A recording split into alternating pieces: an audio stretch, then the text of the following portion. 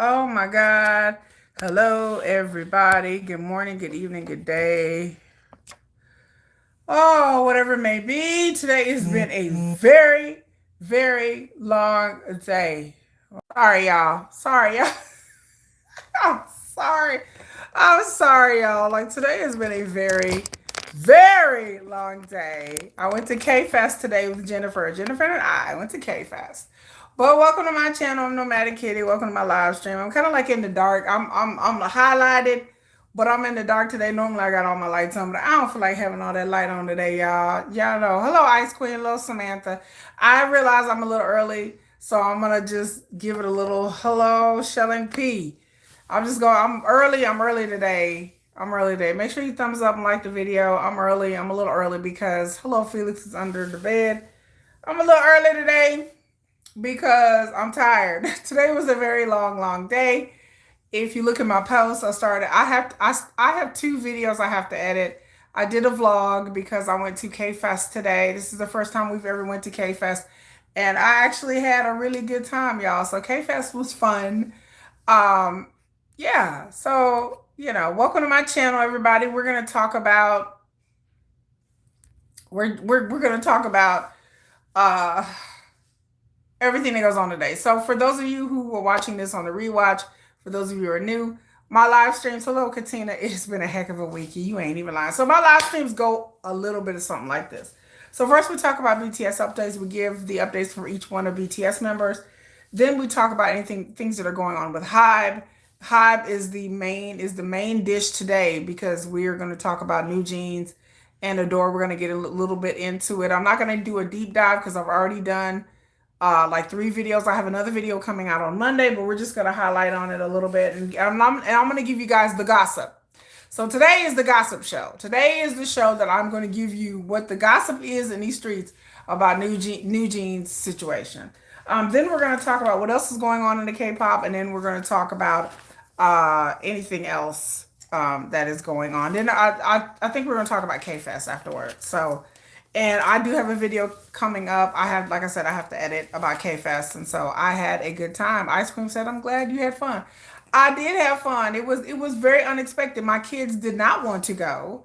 Did not want to go, y'all. My kids are like, no, we don't want to go because I had no idea that K-Fest was really like this anime gaming. They had wrestlers. They had a ring with wrestlers, and then they had K-pop. I was like, this ain't K-Fest. This is Fest, baby. What is going on? But anyway, so make sure you thumbs up and like the video. Like I said, make comment again. I do have a shirt shop. I have a not just a shirt shop, but it's all kind of products: cups, accessories, shirts, hats, shorts. This is one of my original designs. It says Machne Magic Forever Young. Forever Youngest. This is and it has like a singer, supposed to be a Mach. He's a Machne because Machnes are forever the youngest members of the group. So let me get my tea, girl. You got to get your tea today to get it together. Everybody get comfy.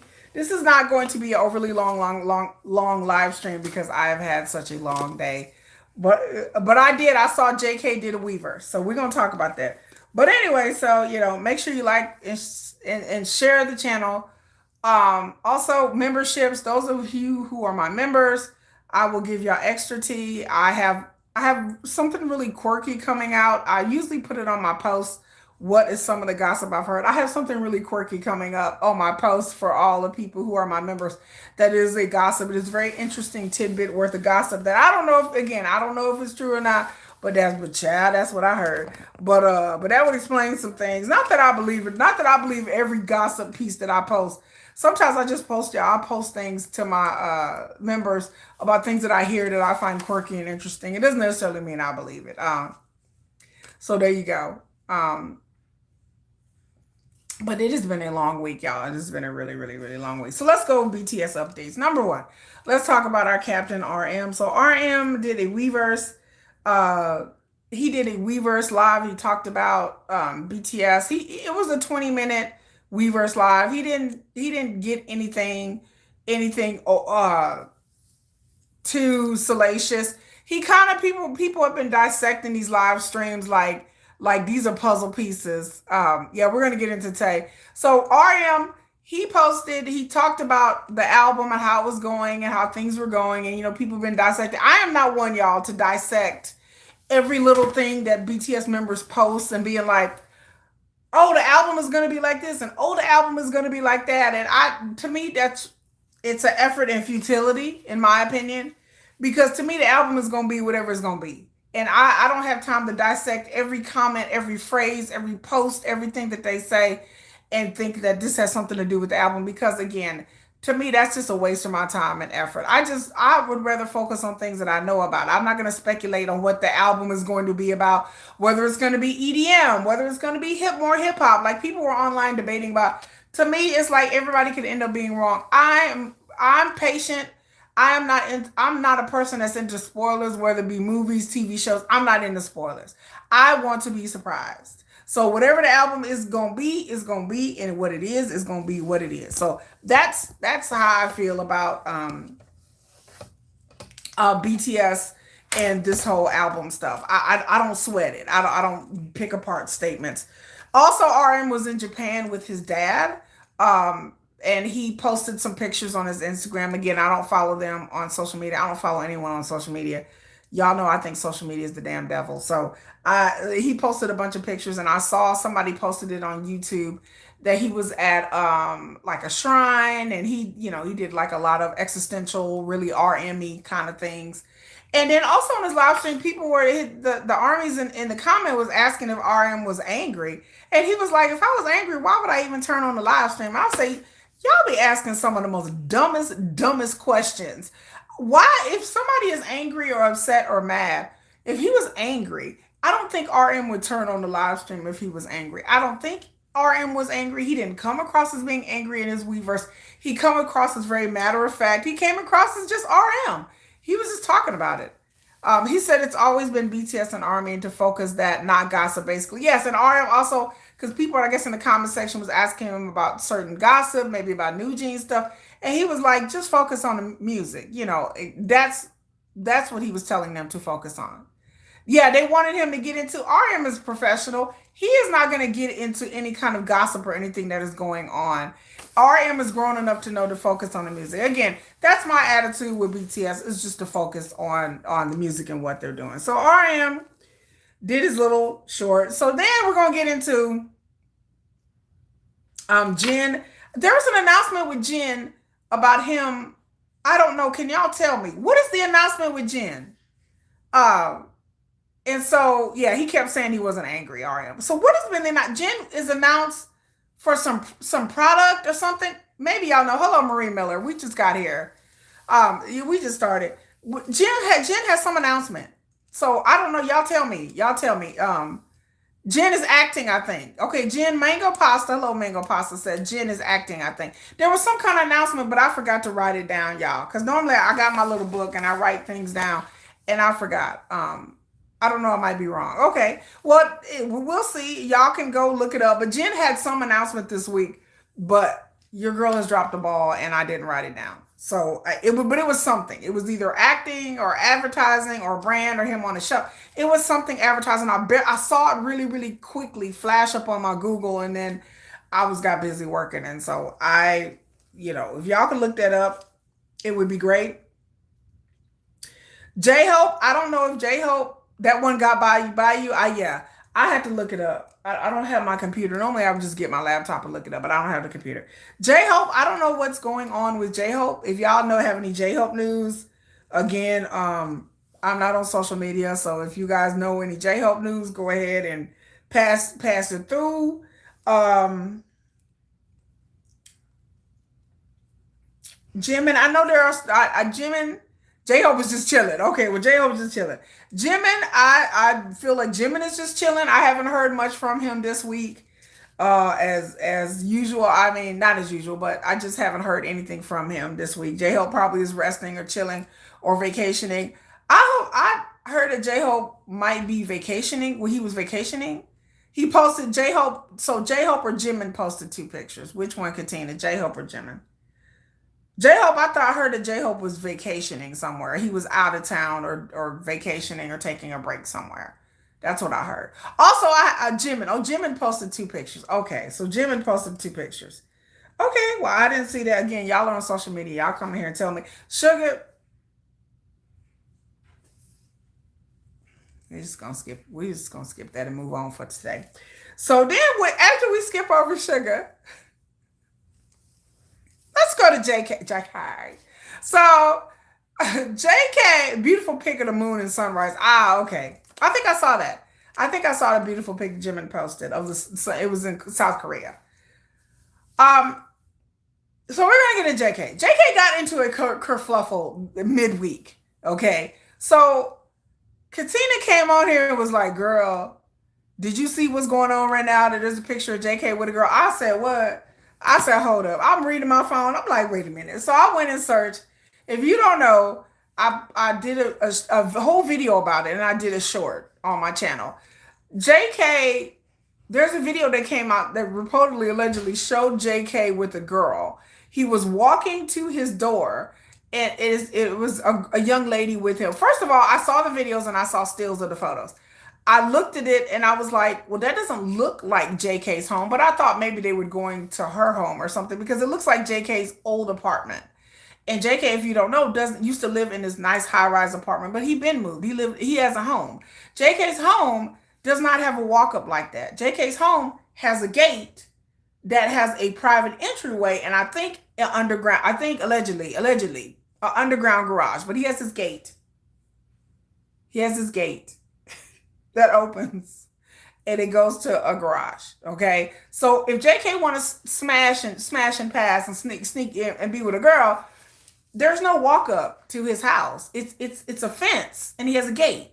So that's why I was like, maybe they go into a hotel room. I thought maybe they were going to her place. But then it started to pop up online. I started to read certain things in social media. They were like, oh, well, him and this girl going to JK's home. And I'm like, that's not JK's house. I'm like, what are y'all talking about? So I was confused. Then I looked at the photo a little bit more. Then the shoes didn't match and stuff like that. So people were online talking about. So the rumors got out to JK, and so there was different camps online. Okay, first of all, camp one was like, oh my God, JK with a girl, and then people were trying to figure out which girl it was, and the picture was so blurry.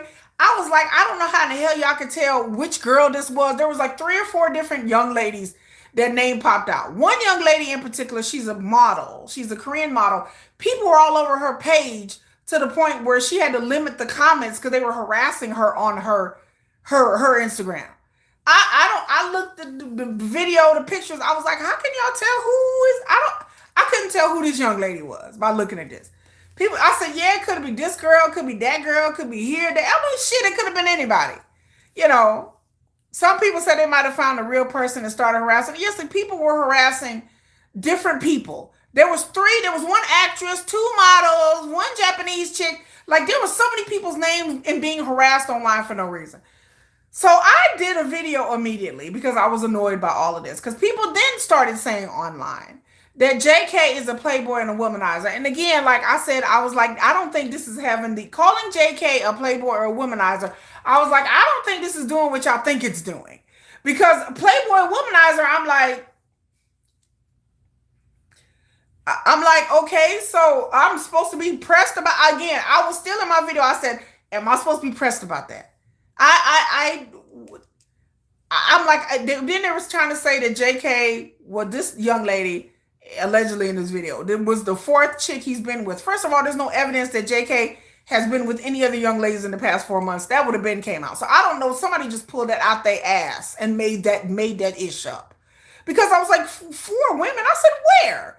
I said, wait a minute. I got a whole ass BTS YouTube channel. I'm a content creator. If JK was with some other young ladies within the past month, I was like, I would have heard about that. I would have think armies would have heard about that. Girl, child, somebody made that shit up. I was like, what young ladies? He said, then somebody pulled out just weird evidence, some bracelet he was wearing. I was like, y'all really need to stop this. Y'all need to quit. I said, please, y'all need to stop this. I didn't say nothing online to these people because it was craziness. There's no evidence that JK has been with 3 or 4 different young ladies in 4 months. And even if he did,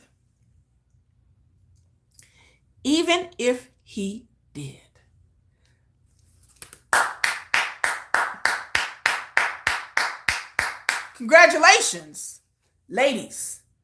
You won the lottery. Shit. I was like, JK is young, handsome, rich, charismatic, famous. If all he had was 4 ladies in 4 months, I felt like JK was slipping. I said, I'm JK, I'm gonna need you to get your weight up. I'm gonna need you to get your Mac on a little bit. Look, JK, that's the least of his worries. This mofo got to worry about people breaking in his house. This mofo worry about people stalking him on a video game. He got bigger fish to fry, okay?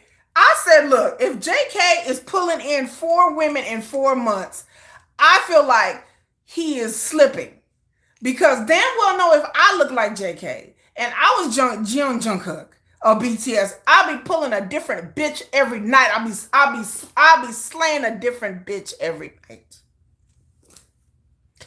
I feel like he's slipping. I said, oh, he seems like very prudish to me if he's doing that. Because if I was JK, I would have a different woman over every fucking night of the week if I looked that good as a man. If I was a man and looked that good, baby, I would have a different bitch every week. I mean, that's just, so people are calling them a womanizer and a playboy, and I'm like, I don't think that's doing what y'all think it's doing. Because again, let me reiterate, let me say it for the people in the back. If JK knocked on your door, JK knocked on your door, and he was like, hey, Anya, I don't know any woman who was like, no, JK, you're a womanizer. I can't. Look how many women you've been with in a week. I think most women would be like, well, I don't give a damn about none of that. It just be gone. Like, I'm like, what woman is like, well, JK, no, Jungkook, you keep that over there. You are a womanizer and a playboy. No, sir. Nope. I'm like, y'all bitches is lying. JK would knock at your damn door. JK be like, come on, JK would show up with some ramen and a bottle of soju. Y'all bitches' legs would part like the Red Sea. Y'all legs would have a divorce. You be like, my legs is divorced. Okay? Some of y'all got husbands. Y'all be like, well, I ain't got a husband tonight. Nobody would care. I wouldn't care. It would part, my legs would part like the Red Sea. They'd be like this. Let's show it again, demonstration. This is how my legs would be. My legs would part like the Red Sea. I wouldn't care what woman he been with last night or the night before, tomorrow, or even the same damn day. Y'all know y'all legs would have a divorce. Y'all be like, well, I guess he gonna be my man tonight. Like, you mean to be my man forever? No woman I know of would be like, no, JK, no. I said, if you like, no, JK, no. I'm like, y'all lying. You gay? I don't know. You might be lesbian. I don't know. But nobody would be like. And again, he is an adult. He is almost a 30-year-old man. He is not married. He don't have no kids. He's allowed to date and have fun. I'm more worried about JK playing games for 9 hours than him with women. Him being with women is more normal than him playing games with Army for 12 hours. Like, I'm more worried about that behavior than him being with women. He's a young man. Whether you're a young man or a young lady, it's natural for you to date. It's natural for you to be with people. It's natural for you to hook up. I mean, that happens in South Korea. So the fact that people were tripping on it, even though it turned out that the video was AI, the shoes was different, things didn't add up. So the video was AI, but I'm like, even so, who cares? Like, I'm like, he's allowed to let these grown men be grown men. They grown men, y'all. They're not little boys. You know, shelling piece of the fans out there, why would he be in the street walking up to his house when he can drive into his garage? Thank you. He did say 7 days a week. Ice Queen said, hang on, let me introduce you to our daughter. I need some grandbabies. See, Ice Queen got it. Ice Queen got the idea. Ice Queen says she's about legacy. She's about legacy. Ice Queen's talking about she want her daughter to be set for life. Therefore, if her daughter's set for life, Ice Queen is going to be set for life. You understand? Because if you old enough to have a daughter to be with Jungkook, then look, you were like, I'm all about legacy. I'm thinking about the future. Because your grandchildren is going to be set for life. You are going to be set for life as mother-in-law. Mother-in-law, you gonna have whatever woman bags and tags a BTS member, their parents, not only are they set for life, but then their parents are set for, their in-laws are set for life. Because the in-laws, they start having some babies, they set for life. It's like you won the lottery. It's like, I won the lottery. Andy said RM can destroy. Baby, sugar could ruin me. I would be like, I would sign that NDA. Y'all know I'd be like, wait, well, I gotta sign.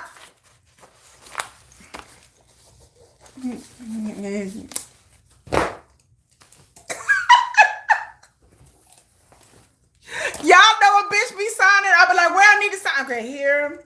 Okay, what? I ain't even got to read the NDA. I was like, none. And then the paragraph 3, I can't talk. Okay, yep, I don't want to. I have to give blood. Okay, well, let me do that. I got what? Indentured servitude. Okay. Is there a safe word? Is there a safe word?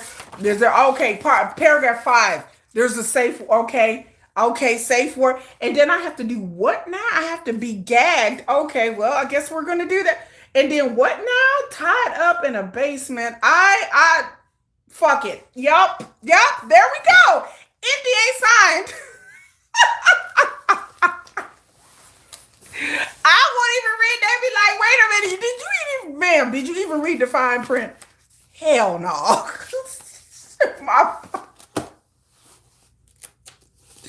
I didn't read the fine print. They'd be like, wait a minute. There's something here about indentured servitude. I was like, what? Yeah, that checks out. That checks out. They're like, oh, we have a clause in here for sugar that you have to be on call. I was like, I got to be on call. Yes, ma'am, on call. You have to do video calls. You have to be on call. When he come to America, he going to want to see. I'd be like, just shut up. Just let me sign. Just okay. Just shut it. Yep. They're like, are you sure you're okay with that? I'm fine with that. I'm fine with all of it. It's like, give me my, El Capitan said sugar was doing well. I was like, give me my NDA and let me sign, bitch, because I am ready to step into the arena of whatever I got to sign. I tell y'all, if I ever come on here and y'all hear me giggling, y'all gonna be like, girl, what you do? If you ever hear me get on a live stream and I just start giggling, just high five me. Be like, yeah, girl, good job. But yes, BTS are grown. They are allowed to do whatever they want to do. They have dated. They are not virgins. They have dated women. They can date women. They can date men. I don't care. But the fact that the internet went crazy, I had to create a whole video and let people know that they are grown. They are an adult. I don't feel like I own my bias. My bias can get married. My bias can have kids. My bias can be with a man or a woman. My bias can be in a polyamorous situation. My bias can be part of a throuple. Now, the only thing I'm gonna feel is a little shade that I'm not a part of this throuple. Like I feel some way. I'm like, damn, I could have been in a throuple. I could have throupled it up. God damn it, I could have throupled, So I would be like, go whatever my bias and BTS feel like they want to do with their sex life. I find it, again, I said in my video, disgusting and weird that people are policing their morality. We don't know what JK's morality is. We don't know how he feels about relationships. We don't know if he's had relationships, with how many, with who, with whom. We don't know what his sexuality is. We don't know all of these things as of yet. So it's wrong for people to ascribe some sort of morality to him that most people in Korea don't even follow. I was like, nobody is that. Again, I said it before in my video. I'd be damned if I ever ascribe any type of morality. Shelling P saw my video. That I would ever ascribe any type of moralistic expectations to any K-pop idol or any celebrity, period. Lightning would strike. If I would be like, well, you know what? They really shouldn't do. Lightning would strike. Y'all would be like, oh my God, I was watching this live stream and something supernatural just happened. Lightning would come from the damn ceiling, strike me in my forehead, knock me the F out, and I would be laid out on the floor. Because y'all would see the supernatural happen. If I ever get up here and tell anybody what to do when it comes to freaky, kinky, sticky time. Cause I would be, God would strike me down from the heavens. Cause they'd be like, bitch, you bitch, no. I couldn't even fix my mouth to be like, well, maybe y'all would be like, I was watching the live stream and lightning bolt fell from the ceiling. I don't know. Somebody need to call 911 because I think she dead. Y'all, I would be struck dead if I ever would get up here and tell anybody what to do with me. Me out of me? Hell no. I would be a hypocrite to get up here and tell anybody, or especially a grown person, what they need and shouldn't be doing with their own sexuality. I ain't the one. They still treat they Ice Cream said they said our Ice Queen said they treat him like a baby. He's not a baby. JK is grown. He's not a baby. He's not even a baby. Not even close to being a baby. Jackson Wang did an interview. All right, come on, Katina, and said he doesn't feel the need to hide that he smokes and drinks and goes to a club. I know all those things about him. I don't care. I wish he would pick me up, girl. Katina, I wish he would pick me up too. Jackson Wang, yes, I have seen a lot of his interview. He was very real in his interviews about him being who he is and dating, and he just feels like he's not gonna hide it, and he's not gonna hide who he is. And nobody in BTS should not be forced to hide. And I know how the game is played in the industry. But I was just shocked that I'm like, y'all still tripping over this BTS dating shit? Y'all still on this? I'm like, they've been in the industry for like 13 years and y'all still on this? I'm like, y'all do understand they're going to get married one day. One of these MFers are gonna get married one day. Probably sooner than y'all think. I'm just saying. I'm just coming out there. Y'all,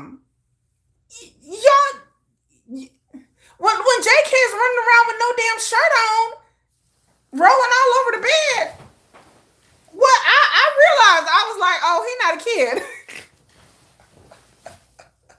When he is walking out with when he did them Calvin Klein ass, that first one, and he was out here with no shirt on, and I was like, oh, he's not a baby. He's a grown man. He running around with no damn half naked. I was like, oh, okay.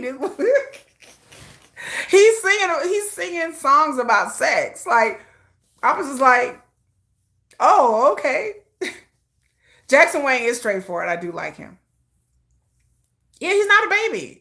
There's nothing. I don't look at Jungkook and see baby. I understand that Jennifer, she sees Jungkook as being young because she was a BTS fan for a long time. I don't see Jungkook as being young. So I see him as being an adult, virile man. That's a man. Like TXT, TXT, I started listening to them, in 2022 and started going back. TXT are nephews to me. But I understand, just like my nephews and my kids, like, I understand when my son gets to be 30 years old, that he's not a baby anymore. Why would I baby my son? Like, it's fucking weird, man. Why my son will be 30 years old and I'm still gonna treat him like he's 14? Bro, that's not even healthy. That's weird. That's weird. Or if I have a nephew that I'm treating my nephew's a grown man. He's like in his 30s. I'm not gonna treat my cousins or my niece and nephews like they're little kids. They're not. They're adults. So I understand that, and I acknowledge that they're adults and they have their own things going on, their own sexuality. Right. I was like, JK is a good-looking man, and he will do what good-looking, rich, famous men do. Slay, king, slay. Because that's what happens in K-pop. I'm like, Katina said, remember the live in London, he was a little drunk? I don't remember. Katina, no. I'm new army. Who? We talking about JK or we talking about Jackson Wang? He was like, I want to talk and be me. The company made it, I like it, but I want to be me. Who said this, Katina? JK? Because I'll look it up. I got my TV on right now, girl. Was this performing like his solo? I'm going to look that up. We'll look that up in a minute. But yes, I was shocked. I shouldn't be too shocked that people was having a heart attack. But anyway, I didn't get it. I'm going to let BTS be BTS. And they have a right to be BTS. And so I'm going to he was doing his solo. Girl, I got to look that up. Let me write this down. JK in London. Y'all tell me stuff and I go look stuff up. So there you go. So I got it. JK in London. I'm gonna look it up, y'all. And in his hotel room. Oh, hotel room. Hotel, motel, Holiday Inn. If your man starts acting up, switch and take his friend. That's words of wisdom from me, you guys. You guys heard it from me. Like Kiki told me, hotel, motel, Holiday Inn. If your man stop effing up, switch and get his friend. Words of wisdom. Words of wisdom, ladies and gentlemen. I want you guys to take these words home with you. I want you guys to understand that, like, these are words to live by. Say, okay, San had to tell fans that he's 26. Of course, he kissed people. Like, girl, do you have to ask? Right. You're not taking sugar from me, ATP 86. Y'all know who my bias is in ATs, by the way. Jungkook is my bias, y'all, because y'all know I like my man thick. I'm the unofficial official K-pop chubby chaser. Hold on, let me adjust my lighting, y'all. Y'all know I'm the unofficial official K-pop chubby chaser. Like I like my man a little. I like my I like my man with a little squeeze. I like a little squeeze on my man. Squeeze. I call it squeeze. It ain't, I like my man a little squeezy. I like sugar when he round, when he thick. But anyway, I had to turn the light down a little bit. I'm very honest when I'm drinking too. Y'all should see me when I'm drinking. Like, it's funny. SOS song, Just Be Good to Me. Look the song up. Okay. Okay. Just Be Good to Me. Okay. All right. I like a very honest, and getting, and like I said before, knowing what I know about the K-pop industry, they are getting it in. There's a lot of hooking up. I've said it over and over again, going around in the K-pop industry. A lot. A lot. A lot, y'all. Like, a lot. A lot. There's a lot of hookup going in South Korea. It's just a lot. It's just what it is. So anyway, those are the BTS updates. Oh, I'm sorry. Where are my manners? MF and V. So V was at a pop-up in LA for Tier Tier. Tier Tier is the Korean beauty and skincare brand. I do got my Tier Tier products. I will be doing a live stream where I'll be doing my face routine with Tier Tier products live sometime next week when I have more time. This week has been crazy. But V was at a Tier Tier. He did an interview with Sirius Radio, and he looked very good, and he looked just as cute as he could be. Bless his heart. Bless his heart. Ice Queen said at least they getting some, right? I'm not, so, I just hats off to you. Somebody's getting some. Anyway, so but yes, V was in LA. What do you think about, oh God, we're gonna talk about the 17 thing. Yeah, we're gonna talk about the 17 thing in a minute. So yeah, V did Tier Tier. There's plenty of videos, and a fan was upset because he used the F word in a song. Yes, it's not, if not, I'd be fucking you right. I was like, he a grown. Right. When would be old enough? I guess 50, 60? I'm like, how old do BTS have to be before they get married and talk about effing? How old do they have to be? I want to ask fans, 50, 60, 70, 80? Like, how old do they have to be before it's comfortable for fans to talk about, for BTS members to talk about sex and sexuality and relationships? Because again, this is not an age thing. This is a Delulu fan thing. This is not an age thing. So this is a fans being delusional. Because again, to me, there's no age that the fans, these kind of fans would be happy with. They don't care if fucking BTS was 40, 45 years old. They still be in their damn feelings. Like, they still be mad. So again, it doesn't matter how old they are, they're still going to be in their feelings. So again, y'all know I've done a whole video about K-pop idols and dating. Y'all know I have to do a follow-up video because y'all should know that I am strongly in support of ripping the Band-Aid off of this whole fucking industry and letting idols date. I am not for idols hiding their relationships, and I am not for this parasocial bullshit. I am not for that. I am not. It is psychotic. It is deranged. It is unhinged behavior. It's not nice. It's none of it. It is not loving. It is not taking the mental health of the K-pop idols into consideration. None of that is.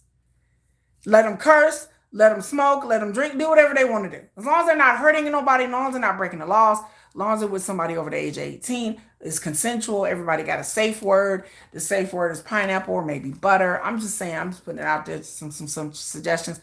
I don't care what they do. I don't care if they go around and have orgies. I'm like, well, everybody's here consensual, right? Right. No one's like drugged or anything. I don't care if they're out here having Diddy parties. I'm like, okay, is everybody consensual? Everybody's of sound and mind. Everybody's of age. Go ahead, get the baby oil out. I don't care. As long as it's legal, I don't care. I don't have those moralistic judgments. Yes, the safe word is pineapple. I don't have those moralistic judgments about people because, again, I would be a hypocrite. If they want to do whatever they want to do, as long as everybody's consensual, everybody's of age, everybody's down for it, no one's drugged or coerced or blackmailed into doing anything, everybody over the age, okay, good, well, let's go. Just take some video. Let me see. I want to see what's going on. Let me see. Take the video and send it to me on the cool. You can send it there. I'm not gonna show nobody. I'm not gonna tell. I'm very discreet. I don't be showing. I don't be kissing and telling and showing videos. I support people letting their freak flag fly. Ice Queen says, seeing all these crazy comments out there, I understand why they hide relationships. Yeah, because it's crazy because, again, Ice Queen and Katina, kitten like sugar. It's crazy out there because the agencies have not stopped this. Again, I put a lot of the blame on the agencies for stoking these parasocial relationships, for queer baiting, fandoms, all of this stuff. For the shipping that the agency know what they're doing. Y'all don't ever think this isn't part of PR. The artist knows it and the agency knows. So I blame the artists and the agencies because they painted themselves in a corner that they can't get out of. And one day, again, my goal is one day somebody's going to be powerful enough to rip the Band-Aid off this and come out with a relationship with like, this is the person I want to be with. We're in love. We're going to get married and just everybody just deal with it and deal with the fallout. Once more artists start coming out with their relationships, this will be a thing of the past. And the agency will tell people to knock it off. And the agencies will start releasing statements and start banning people's accounts and start kicking motherfuckers off of Weverse. Once the agency really puts their foot down and being like, you're not invading their property, we're not going to do this, then that's what happened. Then changes will be made in the industry. But again, the agency and the artists have to realize that their popularity in their bag is not wrapped up into stoking these parasocial relationships. But that's how the industry is. Your popularity and your brand deals and your brand index numbers and your marketability, all these things that PR and marketing talk about is up in the air and relying upon how much parasocial relationships you can stoke, how close you can get to the fans. I don't want the fans to be close to members. As much as I miss Sugar, I'm glad he's away because then the parasocialism dies off. The more you on Weverse, the more you all up in fans' faces, the more you're doing this and doing that, the more it stokes the crazies. I want K-pop to be like artists in the West where there's distance, physical, emotional distance between artists and fans. Period. There's nothing in the West compares to K-pop. Why? Because, again, artists in the West understand they don't want that.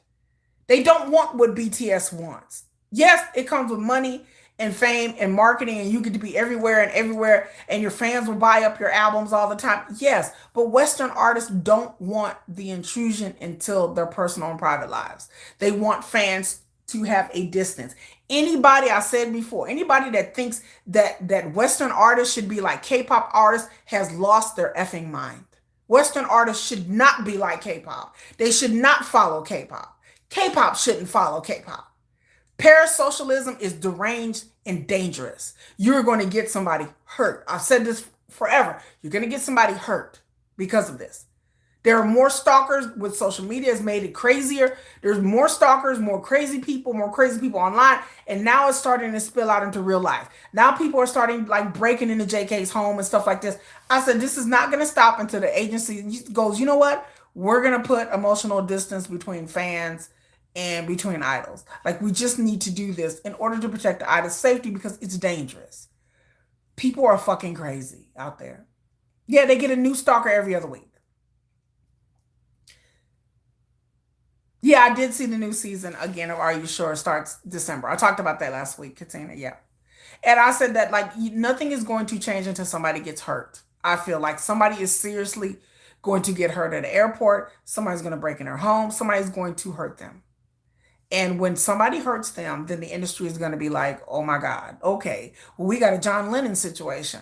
People, again, everything that's done in K-pop has been done in the Western music industry. They used to do the same shit. And they learned when stars started to get stalked, harassed, their girlfriends started to get beat up and cut and threatened. And the artists are like, okay, I am done with this. Like, this is not cool. When they sat there and shot at Reagan and then they killed, the Helter Skelter happened and they killed up Sharon Tate and them rich people and them actors and director with the Manson family. All people was like, okay, this has to stop.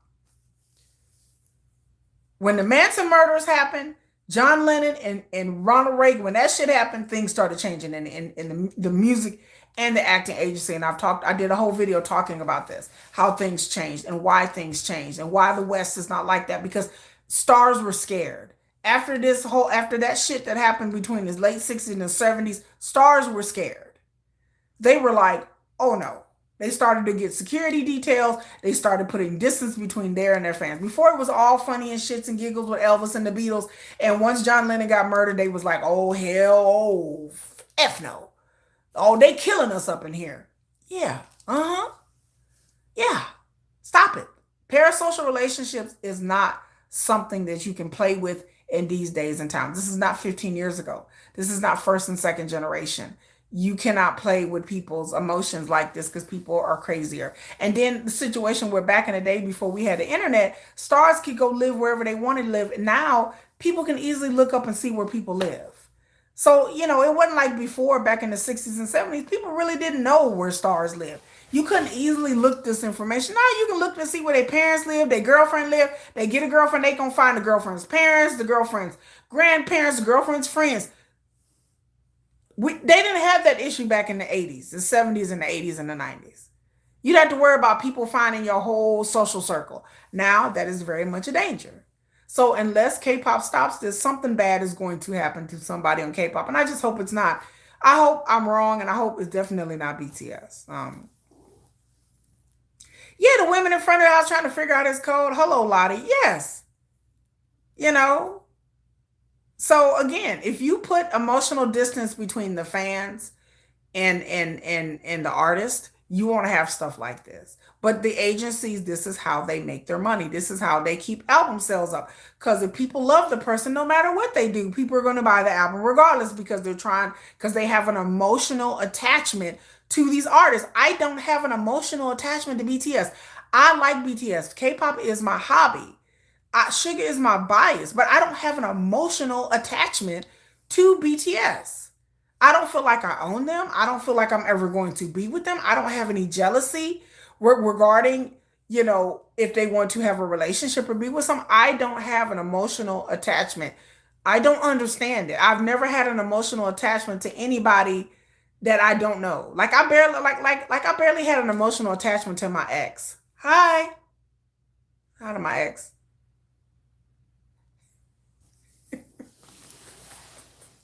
My ex just like about to log off. F this bitch. I barely had an emotional attachment to it. Took years before I had an emotional attachment to my ex-boyfriend. In the beginning, I'm just not that kind of person. I have an emotional attachment to Jennifer. I have an emotional attachment to my kids. I have an emotional attachment to my pets. That's really about it. Some people that I've never met that I see on the screen that I understand that they poop and pee and wake up in the morning with bad breath and I'm like, I understand that what I see on the stage is a facade. What I see on Run BTS in interviews, I understand that's a facade. I'm emotionally mature enough to understand that these people are play acting a role that may not really reflect their personalities. You understand what I'm saying? That these K-idols are playing a role, no matter what group it is. Whatever they do in interviews, I find it interesting. I find it cute. I watch Run BTS all the time. I'm watching K-pop right now is on the screen. But I understand that that's not really necessarily really them. A lot of idols have it in their contract where they have to play a role. Okay, you the shy one, you the introverted one, you the mean one, You the sexy one. Like they have it in their contracts where they have to play roles. So I understand that what you see, what the fans see behind the scenes is not necessarily accurate or correct. Even before I knew people in the business, I understood that this is a role. I understood from having family members in the American industry that they too got in front of audiences and played a role on stage. I understand the music industry is a lot of acting, it's a lot of interacting with fans in a certain way to stroke desirability. I understand marketing. I understand PR. I understand what it takes to get your popularity up as an artist. And I'm not hating on that, but I'm just saying that most idols are fake and phony. Like y'all have to realize that like a lot of times that's not their real personalities. They're putting on an act for y'all. And they understand it. And you see sometimes the cracks in the facade. You see them smile a little bit. You see them roll their eyes sometimes a little bit because they know they have to play a role. That they are in a group and they have to play a role and they have to go along to get along, whatever the agency says a lot of times, because that's what brings them money. And yes, we should want them to be happy. We should want them to be happy, no matter what art, no matter what group you're into, whether it's Stray Kids, ATs, whoever. They should be allowed to be artists, practice their craft and what they love and their dream, and be happy. And that's it. I don't have any expectations like, oh my bias is so sweet and kind. I have no delusions in that. My bias is very flawed. From the things that I've heard, my bias is very flawed. And I revel in all those flaws. I love it. I love that my bias has a certain type of reputation in these industry streets, or it did. And some of the salacious things that I've heard about my bias, I don't repeat because I don't tell anybody, because again, he has a right to privacy. But I don't think my bias is some kind of sweet, kind little meow meow angel, babe. And I don't want him to be. I don't want my idols to be virginal angels. I don't know where that comes from because I like the devil, honey. I like the devil. I got the devil in me. I'm a sinner. I'm a sinner, honey. This girl's a sinner. I like to sin. I don't like good boys. I don't like saints.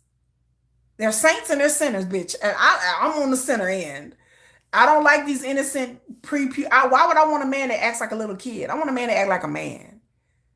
A confident, a virile, somewhat broody, somewhat, emotionally unavailable man. But that's how I feel about idols and what's going on. But anyway, so we're going to get off BTS and we're going to go to Hybe. So the first thing I would like to talk about with Hybe is this. There's been some disturbance in the family. So apparently 17, the group 17, who is underneath Pledis. Pledis is a subsidiary of Hybe. Apparently there's a member of 17 named Vernon, and Vernon is cute. His mother is American. His dad is Korean, I believe so. And Vernon spent most of his time in America. So his mother is definitely American. I mean, she's American. So she has social media. So she was on social media again. If you go to Asian Entertainment broke down her comments. And she put them on the screen. Asian Entertainment did. Asian Entertainment is the YouTuber, by the way. And so she broke down the comments. I read what Vernon's mother was saying, and I didn't have any problem with what Vernon's mother was saying. I understand that Vernon's mother was having a business conversation. She was talking about let me try to paraphrase it crudely. But basically what she was saying is that when that 17 was primed to fit into a role in the market share wise when BTS went on hiatus. That's what she was saying, basically, to make a long story short. So she was saying that. Also, she was saying that Big Bang and Psy had paved the way, because some people were saying that. But pretty much she was saying that, now granted, there was some flaws in what she was saying because the timeline didn't even make any sense. She was also talking about Hybe acquiring Pledis. And again, to me, I read it that Vernon's mother had more of an issue with Hybe than with BTS.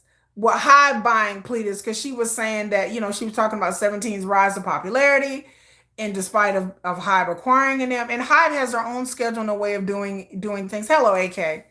And so I I didn't have any problem with what Vernon's mother was saying. I had no issue. AK is here, everybody. AK is here. So I had no issues with Vernon's mother was saying. Then armies went to her social media account and people, and then there are people who are carrots and armies. And then she also said that Army, what I disagreed with her of saying that Army caused problems with her, because there's going to be problems in any type of fandom because you're dealing with all varied kind of people. So I did have some exception, but then again, I'm not a carrot. Carrots are 17 fans. I'm not a 17 fan. 17 is not in my sphere. I understand there's people who like 17 and like BTS, just like any other groups. But people had an exception to what she said, and people really harped on saying that Big Bang and Psy didn't pave the way. BTS. I don't understand why people get their panties in a wad about who paved the way or what. Again, my issue with fans about this notion, I'm gonna do a whole video about this within the coming weeks about who paved the way and what that exactly means. Paving the way does not, it may mean one thing to somebody, but it may mean to to somebody else.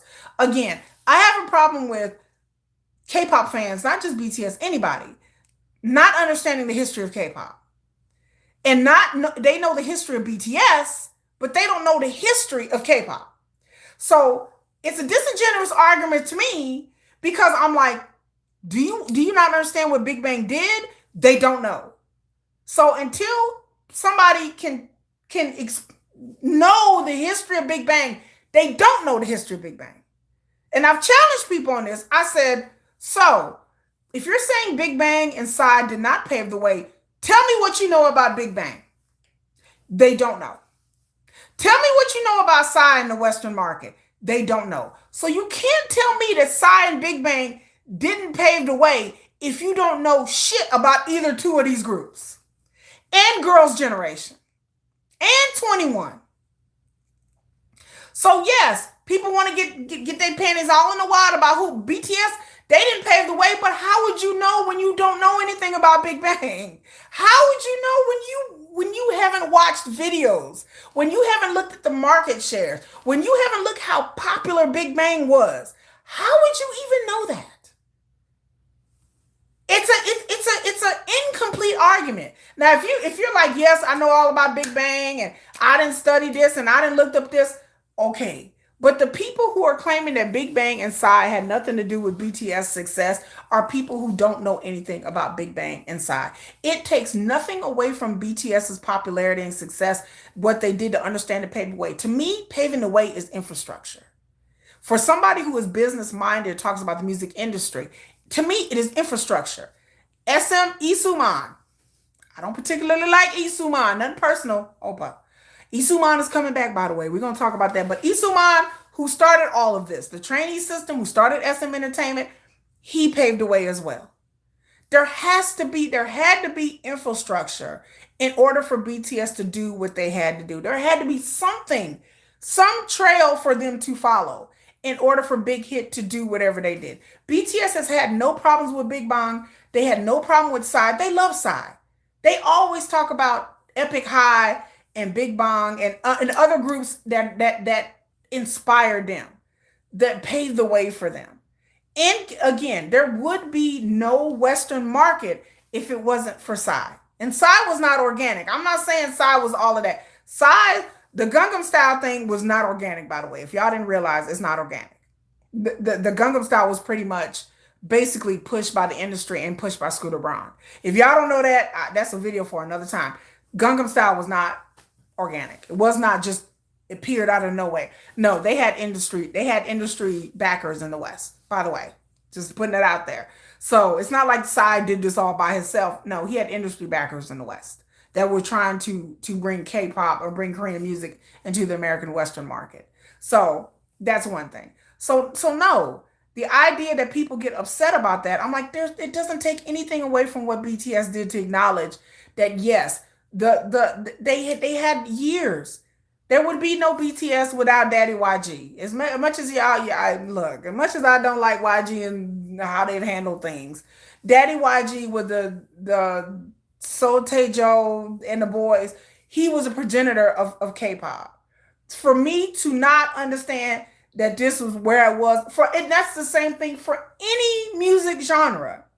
Beyonce wouldn't be where she was if it wasn't for Whitney. Anybody wouldn't be where they was if it wasn't for Michael Jackson. K-pop wouldn't be where it was if it wasn't for MJ and Prince and Madonna.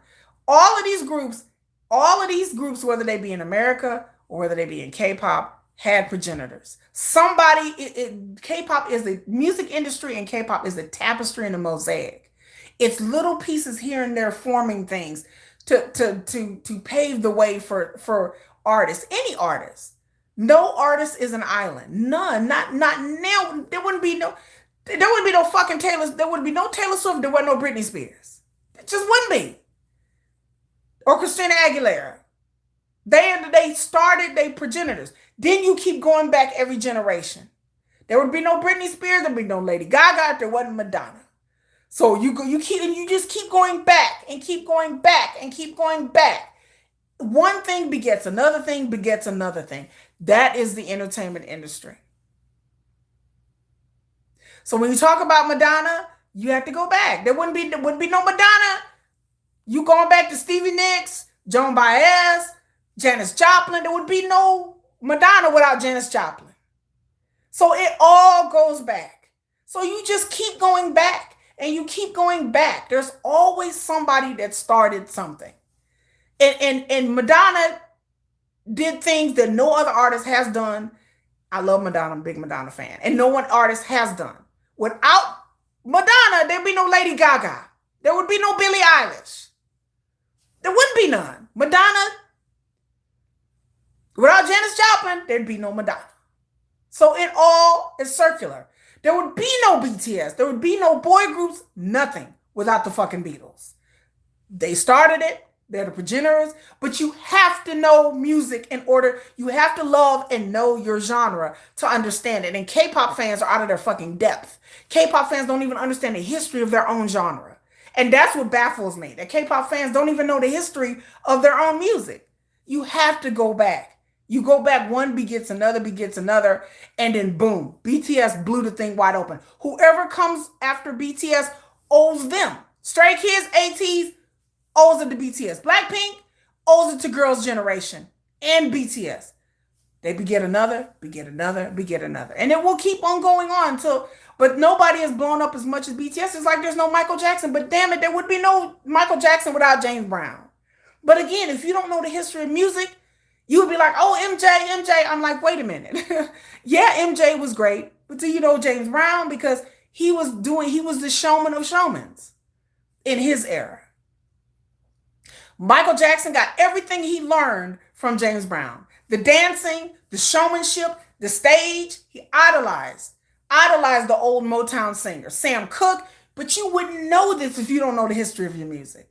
So you would look at MJ and be like, he the pinnacle. When I look at MJ, I see the history of music. I see the history. I see Sam Cooke.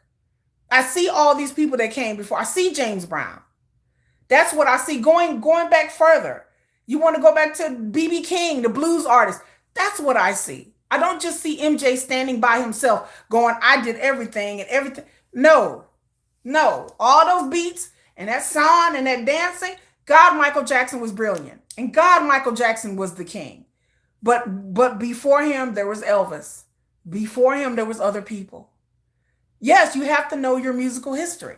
And if you don't know your musical history, you're going to look at BTS and be like, they're the pinnacle of everything. BTS worked hard. They were very talented. They hit at the right time, the right place. Nothing will be taken away from what they've done. They blew the Western industry open. But the industry had to be softened up a bit because of Big Bang and Psy. I myself had to go on that journey. I didn't, because I used to say the same thing. I didn't realize how big Bang was until the past month that I went back and watched videos and tapes, and I didn't really grasp how big they were, how big G-Dragon really is. Like, I respected G-Dragon. G-Dragon is one of the most talented people in K-pop. Even BTS has acknowledged this. When you talk about Shiny and Taemin, the idols of Jimin called him the idol of idols. These people built Super Junior, paved the road. They opened up the Western market to understand it's certain possible. BTS blew it all up, and it doesn't take anything away from you to acknowledge your history and your elders. It enriches your story even more. To sit here and dog Big Bang and Psy and act like they just did nothing is the wrong take. It was something I will never take away from them. Because again, Psy blew it all up. Without Gangnam Style, nobody would even know what South Korea music, that they even had a music scene. When that song came out, that song was everywhere. And I was like, who is this? Psy. What? South Korea. South Korea has music? I was like, um, they have a music scene? Like nobody even knew that in the West. So that's what Psy did. And Big Bang just made touring in the United States show that it was possible. And again, other artists, but I'm just saying that that's the ones. Yeah. That's what happened. Yeah, when people, yes, Ice Queen, when people talk about paving the way, you have to ask what paving the way means. And yes, it may be different point of view, but to me, paving the way is paving the way. It's who's allowed BTS to do whatever they had to do. Again, it's a business. To me, it's a business conversation because there are things that, again, foundation, big hit didn't create K-pop. They did the same things that SM. They patterned after JYP and what SM is doing, like business wise. And the same thing with BTS's career. Again, when you break down their album release dates, their structure, all of these things, them having a rap line, that goes back to Big Bang. Even the structure of how their group was formed. Big Bang had rappers.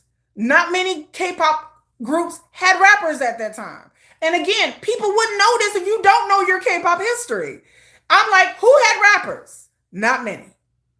Who was successful with having a rap line?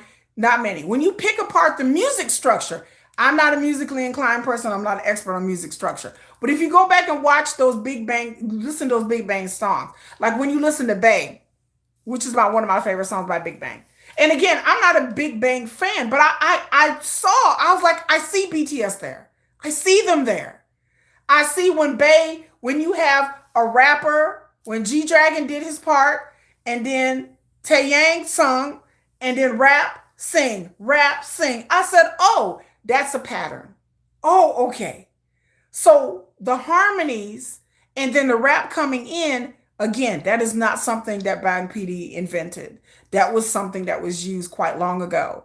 JYP understood this with his groups, and Daddy YG, Oppa YG, perfected the art of having a rap line and then singers.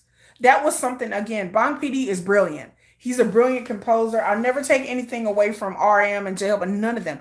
Sugar's a brilliant composer. Y'all know Sugar's my bias, so I consider Sugar brilliant. But the things that Sugar was doing, he perfected it. And a lot of the things that Daddy YG is a rapper. Daddy YG is a rapper, was a good rapper, was a pioneer in the industry. And the things that he took being a rapper, he infused it at YG and infused it with Big Bang. And again, people can agree and disagree with it, but BTS didn't create K-pop. They didn't. They followed a pattern that was already set for them, and they expanded it and they blew it up. But it doesn't take anything away from what BTS did to acknowledge your elders. It doesn't take anything away from Michael Jackson or Usher or anything. Usher's a great artist. He got it from Michael Jackson. Usher is great artist, multi-million dollar, talented songwriter, dancer. I see Michael. It's there. When people talk about Kendrick Lamar, okay, I see KRS-One. I see the previous rappers. I'm like, oh, this is this rapper. When people talk about Doechii, I see MC Light. But again, you can't see that if you don't know the history of music. You will listen to Doechii and think that, oh my God, this is brilliant. I'm like, that's not really brilliant because MC Light, I remember Roxanne Shante and MC Light. Yeah, okay. When you listen to Meg Thee Stallion and Cardi B, there's nothing new there. I'm like, okay, Two Live Crew. We've had raunchy rap. They're just females doing it. We had raunchy rap talking about sex and my pee and the okay. That's a throwback to the 90s, to the Poison Clan and Two Live Crew. It's the same kind of attitude, but just women. But again, if you don't know your history, you see things and like, oh, this is the pinnacle. When I listen to BTS, I hear a lot of originality, but then I hear things that I'm just like, okay, they had to get it from somewhere. Like I'm like, okay, and I get it, and I acknowledge that. And to take away from Big Bang and Psy is a travesty. Nobody should ever take, even BTS don't take away from them. They understand. Pave the way means it make it easier for something to happen or for someone to do something. We did not, yeah, but they did make it easier. So if you're talking about pave the way, that's the definition that you're using. Big Bang did make it easier to break into the West. They did. Psy make it easier for BTS. Again, this is a business conversation. I'm not talking about BTS's musicality, production, or anything. I'm not saying BTS didn't work hard. But in order for Bang PD at Big Head, a little album, to strike the deals that he had to strike, the Western market had to be primed for that. Psy made it possible. If Psy would have never happened, I honestly feel that BTS would have been big, but not big in the West. BTS was big in the West first. First. Why? Because people heard Psy. People heard Psy and was like, I'm talking about audiences and not really just industry, but industry people as well. So when BTS came along, people were like, South Korea, where's that at? You know, Psy. Okay, Gangnam Style, we made a lot of money off of that.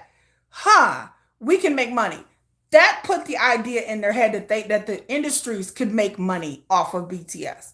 And even though they were stymied from the market and pushed hard, there were things going on internally in the music industry because Psy and Big Bang made it happen. Again, the reason why I'm telling you, the evidence of this is the reason why hasn't Japan J-pop crossed over into America? Because J-pop did not have a Psy or a Big Bang. The day that Japan or any other music genre, any other country has a crossover artist, it will open the doors for them. But I promise you, in the music industry, it is very xenophobic. It is very racist. It is very to keep the foreigners out, to keep them out. You know, I know a lot of non-K-pop fans.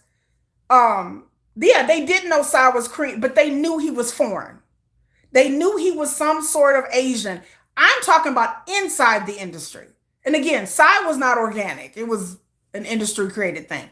In the industry, the road to success is always the West. It is always the West. And Bang PD knew that he wanted to dominate and conquer the West where no other artist has done. Big Bang did a little bit. Psy did it a little bit. But Bang PD wanted to blow this thing wide open. And in order for a group to come from another country and be popular here, you are going to need a Psy. You are going to need a BTS. That's why J-pop has not been popular here. That's why all of these other artists from other countries have not been popular, but South Korea has, because South Korea made a concerted effort to break into the Western market. And when Psy broke into the Western market, executives are like, we can make money off of this thing.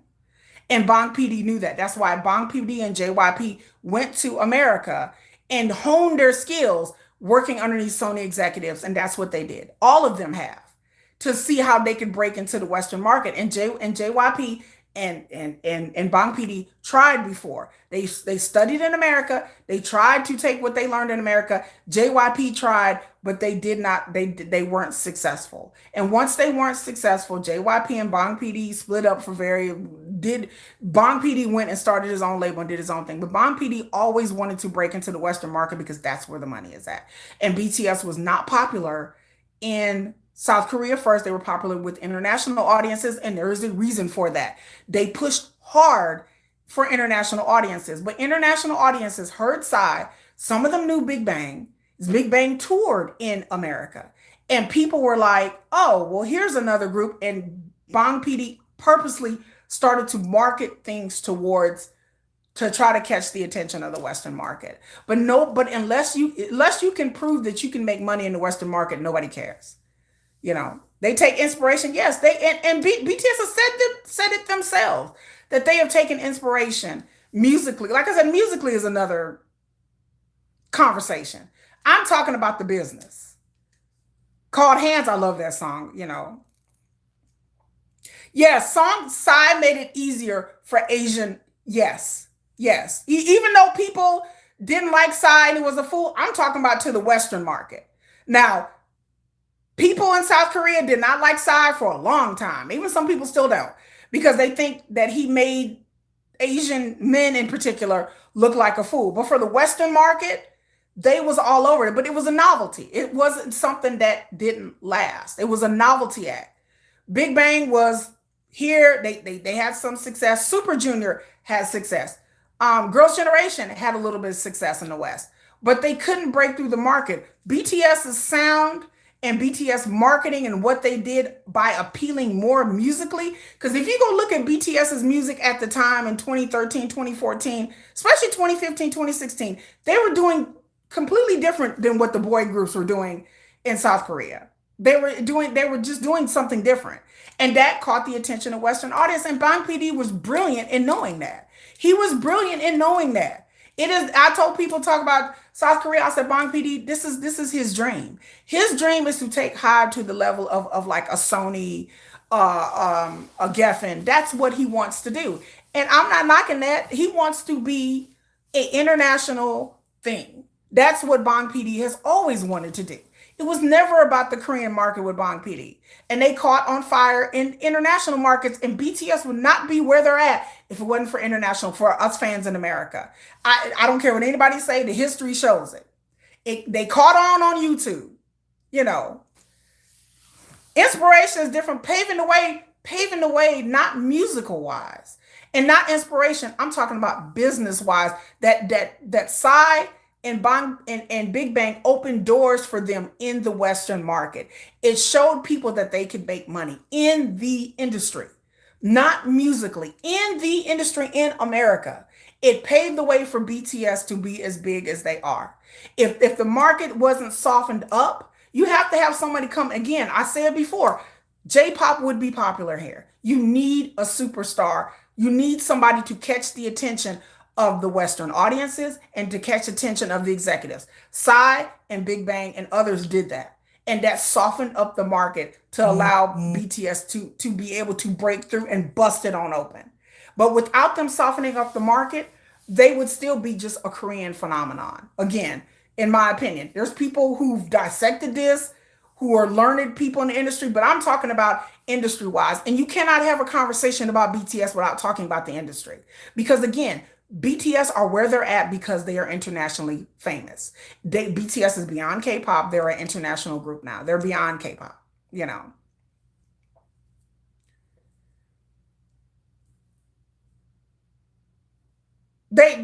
What do you mean? Wait a minute, hold on. Larissa said they cannot be famous in America, be famous in Australia or something. They're still considered famous either way. As an American, I don't know what anybody else relies on. You need the American market. The American market is the biggest market in the world. There is no market bigger than America. There is no income bigger than America. And that's not a flex, that's just the truth. If you want to make it big, you tour in America because that's where the money is. It's not about being famous, it's money. It's market share and it's money. It's not about being famous. Being famous is something, a completely separate argument. I'm talking about making money. If you want to make money, you have to make more markets. South Korea is a small country. The Asian markets are just the Asian markets. Japan, Vietnam, Jakarta. You can tour the Asian markets, but you're not going to, the more people who are buying your merchandise and attending your concerts, the more money you make. That's just a simple business decision. It's not about popularity. It's not anything about that. It's not about popularity. It's about making money. At the end of the day, the music industry is a business, y'all. It's not personal. It's a business. When BTS talk about they wanted to get on the radio, they wanted to win a Grammy, it's not just, okay, we're flexing because we won a Grammy. That's not it. They want to, because when you win a Grammy, that brings more prestige. That brings more attention. That brings more collaborations. The reason why K-pop is so popular now and it's so profile, and they put them on Billboard and now they're nominated for Grammys and American Music Awards. Again, That's prestige stuff, but at the end of the day, it brings market value where you can have branding deals. There was a time where K-pop had no branding deals, no Calvin Klein, no Tier, none of that. BTS perfected the art of that as well. But back in the day, that's the name of the game. The name of the game in K-pop is to make money. That is yes, to make music, but nobody wants to be a group where you don't have any album sales, you don't have nothing. Part of it is making money, you know. That is part of it, making money. Oh no, I'm not saying everybody agree on, but I'm saying it is a business conversation. It's not an emotional conversation. In order for BTS to be big as they are, you have to break into certain markets internationally, not just America, but internationally. That you have to break into the markets. BTS didn't break into these markets by themselves. The market had to be softened up in order for them to get on radio, in order for them to tour internationally, in order for them to do things. Some executive somewhere had to understand that, okay, we're going to partner with Big Hit. Like Big Hit partnered with different Western entities in the early days. That's how big Bang PD was able to come to LA and record, because he had to partner with people in the West, music executives in the West. They would have never even done that if it hadn't have been that they knew that they can make money. They made a lot of money off of Psy. Western companies made a lot of money off of Psy. I mean, they just did. I mean, Psy made a lot of money, but Psy was backed up by music companies in America. He was backed up by Scooter Braun, by the way. So again, when people talk about Psy like Gangnam Style is just some song that caught fire, I'm like, no, that's he was backed up by Scooter Braun. So yes, that was purposeful. And so when it came for BTS and Bang PD trying to do things, he had to go through these same channels that Psy and Big Bang had made inroads. He had to go through those same channels. If those channels didn't exist, it would have been harder for them. It would have been more difficult for them. That's what I'm saying. When I say paved the way, it is a money and a business conversation. I'm not talking about their music. I'm not talking about BTS didn't work hard, but I'm saying that behind the scenes, in order for them to break into the Western market, they had to have somebody that could show these executives in America that they could make money off of it. And Psy and Big Bang proved that they can make that, because again, the West does not want anything to do with you unless they can make money. They don't want anything to do with BTS. They don't care about BTS. They only care about BTS is because they know they can make money off of them. You know. And the Wonder Girls too. And the Wonder Girls, they tried to make it in the West, but they didn't, they failed. They failed. But with the Wonder Girls, they were on TV. It gave recognition. Because again, in the West, in the music industry, it's about who can make money. If you are proven that you cannot make money, then that's the name of the game. Can you be popular? Can you make money? Can you do you have a good look? Do you have a good sound? All of those things. And again, with South Korea, the proof is always in what's going on in them. Again, there's a reason why other artists, there's a lot of international artists, don't break into America, because they have not had their breakout. They haven't had their BTS, they haven't had their side. But I promise you, if some J-pop artist or artist would have a really huge hit, and just even if it's just one hit, and if they're on TV in America, it would soften up the market to people like, oh, I know there's this Japanese singer that was really big. That's how executives think. That's how they think in the movie industry as well.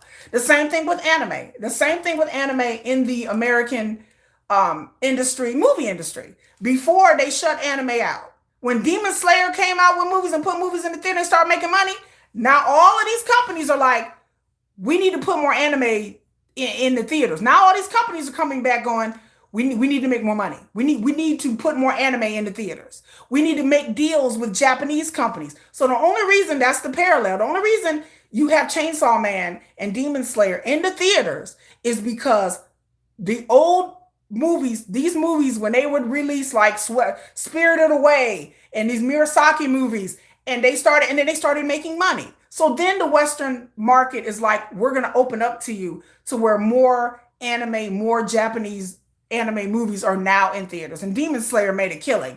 After Demon Slayer made a killing a month ago, now they are looking into how can we do they want to do live action.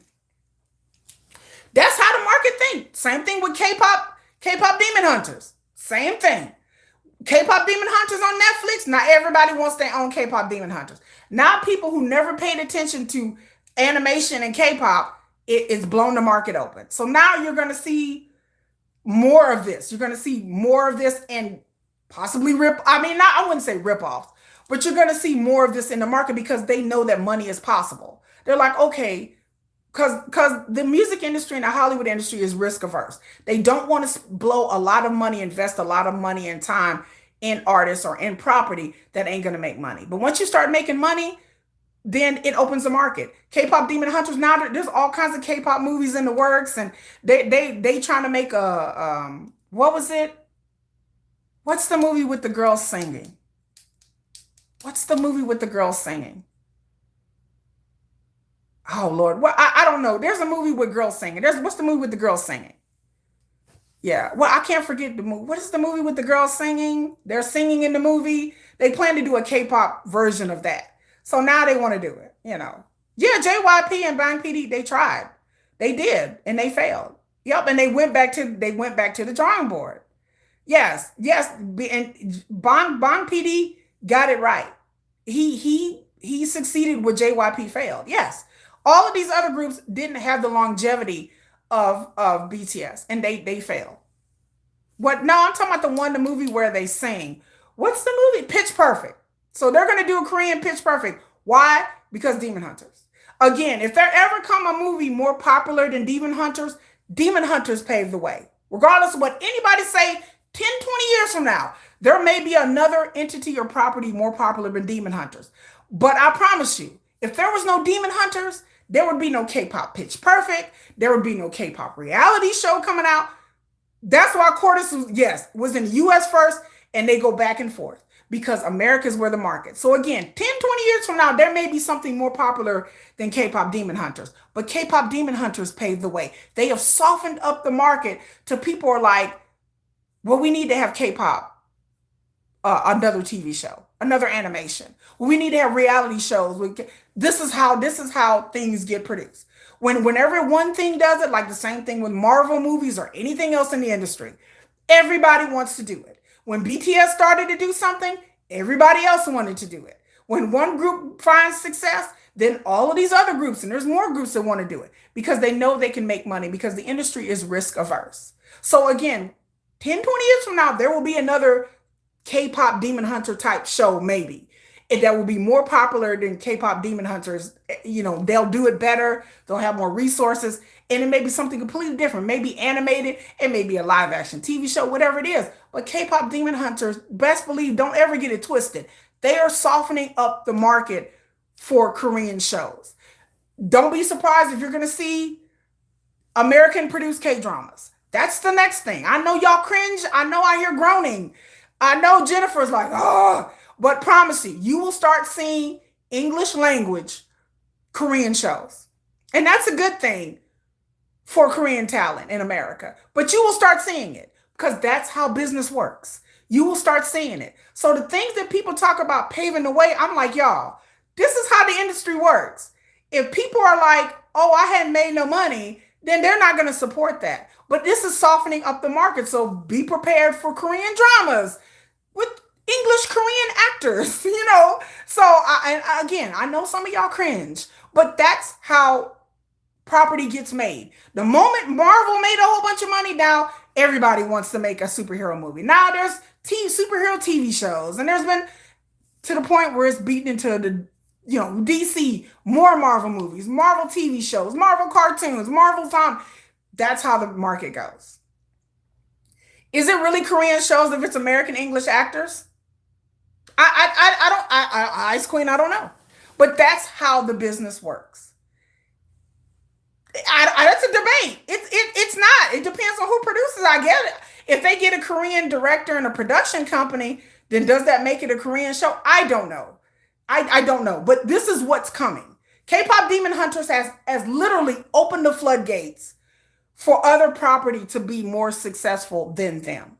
They are the progenitors. They are opening the floodgates. So they're not just an inspiration. You can make a TV show that has nothing to do with demons or animation or whatever. But whatever comes after K-pop demon hunters paved the way. Even if it has nothing to do with demons or slang or music, they're gonna pave the way. Because again, nobody was thinking about making any type of Asian shows. Now you have an Asian Pitch Perfect coming up. You have Hybe producing that finally got the green lit to produce their movie about a K-pop elimination. They're doing it's a fictional movie. It's not a documentary.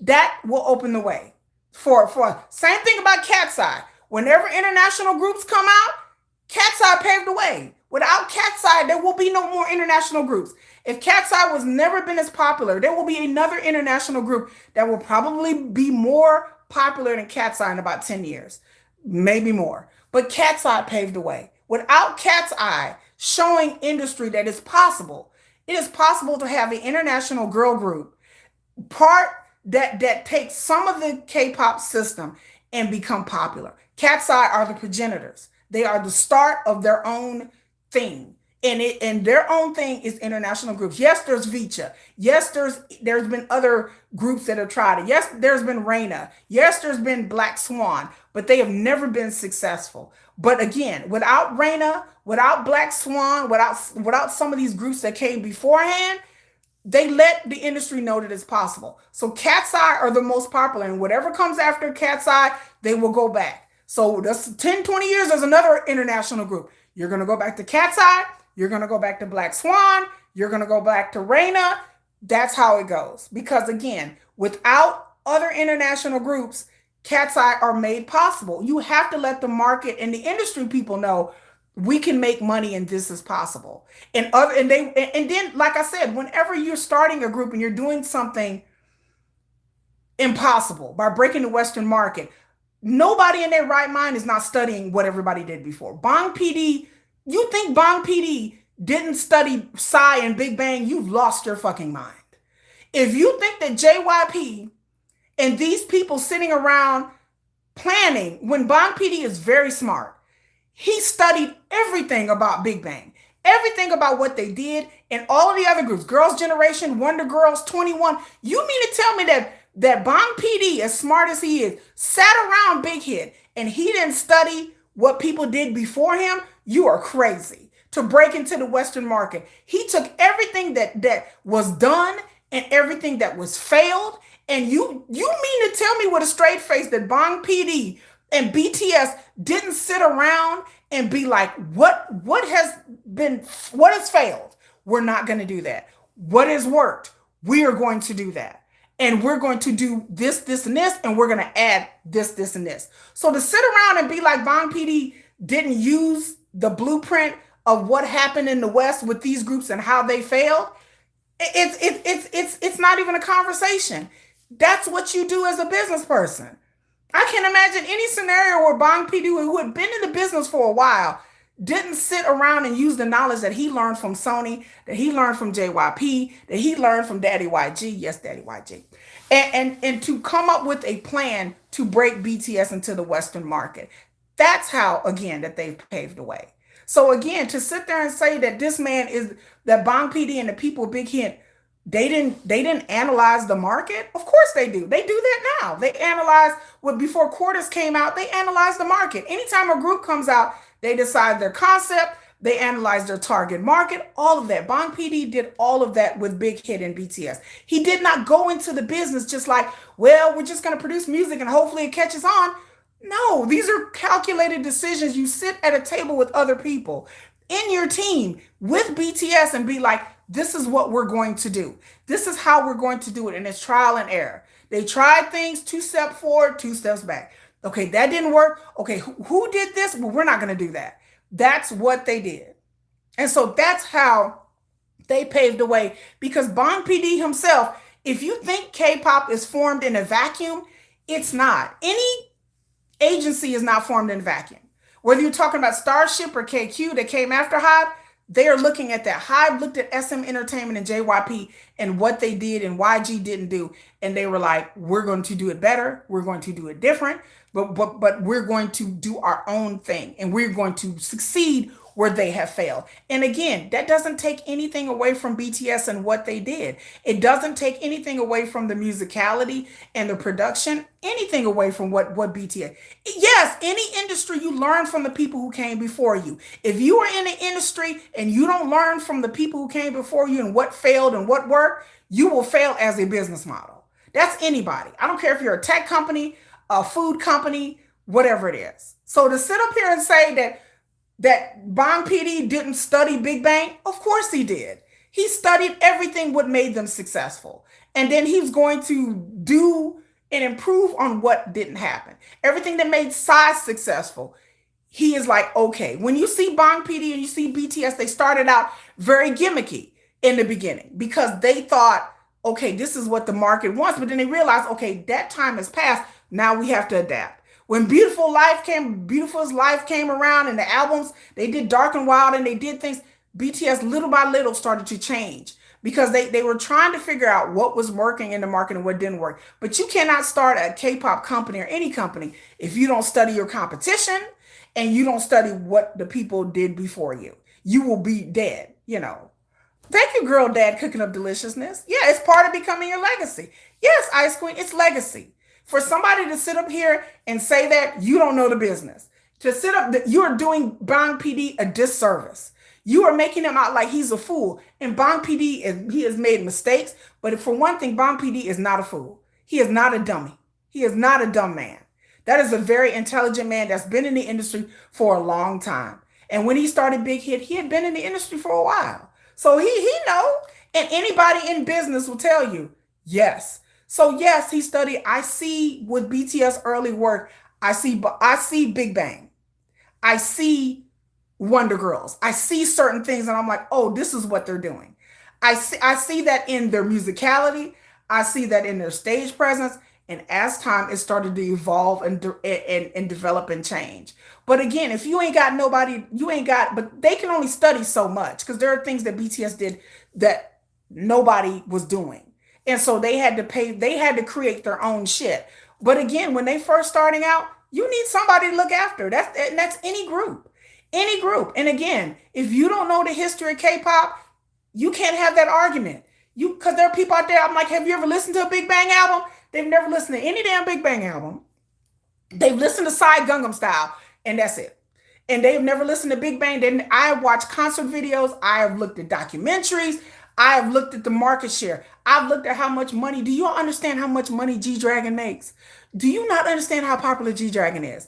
I woefully myself underestimated how big Big Bang was. But when you go back and watch these concert videos before you tell me about BTS Paid Away. Go and watch these concert videos. I watch hours and hours and hours and hours. I even have a badge. I am the top 3% watch. I'm not even a Big Bang fan. Now, I love T.O.P. Don't get me wrong. I love T.O.P. Opa. But I was like, I think I've misjudged it. I have woefully misjudged Big Bang. I woefully underestimated them. G-Dragon's been in the business since he was a kid. And he wrote all these songs and I was like, bow down. I admit and I thoroughly admit that when I was wrong. Because I was like, BTS Paid Away. Then I watched Big Bang and I'm like, so, because I wasn't there. I wasn't there during the second generations. I wasn't there during that time. But Big Bang was really, really big, y'all. They were really, really big. I mean, crazily big. I went back and read articles and the money that they made a lot of money. All of them are really, really, really fucking rich.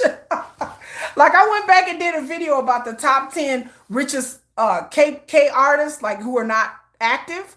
And Big Bang is tops these lists. They are still really rich. Really, really rich. Like insanely crazy. Especially G-Dragon is one of the richest fucking people in Korea. Like, you would never even know it. He's very low-key. He's one of the richest people in South Korea. Like, he's very rich. Very, very, very rich. So the legacy of BTS, and again, it is disrespectful not to acknowledge the people that came before you. And again, the same thing I said about Michael Jackson and everybody else. For him not to acknowledge James Brown, there would be no Michael without James Brown. There would just be none. There would be none, no MJ. Even though MJ was more popular and bigger than anybody in the history of history of pop music, history of music period. Nobody tops MJ. But MJ would not be MJ if it wasn't for the people that came before him. And MJ thoroughly acknowledged that the people that came before him made him who he is. So yes, the argument, like I was saying, the 17th mama was trying to make, I understand what she was trying to say, but I didn't appreciate her throwing armies under the bus. But then Army started to get all over her, and I'm like, but y'all go into her page, just block the old broad and call it a damn day.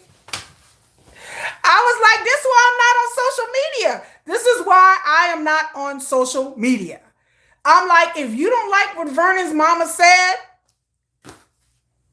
boop, click off and move the fuck on. But people want to argue with Vernon's mama on her own social media page, and then she was getting back, she was clapping back at people.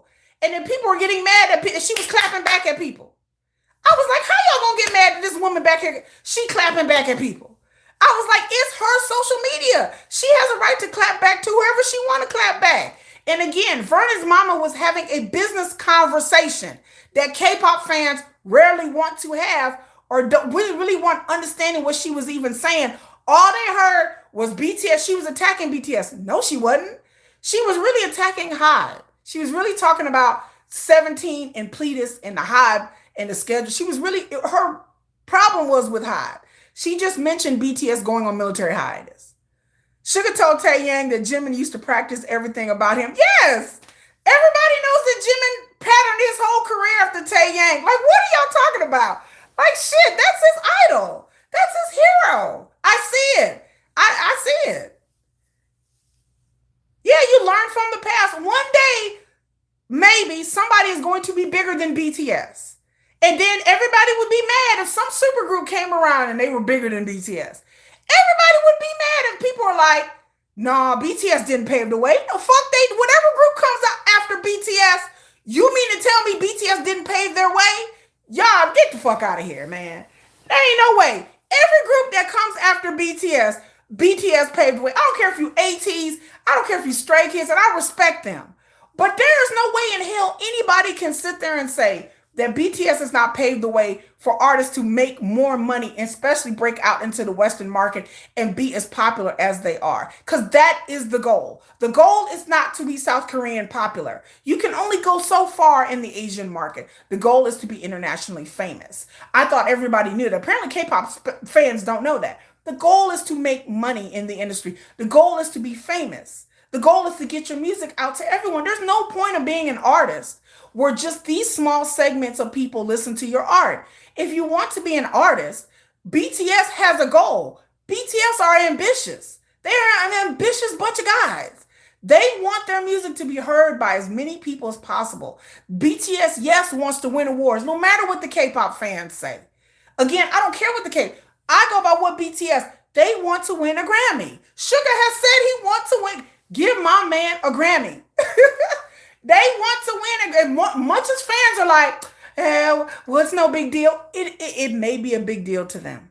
It may not be a big deal. I don't care whether BTS win a Grammy or not, because I understand. But in the industry, it is a big deal, regardless of whether people want to acknowledge it or not. Now, do I think BTS win a Grammy? Hopefully. Hopefully. Am I holding my breath for it? No. But hopefully, they will win a Grammy. Yes, and then the other part of your music is longevity. 10, 20 years from now, BTS want people still to be listening to their music. It's called legacy. Yes, Ice Queen, legacy. That is the point. People still listen to Big Bang. 10, 20 years from now, if BTS are 40, 50 years old and they want to go on tour, they will still hopefully have a fan base to go out to. Whether they want to stay in the music industry or not. Same thing about Big Bang. Even though, but they still go on tour. Now Burning Sun is not, now we all know Burning Sun. You know what, I take it all back, fuck it.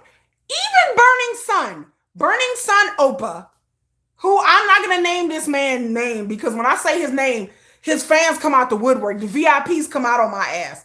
But they're like, boo, bitch, boo. Like you can't say his name. Like, so I will say Burning Sun Oppa, even despite him going to prison, He can still go open up clubs in Cambodia and Vietnam.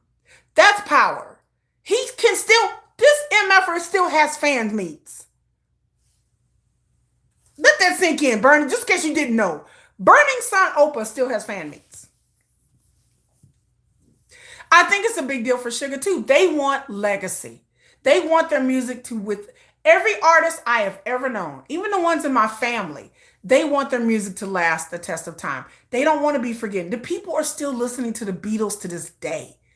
Like, are you kidding me? Now, is people going to be listening to Taylor Swift 10, 20 years from now? I don't know. Some of these flash in the pan artists, I don't know. But BTS wants their music to withstand the test of time. They want fans to still be jamming to the music with their kids, with their grandkids.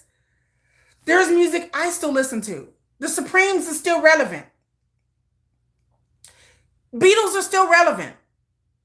Now these other artists that come on now, y'all know I don't have little respect for music these days. But the old music, people still listen to. People still listen to Luther Vandross. People still listen to Madonna. People still pull out Prince. David Bowie is still there. People still reference, they play his music in movies and TV shows. That's what BTS wants, legacy. Most artists, that's what they want, is legacy. Big Bang got legacy. They got legacy. Yeah, the Rolling Stones. Nobody wants to be, yes, Rolling Stones, Marie Miller, yes. Metallica. People still listen to Metallica. Like, nobody wants to be forgotten as just some pop act and some pop group. You know, people ain't really listening to Britney Spears music a lot. People who have real longevity and musicality, their music will last the test of time. You want your music to be listened to for generations and after you're gone. The problem is that other K-pop fans, generation and 3 after, kept saying be the K-pop fans. I don't care what the K-pop fans. They refused to admit BTS made it easier. BTS did make it easier. For BTS made it a lot easier. I don't care what the fans say. Again, when y'all talk about fans, I'm like, who? I'm not on social media, so they can go straight to hell. Like, y'all be talking about fans. I'll be like, were we talking about social media fucking people? The people on social media, that's why I have a channel. We have industry conversations here. I come at it from an industry level, not, oh my God, BTS, I'm a fan. Like, that's why, again, let's just face it. That's why y'all here. Because I'm not some fangirl, some delulu fangirl gushing about, yeah, BTS is the pinnacle, all of it. I have business conversations. That's why y'all come here. Because y'all like, if y'all want to hear me gush about BTS and be like, oh my God, Jimin's my man. Oh my God, and he's in a relationship with Jungkook. If you want to hear that shit, you better go to another channel. Because you're not going to get that here. Look at Girl Dad Cooking Up Deliciousness. Y'all go subscribe to Girl Dad Cooking Up Deliciousness. Go subscribe to his channel. He's a good dude. He be cooking. He's a single father. I watch his videos. But I'm just saying, is that not what y'all here for? If you want to hear Delulu fandom bullshit from fans that I question, and I'm like, do you know anything? They don't even know the history of K-pop. I have done videos about the history. I say this over and over again. K-pop fans are some of the most dense fans. No offense to y'all out there. No offense. I love y'all. I love my subscribers because y'all understand. But K-pop fans are some of the most dense fans. I have friends and family who love hip-hop music, right? They love rap. They're DJs, they're former DJs. They love hip-hop music. They know about Boogie Down Productions. They know about Grandmaster Flash. They know about the history of art of rap. I know people who love metal. My son loves rock music. He knows about the Killers and My Chemical Romance and the Beatles and the Rolling Stones. He liked that.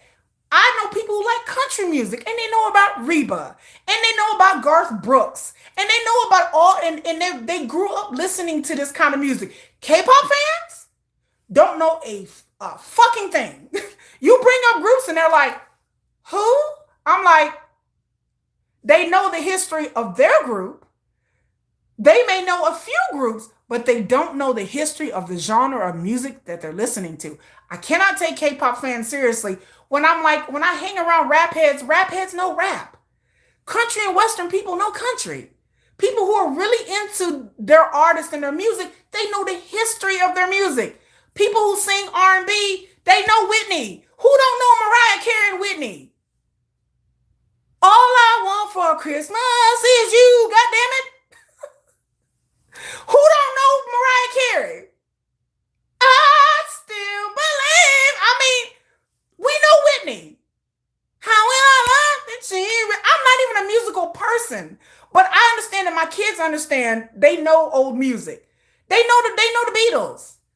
She loves you. Yeah, my son plays guitar. How is my son going to be into music and not know the history? He played guitar and not be into the history of the music that he listens to. Like, my son is like, that's just weird. Of course, my son know who the Killers and My Chemical Romance and Nirvana is. How my son is like, how can I be in the rock music? I don't know who Nirvana is. Nirvana changed the music. They changed the music scene. Metallica changed the music scene. My son knows Nirvana. He knows Soundgarden. These were bands that paved the way for rock music today. K-pop fans? No fucking clue. None. I cannot have a serious, in-depth conversation about music when they don't know the history of music, period, and they don't know the history of K-pop. How can I listen to when I'm new to K-pop? 2022, I came into K-pop. I said, okay, I like TST. Wait a minute. How am I going to, me, myself, personally, how am I going to listen to a genre of music where I don't know where it came from? I went on a journey. I have videos on my channel talking about the history of K-pop. How am I going to sit up here and tell anybody anything about K-pop when I don't know where it come from? I don't know about Sotaejo and the Boys. I don't know about JYP. I don't know about any of these first generation groups. Where did K-pop get started? You ask K-pop fans. I don't know. I can't take that seriously. I'm just like, y'all don't even know about the first generation. They don't know who the Wonder Girls are. They don't know who Girls' Generation. Yeah, that sounds vaguely familiar. They don't know who Sistar is. I wasn't even there and I know these groups. I went back and looked. Okay, let me see how they was doing. And y'all know I always say the second generation is the golden age of K-pop. They was out here. It was more variety. It was the golden age of K-pop. I did a whole video talking about what happened to K-pop, talking about the past generations and things that used to go on. I don't understand these K-pop fans when they don't know anything that went on before third generation or even before fourth or fifth. They couldn't tell you who EXO is. Who's Shiny? I don't know. Super Junior. You ever listen to Super Junior? No, I don't know. Yeah, I think it's some old group. How can I take you serious as a music fan if you don't know the history of your own genre of music? Like, again, I am not in K-pop spaces.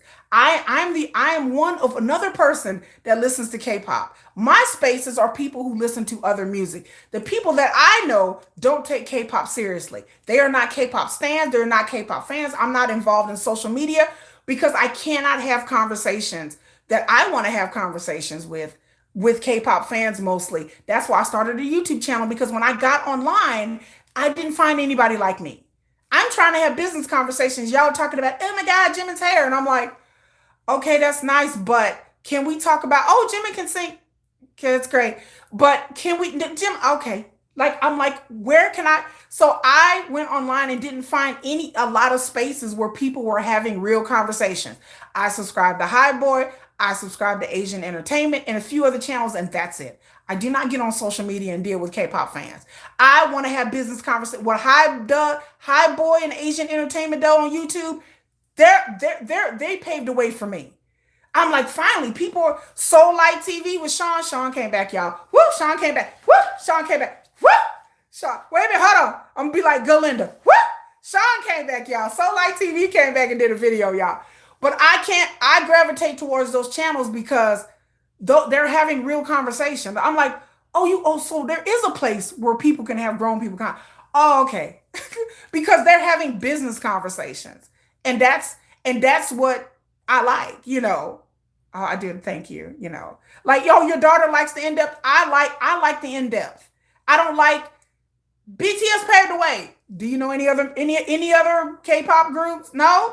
Okay. Well, I wanted to have in-depth conversations. That's why I started this channel. That's why I was like, I got to start my own channel, because there was not a lot of spaces where I see that K-pop fans were having non-delusional fucking conversations, because there's too much deluluness on social media. So when y'all talk about K-pop fans, I am a K-pop fan.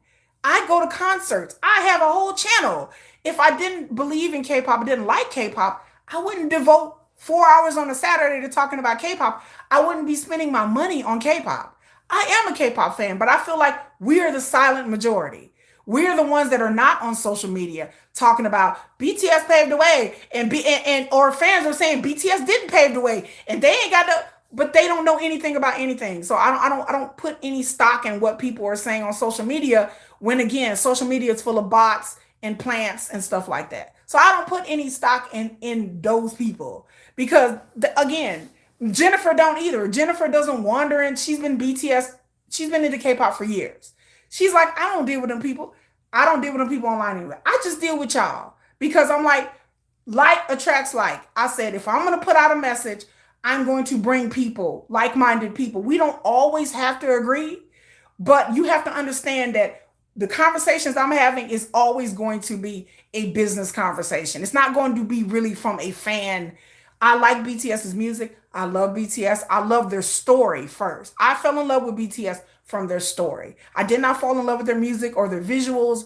I fell in love with their story. I like a good story. And I like a good, compelling story. And I like consistency in music.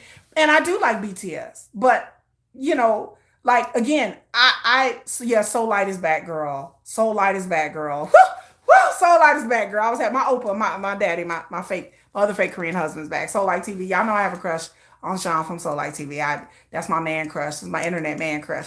And so Light came back and did a video, girl. So I was happy. I was like, yeah, I watched it like twice. Like, Opa. Y'all know I'll be happy. But yes, that's why I created a channel, because I like to have business conversations. Not, people say you're grateful. Yes, I have a refuge. I create a safe space and a refuge for people who want to be grown. I'm an adult. I don't do impaired social nonsense. And then also, I'm very objective. Like, I love BTS, but then I understand I like Stray Kids. I like ATs. I acknowledge that these are very talented groups as well. But it wouldn't be these groups without BTS. So I acknowledge that. I can't have patience for people. I can't have patience for people acting like little kids either. And I can't have patience with people. If you're gonna come at me, you're gonna bring some knowledge with you. Like, you can't be like, well, what about this? And I was like, you may know the history of BTS more than I do, but I know the history of this genre a lot more than most K-pop fans. And I can say that with my whole entire chest. I went on a whole year journey of going from K-pop from its inception all the way to fifth generation. I said, I'm going to listen to everything that I can, day after day, month after month. When I go down a rabbit, y'all know when I get to researching something, y'all know I go down a rabbit hole and I get on it. And so that was my journey. So again, like I was saying, we got off the topic, but going into 17, Vernon's mama, y'all leave that lady alone. Let that lady say whatever she want to say. And again, if people don't like it, people should have just clicked off her channel or her social media and just left that old lady alone. If she wanted to defend her son's group, she has every right to. I didn't understand why people were getting upset about what she said. Let me say one thing before we get off this subject. I've said it in videos before. Let me take my glasses off. I am BTS Army, okay? My fandom doesn't predicate on somebody else. My fandom, it doesn't affect me if people like BTS sucks. My kids say that. BTS sucks. BTS music ain't good. I hear this all day from my kids. My kids don't like K-pop. They don't like K-pop, nothing K-pop. I don't like BTS. Does it affect my fandom? No. I hear it from people that I know. What is BTS? K-pop? Who in the hell likes K-pop? What the F is K-pop? Who would like that? That's what I hear all day. Does it make me think twice about being Army? No, why would it? People get online. I don't care if people come to my videos and they like, oh, I don't like Jimin singing, Jungkook singing. As long as you're respectful, I don't care. Now, if you coming on there cussing Jimin out or cussing, you're not going to do it. If you come on there talking bad about Sugar, look, I'm just going to say my bias goes, my whole objectionability gets thrown out the window when it comes to Sugar. You ain't going to get on my channel and talk bad about Sugar. But if you objectionable and you're like, I don't like that song or I don't like his voice, I can roll with you. But you're just not going to come on there and be abusive. But it doesn't stop me from being a fan. Somebody can get online and be like, I hate Jimin, I hate BTS. Guess what I'm going to do? Keep scrolling. I'm like, okay. Why do armies quick to defend anything is beyond me. There's not again, for everything that people say, oh, BTS haven't done as much as that. I'm like, I'm like, well, let's see. The numbers say right here that we have gotten more album sales than your group, and my numbers also say that you've made billions off of tours, and your group hasn't. So like the proof is always in the numbers for me. There is no arguments to be had with anybody online about anything. People can have their opinions of whatever they want to say. I don't understand why armies get defensive. Again, BTS been in the business long enough. They understand that they're going to have haters, and they don't care. They're grown enough and thick-skinned enough. They're tough. They don't need to be defended. I don't defend BTS about nothing. People hate BTS. I'm like, go with God. I don't like K-pop. It doesn't hurt me. I'm not emotionally detached to that. It doesn't affect me being army. I am army because I want to be army. I don't need a million people to be army behind me. I don't need to wander into army spaces online and have my fandom validated. I don't need to have my fandom validated. I know BTS are great. I feel BTS are great. I like BTS. I love BTS. When I hear a BTS song at K-Fest, I was like, yeah, I don't care who's looking. I enjoy it. You gonna play a BTS song, guess what? Your girl gonna dance. I'm a groove. I'm be up there. I don't care who looking. I smooth like butter. Criminal honor. When they get on, I was like, Jennifer could tell you. I was like, hey, cause BTS is my jam. I don't need people to validate my fandom. And I wish that every army would understand that we're here. Everybody else is down here. The proof is in the numbers. BTS are popular. They're an international group. They have a comeback come. Everybody's anticipating their comeback. I did a whole video about it. Would somebody please explain to me why people are online fighting with people about whether people like BTS or whether Jungkook. I don't give a damn if you don't think Jungkook can't sing. Boy, bye. Well, I hate Jungkook. Okay, I hear that every day. My daughter will come in here and tell you, nah, they can't sing. They all suck. And then run out the room. And I'll be like, well, that's what I hear every other day. Oh, BTS. Just Sugar. Oh, Sugar, he's ugly. He's fat. These are things my daughter says. Oh, he's ugly. They are ugly. BTS is lame, Mom. This is what I hear all day, every day. So again, what people say online, I'm like, you can't say nothing to me that my kids ain't said every damn day to me. You was doing that in the grocery store? Yes, the glasses came off, girl. Because I don't understand why people get defensive when success of BTS is proof in the numbers. We don't have to prove anything to anybody. I don't have to prove anything to anybody about BTS. I tell y'all, don't do it. Don't get on. Y'all come and tell me social media said this and social media said that. Yeah, you don't have to like it. And then again, if you don't like BTS, I don't know why you come to my channel anyway. Because, that's what we talk about. But, I mean, it's not the main thing that I like. And I respect other groups. I have never said anything online bad about anything other group. I've offered criticisms about their songs, criticisms about their tours, Blackpink, criticisms about their agencies, but I've never been disrespectful about how somebody looks or how somebody sounds. I've always been respectful about any artist. I don't feel BTS has a rivalry with any fucking body. Who is BTS rivals? I'm like, oh, I don't, I feel, to me, in my mind, BTS don't have no rivals. BTS have people that like, that are doing great. There's people doing well, but I don't think anybody rivals BTS. I'm not like jealous of some other group. What am I to be jealous about? We are the ones to be jealous of. What is Army? I'm like, Army, why y'all be getting so angry with people? I'm like, yeah. I was like, I don't understand why Army get defensive and no, BTS, and they paved the way. Why? I'm like, why are we defensive? I know BTS are great. I don't have to prove that or to nobody. I mean, I'm just like, yeah, we're good. We're great. I don't have to brag. Matter of fact, I take it back. I will brag. I do brag. I do big up BTS a lot. I do brag on them. But again, I'm just like, I feel like we're here. And then everybody else is just kind of like right here. And like I said, there's no shade to other groups. I love ATs. I love Stray Kids. I love Cordis. I love TXT.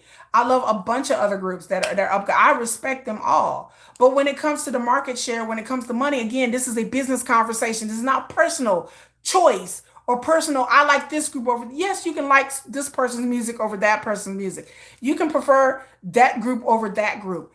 That's cute. That's fine. But when we're talking about a business conversation, I did a whole video. I said nobody dominates BTS. Nobody has come even close to what BTS has done. Maybe some groups will in the future. I support that. The proof is always in the numbers. It's always a business conversation with me. It's not a personal conversation. Who made the most money? That's it. Google it. Who made the most money? So who has made the most money? BTS has. Branding deals. I mean, hell, the line friends alone, y'all. The line, I keep telling y'all, the line friends alone, bitches. The line friends alone. BTS dominates with the line friends. So the line friends alone. Y'all know I got my Shooky merchandise. Okay, y'all know I got my Shooky merchandise. Dominates alone. So to me, this is a money conversation. This is not personal taste. This is not whether I like them or not.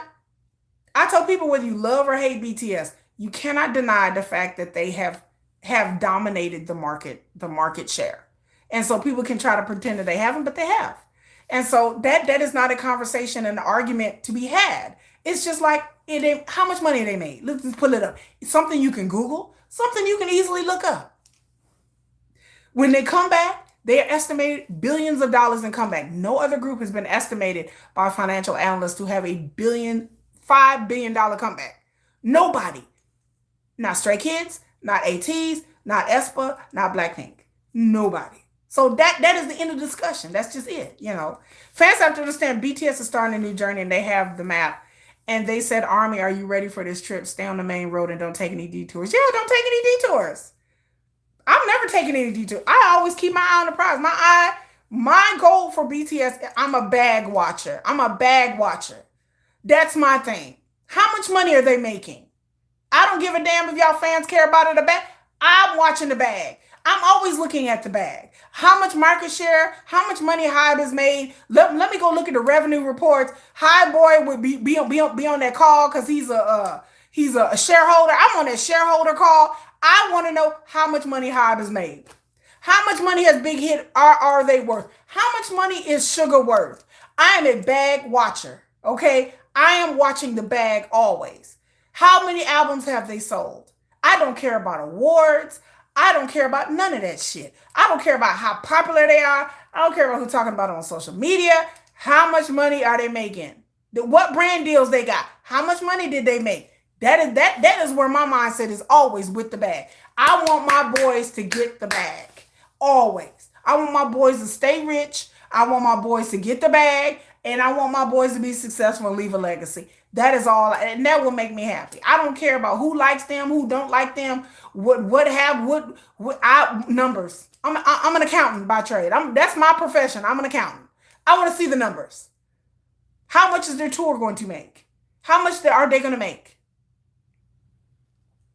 That's why Namjoon's saying, yeah, in his own way, let's just keep it BTS and Army. Yes, like let's focus on the music. I always focus on the music and what BTS are doing business-wise. Are they making sound business decisions? Are I treating them well? I'm like the official BTS like financial advisor. I'm always looking at their financials. And it's easy to find. I'm always looking to see, okay, who has the best brand index? These are things that I geek out on. The music, I'm like, okay. But how is JK's brand index number? I'm like, okay, I don't follow them on social media. I don't care if they're posting pretty pictures. I use that information to keep you guys abreast of what BTS is doing. And I find it interesting. I like to see you guys come on here and be like, oh, they were doing this and doing that. But I don't follow them on social media. I don't. I'm on Weverse. But y'all should already know, I don't follow them on social media. My channel is mostly industry conversations. It's not, look what designer labels they wearing, or here they are there. I mean, I post things like that because I want people to understand what they're doing and keep abreast with their updates. But for the most part, girl, I'm just like, okay, how much money they making? Who that tier brand deal? How much was that? I was like, did he get enough of that revenue share? That's the things that I'm looking at. I'm not having conversations about like, well, BTS gonna do EDM or they're gonna do, house beats. I'm like, I could care. I could care less about any of that. That's where my mind. So y'all, for those of you who knew, y'all gotta understand this is my channel slant. Is to have grown folks, adult, sometimes really adult conversations like sexual things. Like we talk about that too on my channel. Just in case y'all didn't know, I'm not having fluff conversations. There's plenty of channels that do fluff, that post like little cutesy things, and that's fine. I'm not dogging that. I watch some of that stuff too, the funny edits and stuff like that. That's fine. But I'm like, okay, I know people in the business, so I want to come on here and tell y'all what's going on behind the scenes in the damn business. I want to have business conversations with y'all. They had a meeting this week. That means Sugar went there. Yeah, I heard that they had a meeting. Y'all don't bring up Sugar. Y'all know he living his best life. But yeah, that's the conversation between Vernon and Vernon's mama, and the conversation about who paved the way and why Armies was upset. Again, I'm still trying to understand K-pop fans. K-pop fans baffle me all the time. Like the stuff y'all get mad about, upset about, I'm just like, who cares? Like my attitude is like, okay, so does it affect their, my conversation is, does it affect their money? That's the only question you need to ask.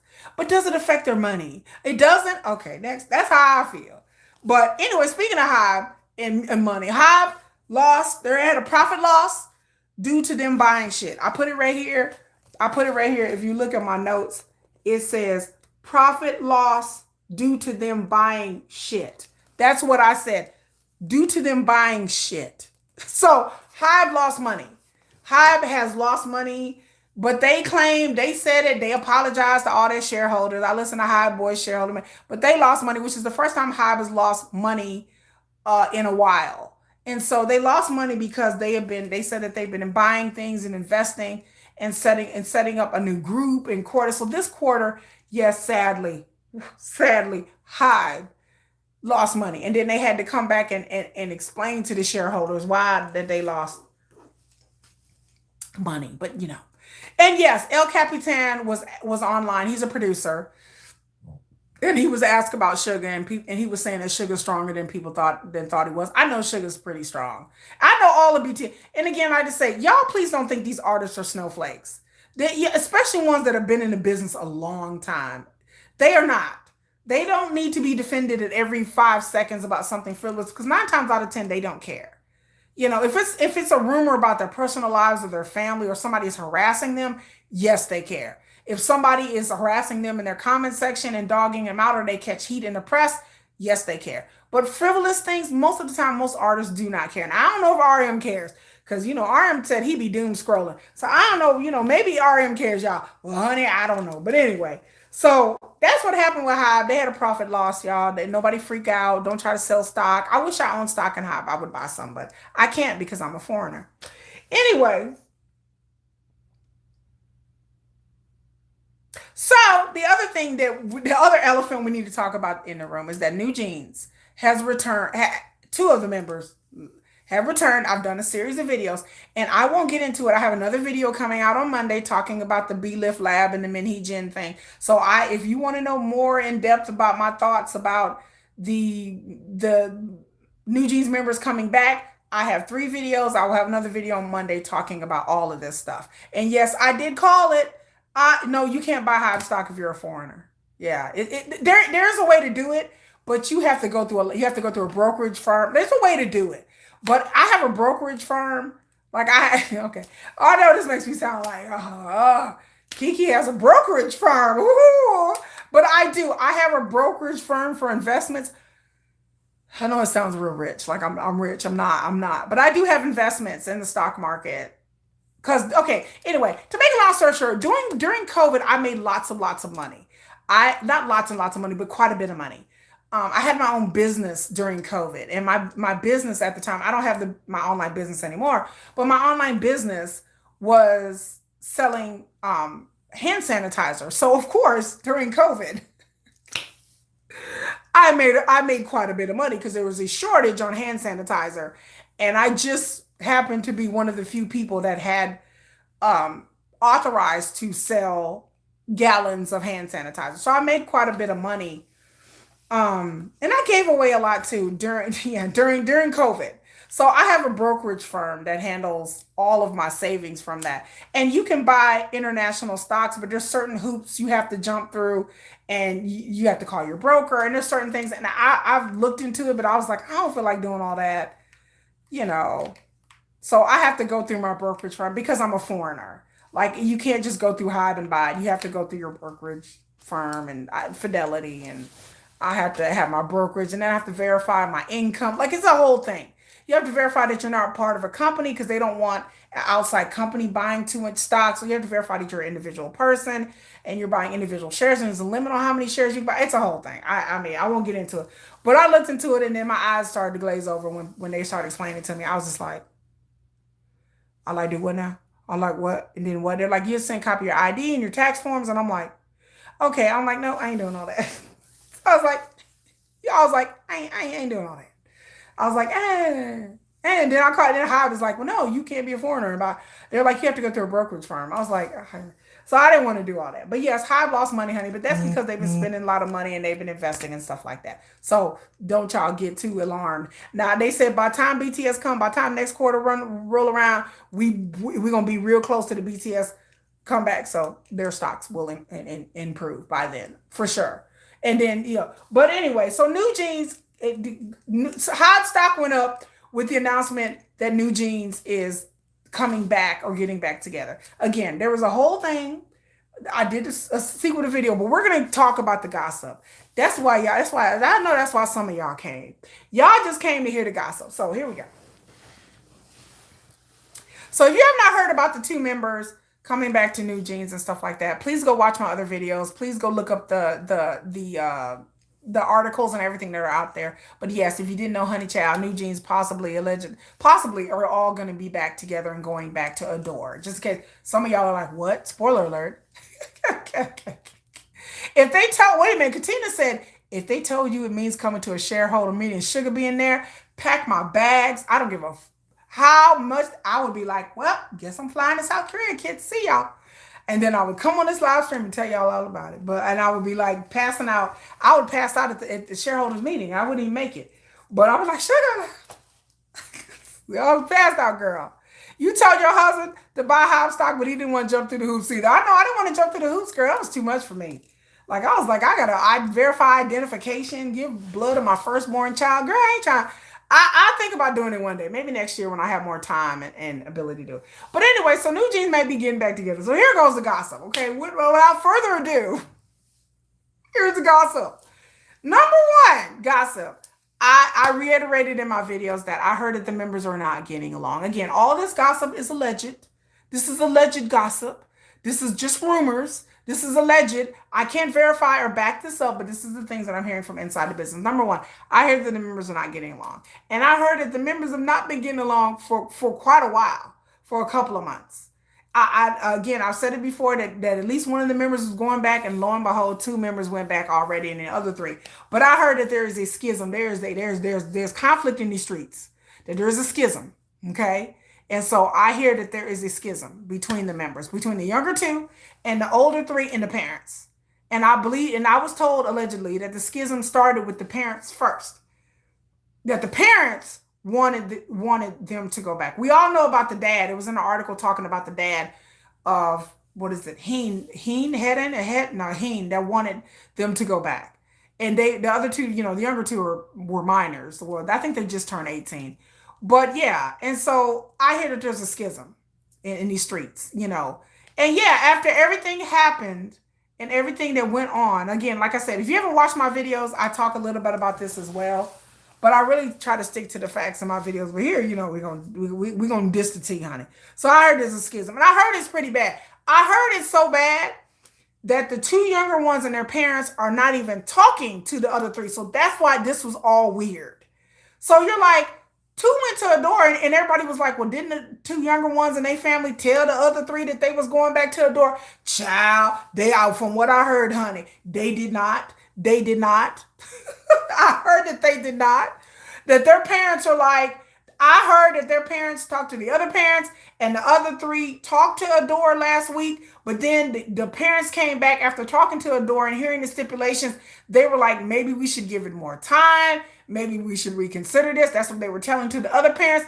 And then the other two kind of argued and was like, no, we're going back. And then the other three was like, no, we don't want to go back. And so the other two younger ones and their parents was like, bet that. And they stopped really communicating with them. And then next thing you know, they called ADOR and was like, yeah, we need to come in and have some meetings. And they had some meetings and they decided to come back, and then ADOR officially announced it. So yes, the reason why this is all messed up because the other two did not tell the other three that they were going back. That's why this is because everyone's like, that makes no sense. I'm like, yeah, it makes sense if they ain't talking. Yeah, it makes sense if they're not talking to each other. So I heard that the older three was kind of blindsided that they didn't know the younger two was even going back. Now, this is what I hear. This is what I hear in the industry. This is tea. This is just gossip. This is purely gossip, what I hear in the industry. Pure gossip. So that's what I heard. That's why people are like, it doesn't make any sense for the other three to announce, because like you're like, if they tell them that they were going back? No, I heard that they didn't really know that they were really planning to finalize and going back. Then on top of that, the fans don't want them back. LE SSERAFIM fans pulled out the protest trucks. They ain't playing. LE SSERAFIM fans do not want them. The Fear Nots are like, hell no. They're like, hell no. The LE SSERAFIM fans do not want them back at all. The ILLIT fans, they don't want them back either. Most fans don't want them back. Again, I said in my other video, so if they come out with a new album, because they do have an album, almost a done deal. The album is done. The album is written. The album is produced. All they need to do is lay down tracks. They have a concept for the album, and everything is ready for them to come out with another album. NewJeans just have to show up and record and rehearse and do all the things. However, the problem is, I said, if they come out with an album, who's going to be up there doing TikTok challenges with NewJeans? Which one of y'all groups is going to be up there? Oh, you an ILLIT fan? Oh, Andy, they did ILLIT dirty. I got a whole video coming up about how they did ILLIT dirty. How they did ILLIT so bad, y'all. They did ILLIT so dirty. It's a shame. I got a whole video coming out Monday detailing about the article in the news that came out in South Korea about how Minhyejin orchestrated this whole thing with ILLIT and pretty much made everything up, and ILLIT was targeted by Minhyejin because they were young, they were debuting, they didn't have an established fan base, and Minhyejin targeted them, and it was diabolical. It is so diabolical. I feel bad for ILLIT, but damn, after reading that article, I'm like, damn. I said, damn. I said, Minhyejin, cruelty is the point. Cruelty was the point. For real. Like, she was cruel. And NewJeans had to have known. Then people were trying to say, well, NewJeans didn't know. I'm like, NewJeans knew what this lady was doing, in my opinion. But it is diabolical. It was diabolical what she has done to ILLIT or ILLIT, however you pronounce it. It is cruel. It is cruel to do these to these young ladies. They were young. They're young girls. To do this to them at their debut, to start pushing this narrative even before they debuted. Minhyejin was pushing this narrative of plagiarism out there. She had staffers at ADOR go online and make comments. As I said before, I said them damn comments and all that shit, LE SSERAFIM and ILLIT. I said, I looked at the comments up and down. Y'all know I'm a research person, and I've been telling y'all for months, these comments are not organic. These comments are not NewJeans fans. They push this plagiarism narrative to the nth. There was hashtags used on purpose. There are words that Minhyejin instructed these staffers. All these staffers at ADOR, she instructed a bunch of them. That's all they did all day, was to get online and post things underneath videos and articles about ILLIT and LE SSERAFIM. That's all they did for months and months on end. So again, none of this NewJeans bunny shit is organic. Just like I thought. I said, I thought so. It is not organic. It is staffers.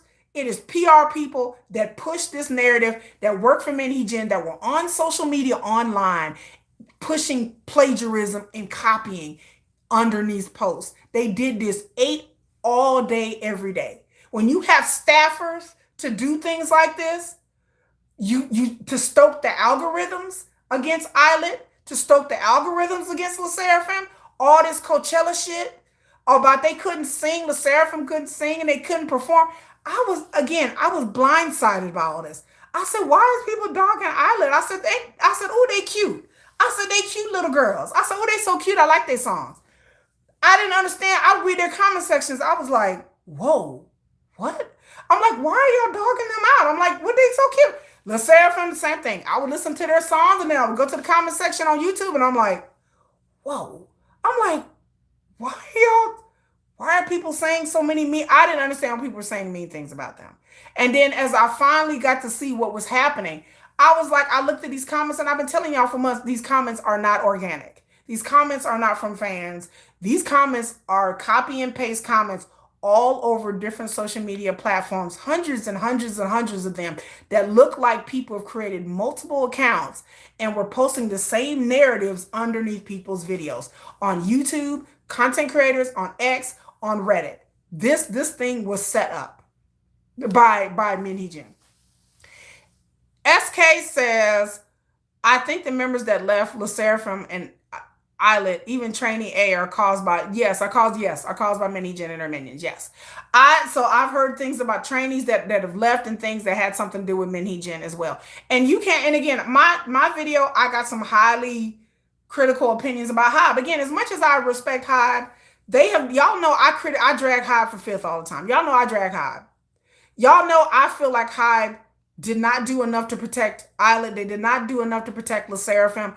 I stand by that. After reading this article on Friday, I stand by that anymore. I do feel like HYBE knew what was going on with NewJeans. I do feel strongly it's going to come out because the trial, there's more court cases and Source Music and B-Lift Lab. There's going to be more come out. And y'all are going to see, mark my words, y'all are going to be looking at HYBE with a side eye. Y'all are going to be looking at these HYBE and wondering what the hell was going on. Because again, I'm seeing things that I am hearing things and seeing things that I'm like, HYBE had to have known what she was doing. And why they let this go on and on, I don't know. But I'm telling you, I'm saying, I'm going to call it right now. To me, HYBE was complicit in all of this shit with NewJeans.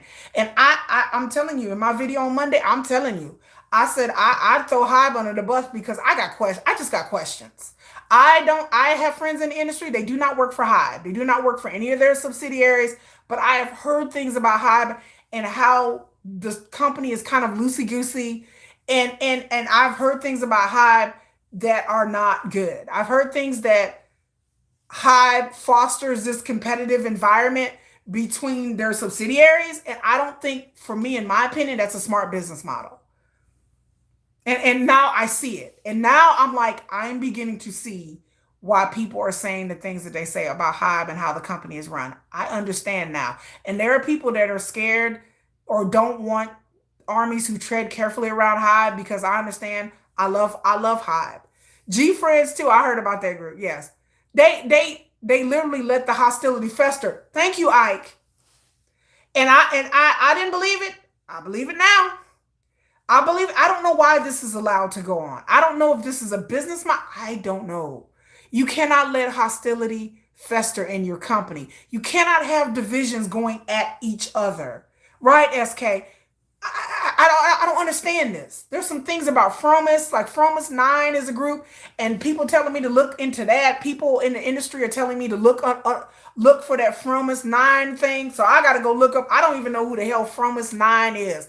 But some people in the industry, child, they're telling me there's some controversies and there's some discussions that need to be made about Fromus 9. I don't know. Who is that? They're a girl group. And people are upset about them. And so people are like, go look into that. I said, well, I'm going to do some research later on this week. And I'm going to come back and tell y'all. But child, I do a video watching on Monday. And I'm telling y'all, I have a lot of questions about what was allowed to go on. And y'all are going to see. And I think we are all going to see that something's not right. I said something is not right here. There is a rot from inside Hive that I didn't want to believe it, but the people were telling me, and I was like, man, that's just gossip. Yeah. And then, like I said, when people in other agencies are telling me things about Hive, I don't come here and say them. I may hint around. Y'all know I throw little hints, but I don't really say it because even these people are professional, but they still have pride in their company. So even though these people may work for other agencies, some of these people have been working for their agencies for a long time. So when they tell me things about Hype, I take it with a grain of salt because I'm like, okay, I love y'all and I trust y'all. But then again, I'm like, is this just rumor that people talk about? Because you know how rumor people talk about things that go on other people's company. Well, girl, I heard in Hype, da, da, da, da. You know how people do. When you work for a company and you're at a rival with another company or y'all in the same business, people go back and forth between different agencies and they talk. So when people tell me things about how I don't take it seriously because I'm just like, you guys are just gossiping or you guys are just being haters. But now I'm really sitting there. People are like, I told you. I'm like, well, maybe you guys are right. They're like, I told you. They were like, I told you it was something rotten from the inside. I don't know if the company needs to be restricted. I don't know. I don't know. But again, the things that I've heard about Hive, I don't really say on here. And again, if you're my member, I will post more about the things that I've heard about the internal workings of Hive that foster, I would say, allegedly an environment of toxicity, an environment of uber competitiveness and toxicity. And I've heard things that it can be. K-pop itself is exploitive. I said before, in a toxic. The entertainment industry, period, is exploitive. I do want K-pop idols to have unions. I did a whole video talking about the K-pop unions. I would welcome K-pop industry to have unions, but the K-pop industry itself is very toxic. It's very exploitive, just like any other entertainment industry in America and anywhere else. But I've heard about the way other companies are structured, and then when I hear about Hive, I'm like, y'all, it's a bit different than other companies. Because again, YG has subunits and sub labels, and they have a company structure where YG is the umbrella company, and they do have different sub units and stuff like that underneath. And so it's not like Hybe is the only person doing this, but I think that they fostered an environment that's a bit too competitive for me. It'd be competitive. The environment does seem very cutthroat. It does. All elite men. And like, I don't believe that they copied the concept. I don't believe that. Minnie Jin made it up. She made all that concept copying stuff up. But she just kept going on with it. Yeah, she just kept going on with it, Shelling P. And so, like I said, no company is perfect. Yeah. The K-pop industry is exploitive, Virginia. It's exploitive industry. Yes, it does have high expectations of its artists, but you should not be competing within your own company. I don't feel. I work for a company. It's not the K-pop industry, but I work for a large company that has many different divisions. They have it's the biggest company in the world. I'm sure if you think hard enough, you know what company it is. I work for the biggest food company on the planet. So it's a global company. And so we have different divisions and everything, but we would never compete with ourselves. We would never compete with our other products. You would never see this brand competing with that brand. We just didn't do it. We would have offered deals, but the idea that you're competing with yourself, I don't think that's wise to run. Again, unless I'm not seeing something, I don't know. But I've seen that. Also, another thing I've heard, I know this sounds crazy. Okay. Y'all bear with me. Okay, give me a moment. Child, the other thing I heard, this is crazy. Now we're going to get to the crazy rumors, okay? I heard, child, that the shaman told them to go back.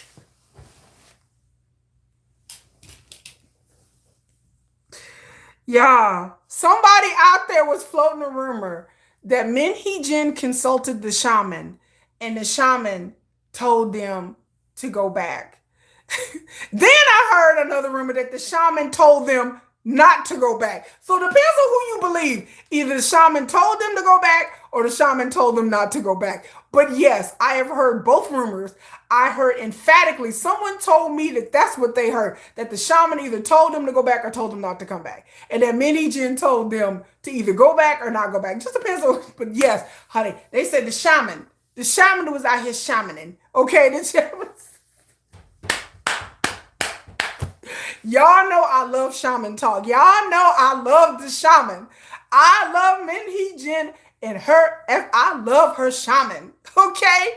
Y'all know I did a whole video about shamanism in South Korea. I F with the shaman hard. The shaman is my girl. But I heard that the shaman either told him to go back or told him not to go back. So I don't know whether they listen. Baby, the shaman was on the main line. Like I said, Jesus is not on the main line, okay? The shaman is on. Shaman is calling. The shaman said, don't go back.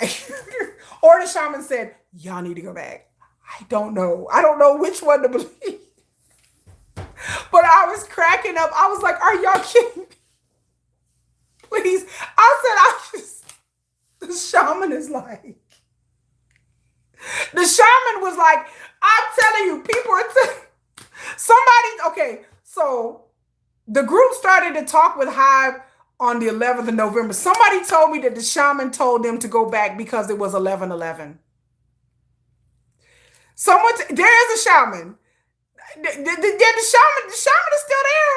Minhee Jin is a shamanist. Minhee Jin is into that. Minhee Jin is a shaman girl.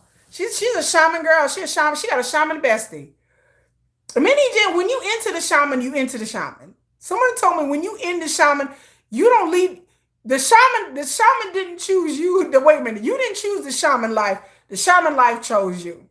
When you're into the shaman, you are into the shamanistic. Again, I'm not trying to make fun of anybody's beliefs because, again, I believe there's some validity to the shamanism. If that's what people feel they believe, but you don't leave. You don't quit the shaman. Like the shaman is always there. From what I've gleaned, Minhee Jin has used the shaman for a very long time. Didn't Minhee Jin leave them? But man, they all went back. 2 of them have officially went back, but then the other 3 went through the media and said they was going back too. But ADOR has not announced that all 5 are back. Come here, Tia, what's up, girl? But yes, the other 3 said that they're going back too. But the other 3 said that they had to announce it that they was going back. The other 3 said that they had to come out in the media because ADOR didn't return their phone calls or some shady like that. But the shaman be shamaning. The shaman is there. I don't care what people talking about. The shaman left.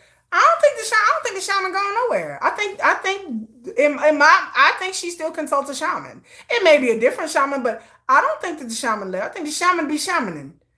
I think Minhee Jin is a true believer. I told y'all before, a true believer. She is butchering the pig on the weekends. She is a true believer. Yeah, why would she let me in? Minhee Jin is her cash cow.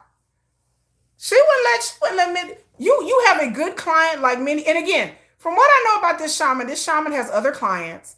But Minhee Jin was a cash cow. Like over the years, she gave the shaman, I think, like up to $2 million.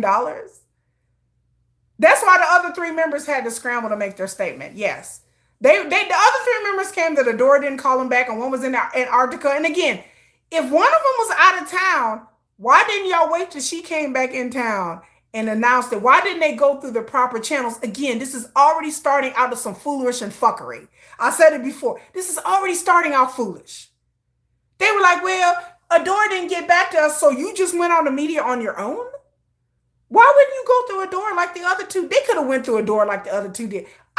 Look, again, these are one of many rumors, but one of the rumors is the shaman. Like, I was like, here comes the shaman. I said, bing, bing, winner, chicken dinner, here comes the shaman. Y'all know how much I love the shaman. I F with the shaman hard. Y'all know I be digging in the shaman. I be like, well, I think, again, I've said it before, I feel like, in my opinion, Minhee Jin is a true believer. Like, she really believes in this stuff. Like, I could not see her letting the shaman go. Minhee Jin was messaging the shaman about everything. There's other cacao messages that have not been released. And if they do ever release these messages, which they will, I think y'all will be like, Minhee Jin had shaman on the main line, honey. She didn't have Jesus on the main line. She had the shaman on the main line. I think y'all understand that the shaman was making decisions, a lot of things that Minhee Jin was consulting the shaman on. And again, I'm not trying to diss her beliefs or anything like that, but I think that's something that gets overlooked a lot when people talk about this. I saw the messages she was sending the shaman. I said, oh, she a true believer. I said, oh, she was asking the shaman about when the group should debut, how many members she'd been. Remember, she's trying to get the spirit of her dead sister and a trainee. Girl, you do not spend money to get the spirit of your dead sister and a trainee if you're not into this. Because again, to consult the spirit, I asked somebody, I said, how much would it cost to get the spirit of a dead loved one to come back if you're a shaman? Girl, they was like, this is like tens of thousands of dollars. I was like, what? They was like, well, if it depends on what ritual you do. But I was like, okay, so I'm trying to get somebody, but they're like, girl, that's at least 15,000. I said, how much? So the things that Minhee Jin was consulting the shaman on, all of this costs money. For you to consult the shaman on when the group should be formed and how many members, and she was asking the shaman which members should be left out, all of this costs money. When you have a shaman to where you can cacao message the shaman, you literally have the shaman on a retainer. So every month you have the shaman on a retainer. So every month she's paying the shaman she's paying a lump sum every month. So she's paying the shaman like it's a damn car payment, like it's a house note, in order to have access to the shaman. And if you're doing something, I just sound crazy, where you're transmutating a spirit of a dead loved one into a body of somebody else, that is a whole grip, y'all. That's a grip, okay? We ain't talking about no 10, 12, a couple $100. We're talking about tens of thousands of dollars to do spirit, to call forth the spirit from the spirit world. And to get this spirit inside the body of somebody else takes a lot of rituals and a lot of time. It is something that you have to have an expertly skilled shaman to perform. And there's certain rituals and they had to probably sacrifice a pig or two, maybe a couple of chickens, because animal sacrifice is also part of shamanism. And if you're doing that high level of shamanism, you are pretty high up there. And when the higher you get up there, the more you charge. And so when people take this stuff lightly, like, oh, well, she was just calling the shaman, I was like, honey, the shaman is on the payroll. Like, all of these things that she's asking the shaman cost money. Spiritual transmutation costs money. Again, I had to go look this stuff. It's like, if I want to talk to the dead spirit of a loved one, I'm going to have to come off some tens of thousands of dollars. That is something that it's going to cost you a grip. So just in case ever you want to consult a shaman, just in case any one of you guys wander into a shamanistic den and you're like, oh, I really need to consult with their dead relative, it's going to cost you a lot of money. And every shaman charges their own different fees, but it's something that only skilled shamans can really do. And your eyes just got glazed over. I'm just letting y'all know that the shaman consultation is not cheap. It's not something that you just do willy-nilly. You have the shaman on retainer. Most of these rich people, these elites, do have shamans on retainers if they are into that. They pay them per month to consult with them and send them cacao messages. If you want your shaman at your beck and call, you got to come up off some money. That shaman made in those years like $2 million, y'all. So she was using this shaman very frequently. she's an Etsy witch. She told me she found the shaman on Etsy. I'm sure.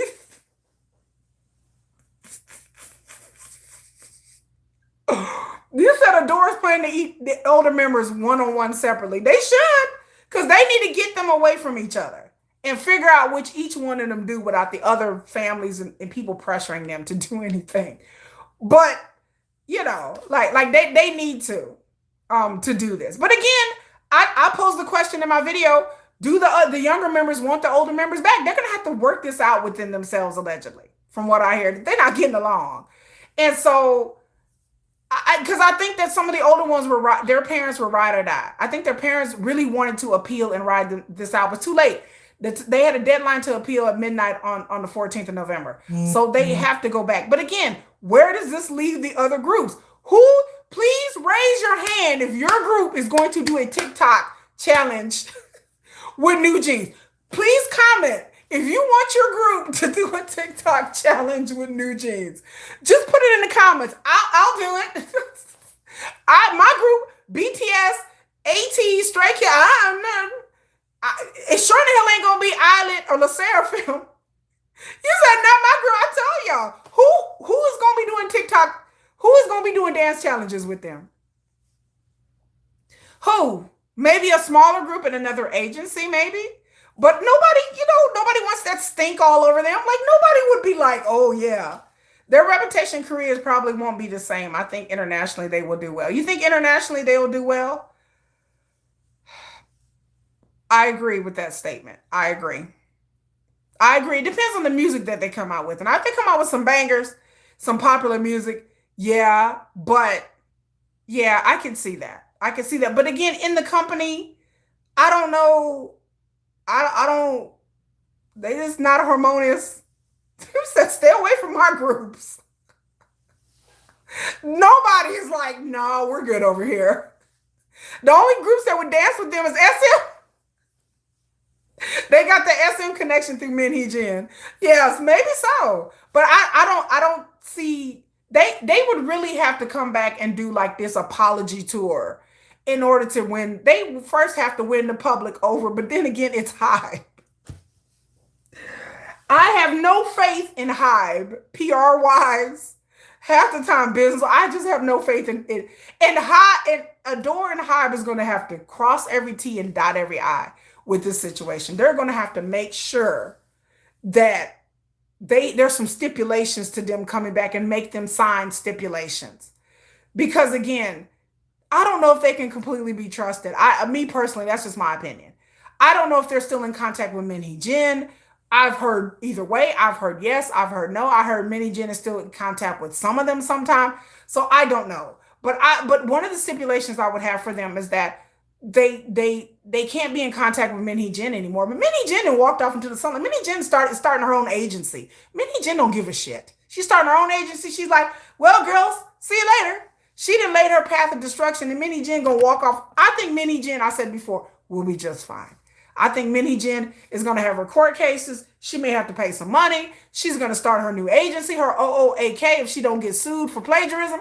And she gonna create a new girl group, and Minhee Jin's gonna ride off into the sunset.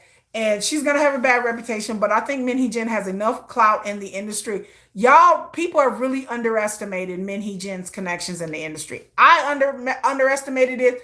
People was telling me don't underestimate Minhee Jin, and I stand corrected. Don't y'all ever underestimate Minhee Jin. Don't y'all ever. Baby, Minhee Jin is clever. She's more clever than I gave her credit for. And people have been telling me that Minhee Jin will do just fine. And I believe them. And I was like, are y'all sure? But they're like, no, Minhee Jin will just. But I'm like, what about? They're like, no. They're like, no, Kiki, she will be just fine. I said, but what about? They're like, no, shh. They said Minhee Jin will be just fine. And they said, watch and see. Because they said Minhee Jin has connections in the industry that run pretty deep. Producers, directors, writers, choreographers. Minhee Jin has connections. Pretty deeper than what I ever imagined. Because I was told she'll be just fine. Once she gets past these litigations, again, she did this the wrong way. She should have went about this right way. I heard Minhee Jin will bounce back. Her and the shaman. The shaman has told her probably, you're going to bounce back. Her connection is no one wants to work with her. I believe people want to work with Minhee Jin. I believe it. Now, NewJeans, I don't know. They're gonna have some stink on them. They're gonna apologize and do the deep bow. They're gonna do the deep bow, baby. Cause I don't know. But I feel like Minhee Jin will be fine. It may take her a while, but watch. Y'all see. And y'all gonna come back here and y'all gonna be like, damn it, you were right. And y'all gonna be mad and y'all gonna hate it. And I'm gonna hate it too. But I'm telling you, people are telling me, oh, she'll be fine. I said, and I don't believe them. But then the things that I'm starting to see, I'm like, she got a new agency. I was like, hold on, wait. She got investors. Wait a minute. I heard the word on the streets that Minhee Jin is already out here seeking trainees. Child, you didn't heard it from me, but I heard in these industry streets, baby, people are saying whispers are going around that Minhee Jin are already trying to procure trainees, honey. So don't be surprised when that building, that brand new building she getting built, and when she come out and she trademarked her shit, her OOAK agency, and she gonna be the creative director or woo woo whatever. Don't surprise next year if all of a sudden a new group pop up by Minhee Jin, or there'll be rumors out there that there's gonna be trainees. Wait for it. Y'all just wait. Y'all are gonna be shocked that trainees are. Y'all are going to be. Y'all gonna gag.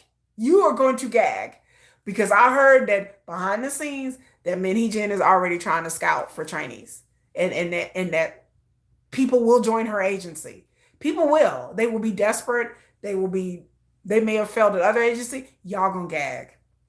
Y'all gonna gag. But yes, I heard that's another thing I heard in the industry is that she is finding trainees. So if she come out with that new group, y'all gonna be like, oh hell no. Y'all be like, Kiki was right again. I'm always right. Like I'll be right. I'll be like, told y'all. And y'all be like, dang. I was like, I said people in the industry, they talk, they gossip a lot. Like, watch, you'll see. She probably thought NewJeans was getting too old anyway. Right, Ike, right. She gonna be like, y'all getting too old anyway. She can start over again with younger trainees. And she can handpick whatever trainee she want. And get the shaman to help pick. I'm not gonna let the shaman go. But yeah, she can handpick her own trainees without, before NewJeans and source music and all that. Now she can do it. She can do it her way. She can handpick her own trainees. Without anybody else telling her what to do, now Minhee Jin finally will get the agency that she has been wanting for the past 20 years. She finally gets to control and do things her way. And so we'll see. Even the name, yes, OOAK in the thumbprint. I did a video about the thumbprint that she wanted to be the symbol of her agency.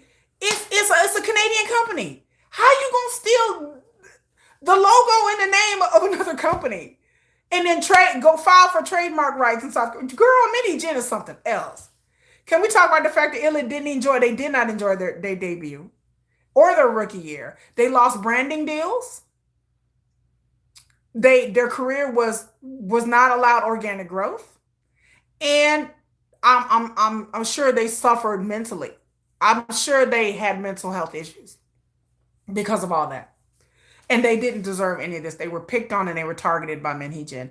And it stymied their growth. It stymied their growth. I think LE SSERAFIM and Islet would have been a lot bigger than they are now if it wasn't for Minhee Jin's tampering. I think LE SSERAFIM would be on their way to a North American tour, to a world tour by now, if it wasn't for Minhee Jin. I just think so. Again, I've always said with HYBE, I don't understand why HYBE groups don't team up. Do y'all understand? Y'all second generation people. Y'all here. Y'all old school K-pop fans. Y'all remember when YG used to have their groups? Like I didn't know about the team ups till I started researching YG and Big Bang. How they would have the group team up. How they have Big Bang and 21. How they would have all these groups team up together. Why? And they would go on tour together. Why don't HYBE ever do that? I said, why don't y'all do that? Why don't K-pop do that anymore? This is one of the other weirdo things in K-pop that they don't do anymore. I was like, why don't y'all have y'all groups team up and go on tour no more? I would love to see LE SSERAFIM and Islet in a tour. I would love to see them in a tour. That would be so awesome. It'd be like, they could market it as like some kind of bad bitch redemption tour. Girl, HYBE called me. Like HYBE, I be giving HYBE free gems. I be dropping gems on HYBE literally every live stream. Y'all know I be coming on here and they be like, HYBE should call you. Call me, HYBE. Like, can y'all not understand how big their tour would be if Islet would come out with an album, LE SSERAFIM would come out, and what if they did a song together? Bitch, can you imagine if they did a song together? Can you imagine if Islet and LE SSERAFIM came out with a song? And then they went on tour together. Do you know I would run online and buy tickets for that tour like that? Do you know do you know how many people would run to buy these tickets? Do you know how many fear nots? And then the Islet, I don't know y'all fandom name. Do you know how this would outsell like crazy? Thank you, Marie Miller. You're welcome, HYBE. Like, can you imagine that? Oh, Aubrey said that's her two O's. They don't even have to be friends. They could just come and do a song together and be like, they will come out with some kind of veiled thin redemption song. And then NewJeans be like, oh, okay. But again, K-pop don't think like this. Back in the day, in the second generation, you would see stuff like this. There would be idols that would go on tour together. But I can just imagine the sales from that. Like, if y'all really want to pit different divisions against each other, if you really want to do this thing, that's how you do it. They would sell so many tickets. They would sell so many albums. Like, people would be all over it. People would talk. People would whisper. Both of these fan bases would be like, what is happening? Armies would be like, what is happening? Can you see them do a song? Can you see Islet and Le Seraphim doing a dance challenge, doing with JK? Can you see JK in the front and Islet and Le Seraphim in the back, and they dancing, girl? We would lose our minds. We would all collectively lose our minds. Like, we would be like, oh my God. We'd be like, oh, shit. Like, I would lose my mind if they would do that. Like, if you want to do this thing, let's do this thing. And that would be the best way to show that we done went through some stuff, but we teaming up together. Yes, I did hear songs about NewJeans. I even commented on his video. I love when hybe do his music. I love when they do it. And I think it would depend on the fandom. And yeah, they would do dance challenges together. Baby, if I could get Islet and Le Seraphim to do dance challenges, baby, they would be the talk of the industry. People would never let that go. They would be the talk of the industry. Everybody be like, what? Like, they went there. And let them go there because, Islet got a comeback coming up, right? So Islet has changed their concept. So Islet was really like soft and kind of like fantasy and unicorn core. Baby, this new comeback, I saw Islet, they've changed their concept and they're more adult now. They're more grown now. So now they would fit in with Le Seraphim even better. And I would love to see them come back and be like a bad bitch tour. They just come out and just do their songs and just come out and they do a song together and they would just be veiled threats and talking about we didn't survive the fire and the storm. Baby, they can do a music video. Can you see Islet and the Seraphim and there's a storm coming, there's a tornado, and they just standing there defiant and they up there standing against here come the tornado coming and they just fly up in the air. Baby, can you see that music video? I'm a visual person. I'm a video person. Can you just see that video? Islet and Le Seraphim standing on a field in South Korea and they holding hands and then here comes the storm and tornado, bitch, and they holding hands and they running towards the storm. Bitch, can you see that right now? Can you see that right now? Like, I see that. Like, that would be the most epic, baddest thing in K-pop ever. Can you see that? I'm just imagining that. Like, that would be, honey, people would gag. Like, they would die. They'd be like, no, they didn't come out with a music video of them facing the storm. Baby, they all holding hands. Girl, people would die. I would be on the ground people would die. Can you imagine that music video? Like, it would show their fandom and everybody else. We weathered the storm, and then NewJeans can do whatever they want to do. And I think the fandom would be like, well, we don't care what you do now. Shit, we didn't weather the storm. They can even take the title, Weather the Storm. You're welcome, hybe. You're welcome. You're welcome. Like, I'm dropping gems to y'all all the time. Kind of like Taylor Swift, Bad Boy. Yes. Girl.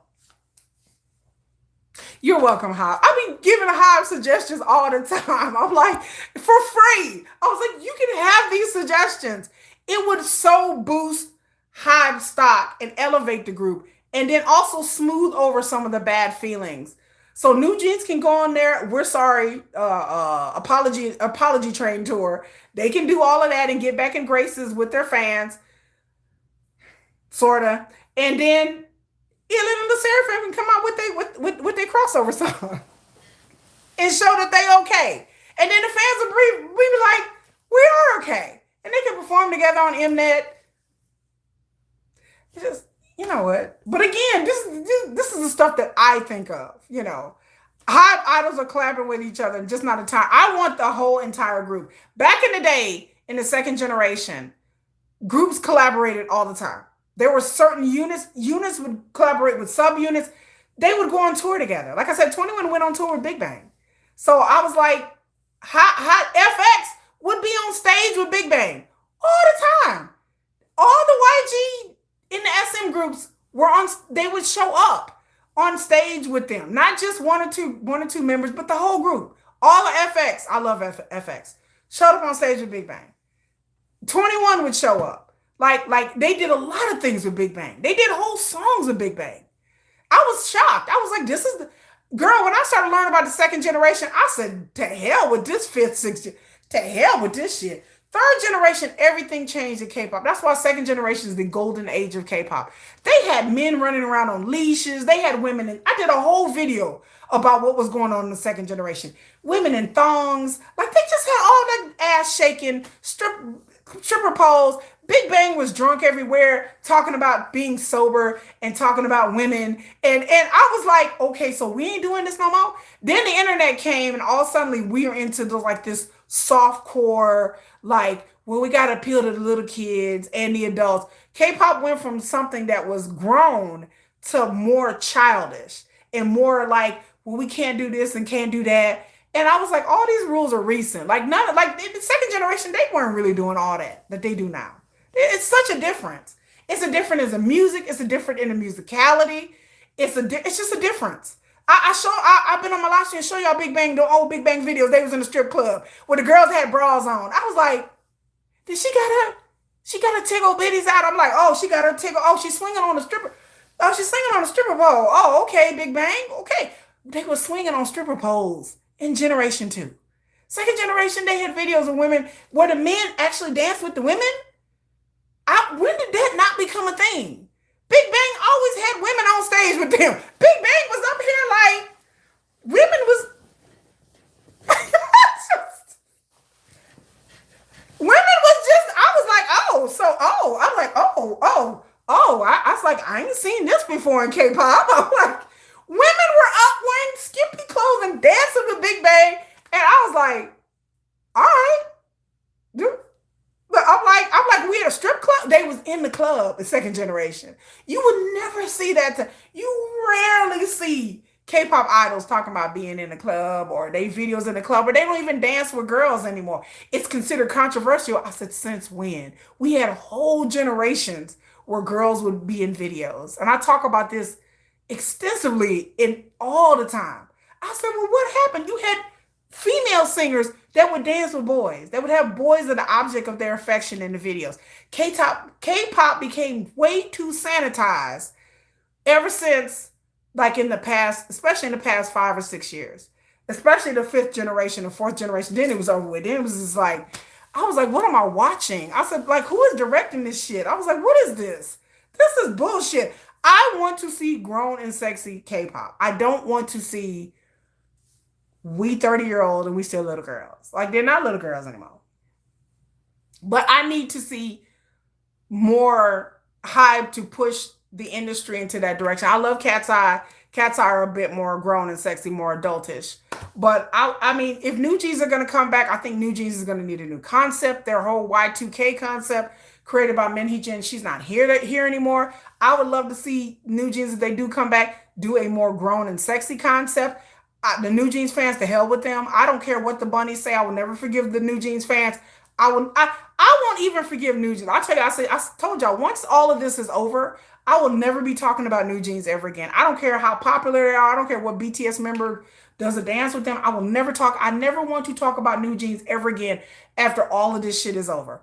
I don't care. Because to me, what they did was irredeemable to me. They didn't check their fans. And what they did was just irredeemable. And again, I'm not in the girl groups. I don't like girl groups.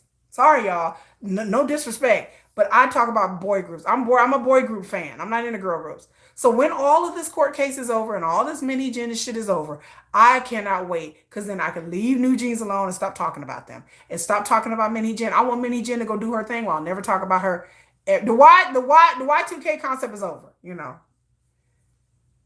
SM changes. Are we blaming SM? Is SM the reason why K-pop became sanitized like a kid's cart? I did see. Child, we're gonna talk about that Yeonjun album. We're gonna talk about that in a minute. But yes, I did, and I suggested everybody go listen to the album. But we're gonna blame SM for the K-pop being sanitized. I'm ready to blame SM for everything. And like I said, my video is gonna come out and let me leave you with one thing.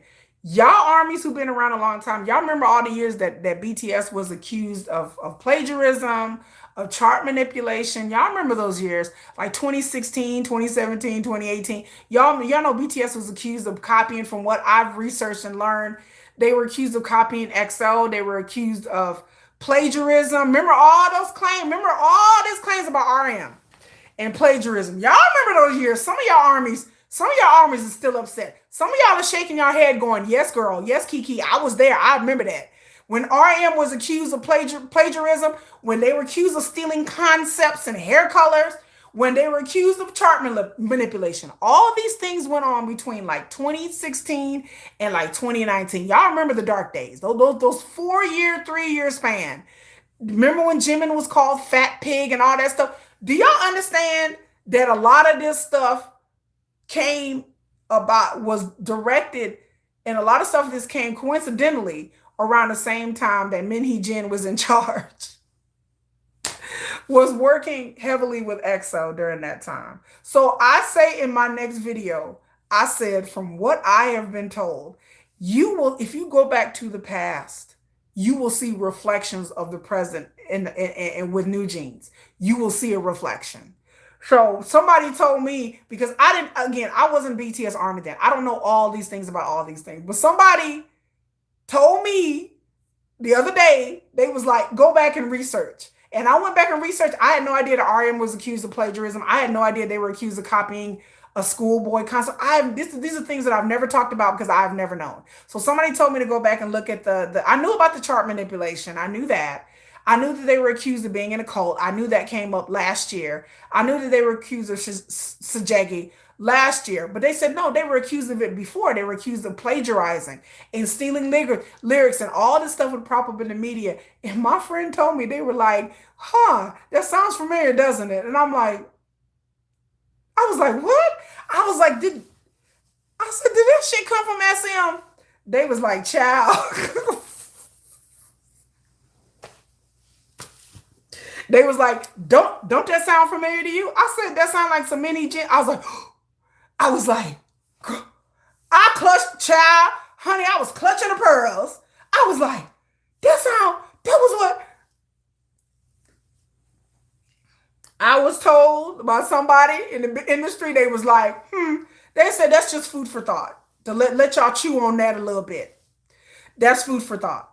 All those claims, what does it sound like? It sounds like the Islet. It sounds like the Le Seraphim. Remember, there were claims that my friend told me that BTS had preferential treatment, that they weren't being scrutinized like other groups in the media. There was a lot of media plays. I went back and looked at the posts and everything during 2016, 2017.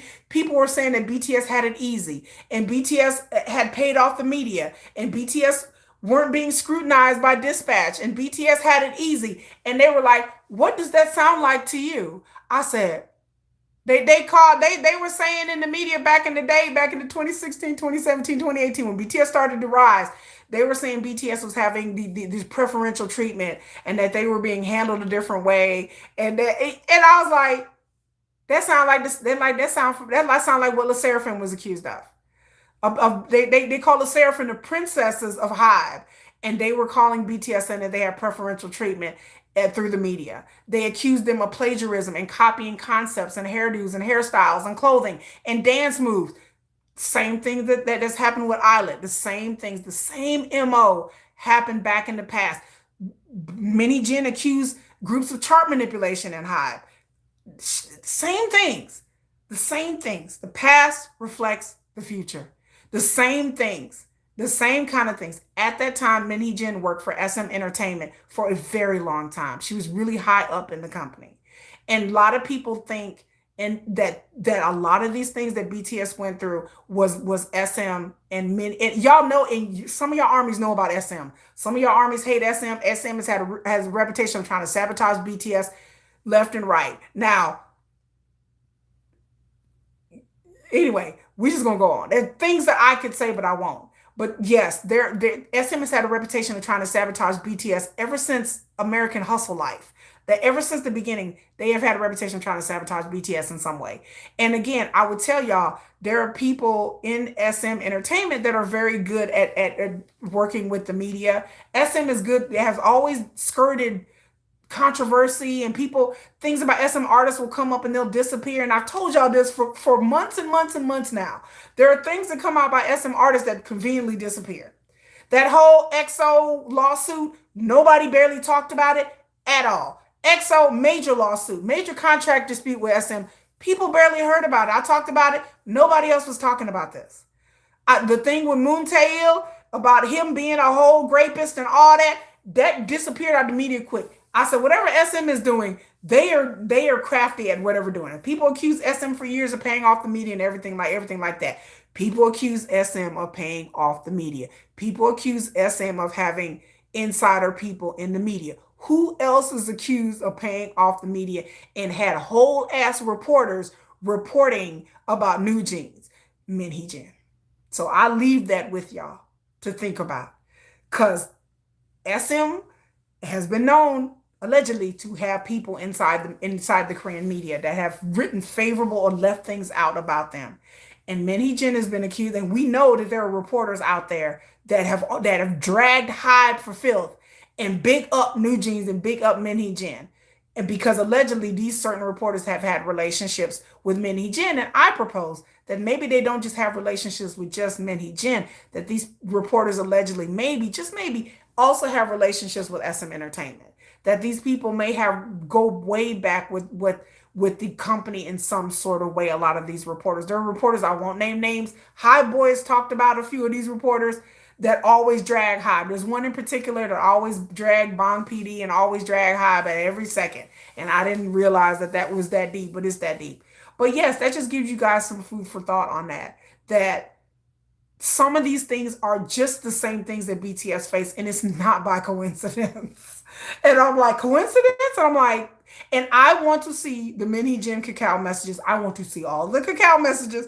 I've heard rumors about what's in these cacao messages, that Minhee was out here dragging everybody for filth. Honey, I'm just gonna let you know. They said I want these cacao messages to be released, because these cacao messages apparently do not put Minhee in a good light. But I'm just letting y'all know that some of these things, people are pointing out things that these are parallel. That some of these things sounds like some of the things that happened to BTS, and that people always suspected that there was other agencies or agency putting BTS in these situations and setting them up and dragging them for filth, honey. So yeah, Minhee said Bang basically stole her ideas and used it for BTS. Yeah, she did.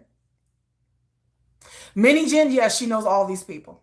Yes, and that's because she worked at SM for so long. And SM really has a deep history with the Korean media, and they have a really deep relationships with people in the industry on different levels. And I think Minhee learned how to play the game by working at SM. I think she learned how to play the game. And because I said SM is masterful at it. They are that Moon Tae-il thing, y'all don't get me started. I went in about the Moon Tae-il thing over and over again. I said, how does this man be part of NCT 127, a huge group in South Korea? How did this man go before the police, and he did not have to do a police line? He didn't have to show up and be photography like Yoongi did. Yoongi had to do all of that. Suga had to do all of that. Moon Tae-il did none of that. How is that possible? How is that possible? There's one standard for Suga, who didn't hurt nobody, who didn't grape nobody, nothing. How is there one standard for him? But then Moon Tae-il was convicted and went to trial. I came on here and talked about the trial. Y'all didn't even know the trial was going on. I was like, y'all hear about the Moon Tae-il trial? Y'all was like, oh, is that going on? It barely made the Korean media. People barely talked about it on social media. I was one of the few people that were talking about the Moon Tae-il trial, because people had totally forgot about it. Moon Tae-il happened August 16th.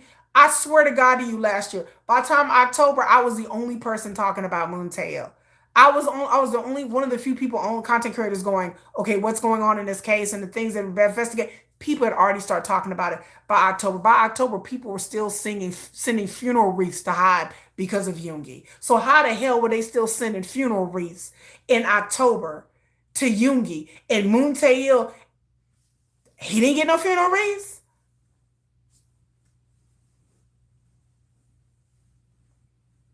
This is the type of things that drive me nuts. So that's drove me absolutely. And I was like, I told y'all before, I don't know what SM is doing, but whatever they doing it right. Because they whole Moon Tail thing, NCT 127 got a new album coming out. They going on tour. They did a fan meet, and everybody just pretend like Moon Tail don't even exist.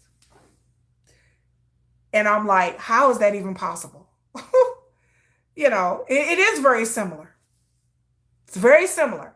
And like I said SM are masters of the game because everything that they do, you never hear anything, and things will be in the media and then gone. I'm like, well, where happened? Oh, gone.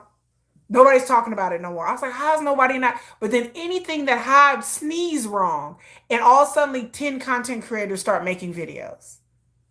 It's thousands of articles about Yoongi, thousands of articles about Bang PD and the IPO thing. I told you I wouldn't be surprised if the IPO cases dropped within the next couple of months. I don't know if that, I said I'd be surprised if that wasn't dropped. If y'all see that the Bang PD IPO thing, the cases dropped, or they say insufficient evidence or everything, y'all heard it from me first, because I'm telling y'all. And it will be really suspicious if all of a sudden they're like, oh, well, we investigated. And because the Bang PD IPO thing, they are dragging their feet with the investigation. They've been dragging their feet. I was supposed to bring that up last week. But again, I wouldn't be surprised, y'all, if this IPO thing just quietly dissolves into nothing. And then y'all gonna be like, well, what was that all about? Now since NewJeans back, all suddenly, oh, IPO thing, yeah, well, we don't have enough evidence to really try Bang PD, and we really, I wouldn't be surprised if that happens. And if that does happen, then we all know that it really was a setup. But like I said, some of these things are just questions that I have that are not adding up right. And some of these things you go back in the past and you see like, oh, like this happened to BTS too. And you're like, wait a minute. These are the same tricks and stunts and pussy pops and flips and pussy pops that has been done to BTS. And other groups as well, not just BTS, but other groups as well have faced the wrath of being questioned and called out for certain things. They're not the only ones, but I'm just telling about me as an army. That's what I'm telling you. It looking like a setup. Yeah, Mini-Gen is smart. Like as the court cases unravel, as we see what's going on with Source Music and B-Lift Lab, we are really starting to really see how deep this rabbit hole goes, and how 3 steps ahead she was ahead of Hybe. And I'm still mad at Hybe. I'm still mad at Hybe about that. I'm still mad at Hybe for not doing enough. And again, wait for it, y'all. Y'all are going to see how deep this goes. And I promise you, y'all will be disturbed. Y'all will see how deep this goes with Hybe. And y'all are going to, I'm telling y'all again, y'all are going to start looking at Hybe with a side eye, honey. You're going to be looking at Hybe like, what the hell are y'all doing? And then once people start looking at Hybe sideways, people are going to start getting scared for BTS. I'm telling you. Because and people are justifiable or not, I don't think Hybe would ever screw over, Big Hit would ever screw over Hybe. I mean, Hybe would ever screw over BTS or anything like that. I don't think that they would do it, or mishandle or mismanage them. I don't think that they would do it, at least not on purpose. But once we see this thing, then the other groups, I'm just going to be looking at them like, okay, y'all safe, y'all good? Because, honey, I think it's going to be revealed that Hybe made a lot of mistakes with this Mini-Gen thing. And y'all are going to be kind of surprised, like, y'all didn't see this? What happened? Like, why didn't y'all do this? Why didn't y'all do that? Why didn't y'all are gonna start asking questions like, why didn't they do certain things? Because again, the things that I've heard, I ask the same things and nobody can answer it. They just like, we heard this and this and this, and I'm like, why? And they like, I don't know. So no, I don't really have the answers. I don't think we'll ever have the answers unless you work at Hybe or something, unless they change their company structure. But if they plan to open a division in India, and they're opening one in Mexico and Japan and everything, I'm just like, I hope with this ADOR thing that Hybe the ADOR is going to do right. But again, like I said, I'm scared. Because I don't know. I would make them sign a bunch of agreements. And I'm going to do a video in the future about the 10 things that I want from NewJeans, that I want to see from NewJeans. But wait for the video on Monday where I talk more about Islet and Mini-Gen and what went on and the questions that I have, because it's a doozy. So we're gonna move on. This live stream is gonna be long, but anyway, so we're gonna talk about Yeonjun. So if you guys not heard the member TXT, oh, anyway, sorry, I got a text message. If you guys noticed that the member TXT Yeonjun, he did a song with Danielle from Cat's Eye, which I support Cat's Eye.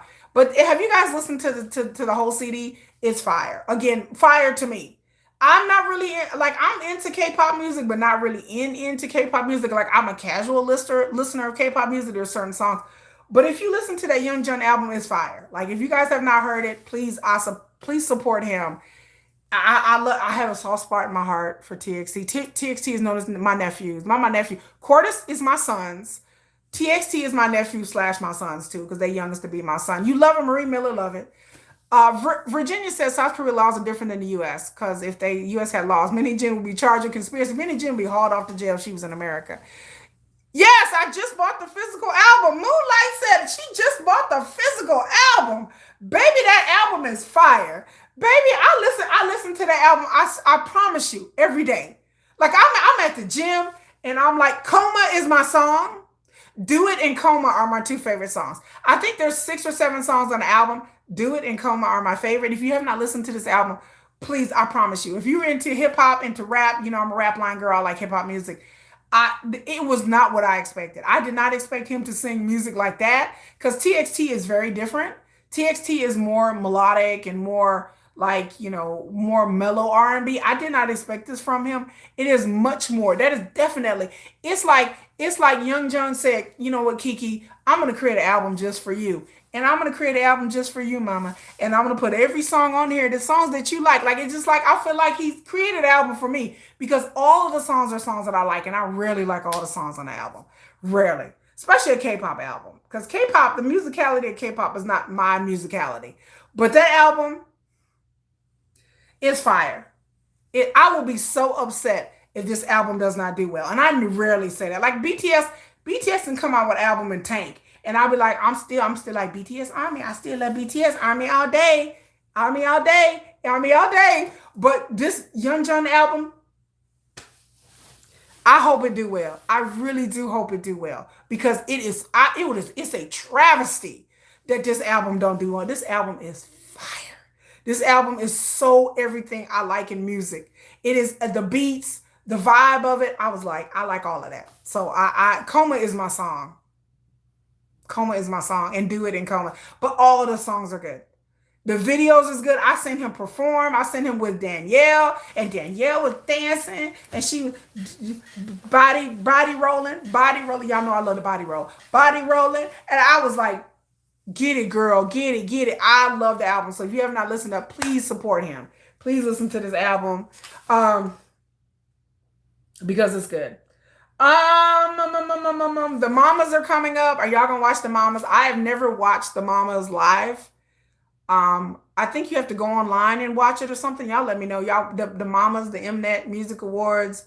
I don't know if J-Hope gonna be there. Is Jen and J-Hope gonna be there? He's your bias in TXT. Subin is my bias. I'm wondering if each member will have that opportunity. I hope every member, hello Ava, I hope every member of TXT has that opportunity to come out with a solo with the type of music that they like. You can tell, because I watched the listening party, you can tell the Young Jung, he loved that album. He was singing along to it, bopping around to it. So I don't know if he had a lot of input in the album. I heard that he did. And if he did, it's fire. Like, I don't know who wrote these damn songs, but I was like, whoever wrote these songs, whoever did this production and this producing of that song is fire. It is fire. For a solo, it is fire. It is much different than anything. Than when he came out and did that that gum song or whatever, I was not into it. It was a no for me, honey. It was a no for me. When he did gum and whatever, I was like, eh. But this album, this is different than gum. Gum was just not, I listened to it a few times and was like, that's not my thing. But yes, Yeonjung or TXT, please. You heard Taeyang and Big O for the first time this week. I'm discovering new K-pop artists and I love it. Oh, I'm glad you love it. Y'all also support, hello, Awa Martin. Y'all also support X Love. X Love it has a comeback. I like X Love. Y'all know I like X Love even when when they were first last year, a group came out called X Love. Somebody in some subscriber came to my live stream and was like, "Girl, you need to listen to X Love." And I said, "Who?" They had just came out. They just debuted. And to whoever that subscriber was, I would like to thank that person because I'll say, "Oh, I'll check them out." And y'all recommend groups to me. I do go and check them out. And X Love, I fell in love with X Love. Period. Like they had songs that charted really high in South Korea. They are on tour like in Europe and Madrid and Spain. They have hit the ground running, and I'm so proud of them. And I like their music. Their music is much more R&B, like R&B kind of music, and I like that kind of hard hitting kind of soul R&B kind of thing. So I love it. But yes, Big Ocean, Taeyang, and Big Ocean. I'll go look at it. Any type of group y'all recommend me. I'm always on the look. I know XG is fixing to do a comeback. I love XG. Y'all know I love Young Posse got a new song out that I like. I love Young Posse. I love XG. I don't like girl groups, but I like those two. Blackpink is still on tour.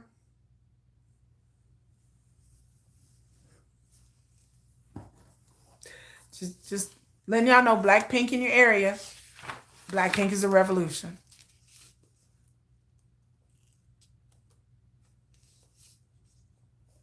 Anyway, so the Mnets is coming out, and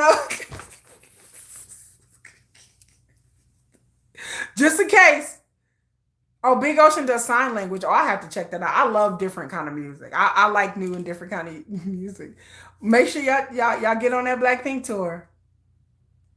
I'm going to see Twice in January. Yes, I wanted to go see Card because Card is one of my other favorite groups. It's a co-ed group, and Big Matthew of Card, who's very talented. He has a new album out, a new song out and everything. But yes, I'm going to see Twice. I don't know not one damn Twice song. Not one.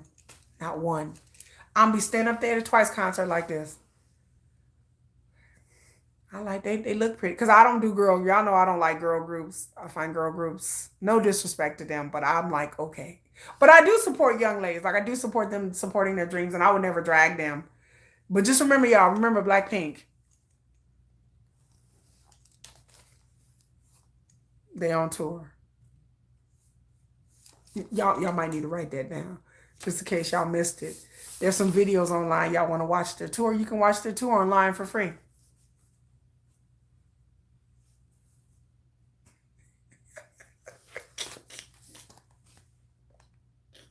Big Ocean is the first K-pop deaf group. Oh, I gotta look them up. I wish I had my TV on. My TV turned.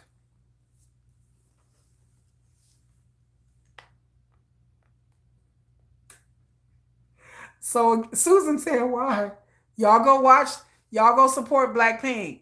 You can watch their tour on free on YouTube,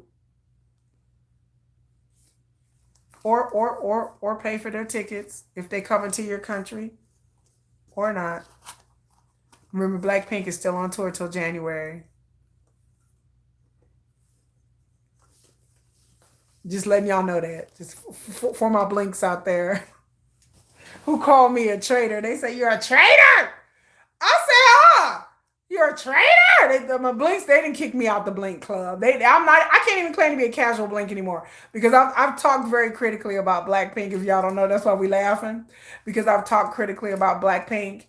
They do have an album coming out sometime. I don't know when. And then YG has a new girl group coming out, and they're getting close to debut, by the way, y'all who follow YG. YG has a 4-member girl group. They're really young, and they are coming out. They are being close to, they're training and rehearsing. They're being close to coming out with their first single, hopefully by the beginning of next year. She said that's her wash her hair night. She said she ain't got time to be looking at. Okay. Y'all Jennifer be going in on Blackpink so bad. She'd be like, girl, why? I'm just letting y'all know, just for the blinks and get off me. Cause they be acting like I be having it out for Blackpink. I don't. I like Blackpink and I want them to do better. I'm just reminding y'all that their tour is still going. Just in case y'all didn't know, because sometimes y'all be acting like y'all don't know. Y'all be like, what? What tour? Some of y'all was like, what tour? I was like, y'all, what? They're like, what tour? I was like, baby, oh, they on tour? Still? Like, yeah. I mean, they doing other stuff in between then, y'all. Like, they doing other shit. Okay.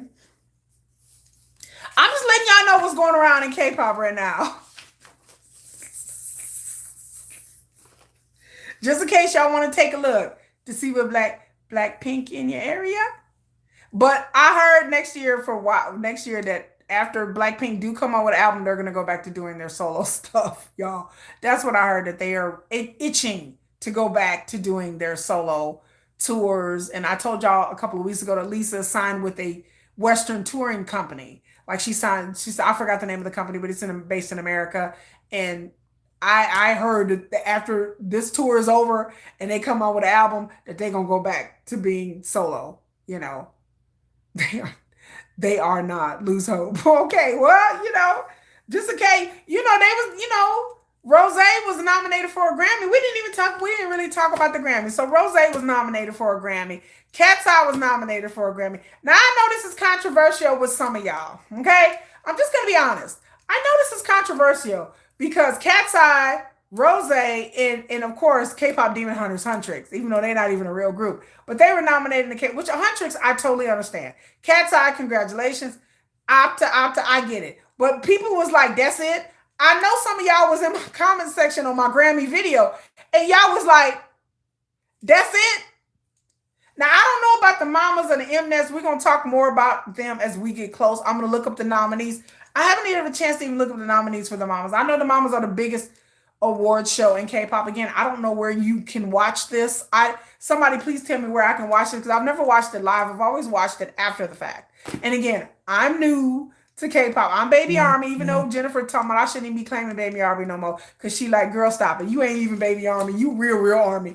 But I'm just saying that I have not really been into the award shows. I'm not even to the American award shows. So I need information as to where to watch the Mamas or the Mnet. So if you guys know where I can watch it for free. I ain't trying to pay for this shit. For free. But I know that they do put it on YouTube. I always watch it after the fact. But this year, I want to kind of come on and watch it live with you guys. I want to watch it live. I don't want to watch it after the fact. So I'm just letting y'all know that I'm trying to watch it live on a live stream. And we're going to try to watch it together. And I will tell y'all what I think live. So that's why I'm asking.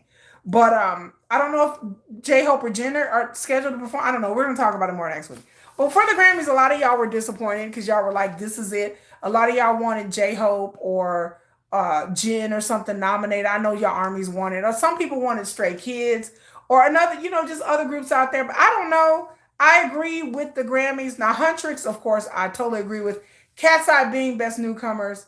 Tell her, Jennifer. Cat's Eye, I agree with.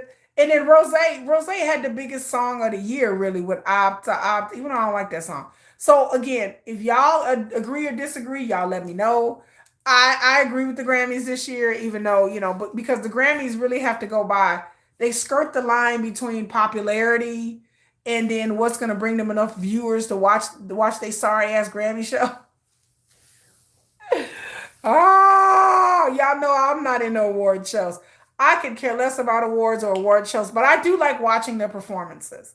But I don't put too much weight on the Grammy. But I know in the industry, I know in the industry it is a big deal. Jin, RMV, J-Hope, are they nominated for Grammys? Or nominated for Mnet? I wonder if they gonna show up though. Are they gonna show up? J-Hope should win. When it comes to the K-pop space, J-Hope should win. He deserves to be nominated. J-Hope should win. But again, I'm biased. I can't really. Stray Kids should win something. AT should win for sure, because AT's was on top of the charts over and over and over again. You haven't watched the Mama since J-Hope went last time. You know what, SK? Get out here. Go on. I've watched bits and clips of the Mamas. I watched there's a video that has like all the BTS Mamas performances, and I watched that. Does that count? Y'all know that shit count. Don't play with me. Just tell me, Kiki, it counts. Just say it with me. Yes, girl, it counts. Because I have not watched. I watch all the BTS performances of the Mamas since like 2013. There's a whole 3 hour, 4 hour compilation video that I fall asleep to every other night. Maybe I'm just outing myself right now, but it's just true. Y'all know how much I love my BTS videos. I watch ATE's mamas too, but you ain't seen. Wait a minute, I've seen it through Mnet has a K-pop channel on YouTube. Then I think you watched it either on the app or YouTube. Jay's my boy. Baby, if J-Hope don't win, that's a travesty. J-Hope should win. Oh, Mnet has I think I'm subscribed. No, I'm not subscribed. Okay, well, I gotta subscribe to it because I want to watch it live as it airs. I want to watch, and then I went online and was looking to see it. I think that you have to register or do some other shit, and I was like, oh Lord, here we go. So I don't know. I will subscribe to the Mnet. SK said she ain't watched that in a hot minute. So she like since J-Hope was on there last time. Again, I've never watched one all the way through. I've just watched clips of whatever group. Don't get so defensive. You know what? I'm not defensive. I just be like, I don't really be caring. But this year I'm gonna watch it. I don't really be caring about them Mnets. I'm gonna watch that 4 hour. Oh no, Ice Queen says she watched when Big Bang. When you talking about the Big Bang reunion? I watched the clip of the Big Bang reunion. Big Bang coming to Coachella, but they ain't got T.O.P. with. T.O.P. is supposed to be coming out with an album. I don't know when. They said it was supposed to be in October, but October came and went, so I don't know. I don't know if it's next October. I don't know what's going on. So I don't know when T.O.P. is supposed to come out with an album, y'all. That's another thing I'm going to talk about. But I will watch the Mnets. We will watch the mamas together. I will come on here live, and I will come on here, and we will talk, and I will clown some of the people. And I always try to see what kind of outfits the people are wearing. Like, that's what I like. So I like that too. But we'll come on here and watch it. Also, I want to talk about the video that I posted about Hyuna. So Hyuna is a solo. She used to be part of a K-pop group, like a second generation or third generation female K-pop group, and she passed out on stage. Like, they have video. I posted video that they showed on Korea Now of her passing out on stage. So Hyuna, she has been a solo singer for quite a while. She was performing in Macau. She's on an Asian tour right now. She came out with an album, I think, like six months ago or so. She passed the F out. Like, you can watch the video online. Hyuna was on stage dancing. And when I say she passed out, she hit the ground hard. I mean, she passed out. Like, her dancers tried to wake her up, her backup dancers, and then security had to come and pick her up and carry her. And she was still like out, like limp. Like, fans were like, oh my God. And she was out. She was out cold. Like, didn't wake up out cold. Apparently, Hyuna lost 22 pounds in a month. 22 pounds. That is a lot of weight to lose. It's not like Hyuna was that big in the first place. Not like she weighed 200-300 pounds. So she lost a whole bunch of weight because people were online dragging her about her weight. So, of course, K-pop. K-Con official has had it too. Oh, okay. And so Hyuna passed out. So, some people have sparked videos of conversation about, idol weight loss. And I tell y'all, these idol diets is crazy. Y'all have heard things about idols eating like a cup of chicken and an apple a day to lose weight, about them drinking lots of caffeine to stay awake and stuff like that. And child, okay, I was gonna say something, but I'm gonna save that for my members, and I'm gonna post this as a members post when I get off this video. But yes, that was a scary video. I thought she was gone for this earth. But yes, but there are really crazy, unhealthy diets. We all know about it. And yes, if you drop weight that fast, it is very unhealthy. It is dangerous to drop 22 pounds in a month. That is dangerous. That's a lot of weight. Yeah, she apologized. Yes, she made a post apologizing, saying that she didn't mean to worry her fans. She's sorry she couldn't finish the show. Blah, blah, blah, blah, blah. She actually apologized to her fans for passing out. And she hit the ground hard. Like, I was like, Lord, I was like, oh, Jesus. And again, Hyuna has been full of controversy. She was supposed to get married to this dude that had connection to Burning Sun, and then apparently she didn't marry that dude, so they're not married. This is Hyuna, the female singer. And so she's been mired with her career, took a really big hit when she got with this dude that was connected to Burning Sun. And he wasn't never put in jail because of it or whatever.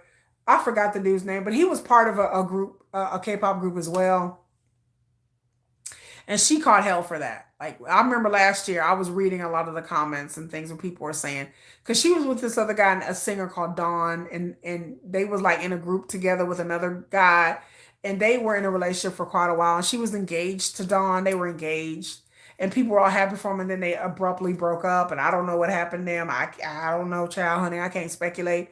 I don't know these people. And then they said that how did she ruin Dawn's career and life? That's what I've heard over and over again from a lot of people. But she got with this dude that had a connection to Burning Sun. And again, I got reiterate, this dude didn't go to jail. He was caught with some of the videos of the women too, but he had testified. And then once she got with this dude and she said she was going to marry this dude, they drug her for filth. But she ended up not marrying this guy. So she was supposed to marry this guy last year. And she didn't marry him, like not that I know of. So I don't know. But she said yes, people are accusing her of ruining Dawn's career and Dawn's life. I don't know if she just broke up with him for this other dude. I don't know if she was cheating on him with this other dude. I've heard all kinds of rumors, but I don't have anything against Hyuna. I'm not a fan of her. I remember her from the second generation. She was like, you had a reputation of being very sexy. She did a lot of sexy songs and a lot of very sexy kind of videos, like or K-pop. I'm sorry, K-pop sexy because child something else. But yeah, she did pass out, and again, like it just spotlights again these idols who lose weight very quickly. People have talked about JK's weight, how much weight he has lost, but he was doing promotions and advertisement for Calvin Klein, so he knew he had to be in like super duper shape for the camera because the camera puts on weight and all that kind of shit. So it's just part of being partial part of being in the industry. It started because she outed that they were in a relationship. Okay. Well, yeah, I don't blame her outing that they were in a relationship. I heard about that she did out them. She should have outed them. I think people kind of figured that they were in a relationship when they were in that group together. But I thought they made a cute couple, so I don't know what happened. But they were engaged, and people were happy for them when they did get engaged. So I don't know what happened to them.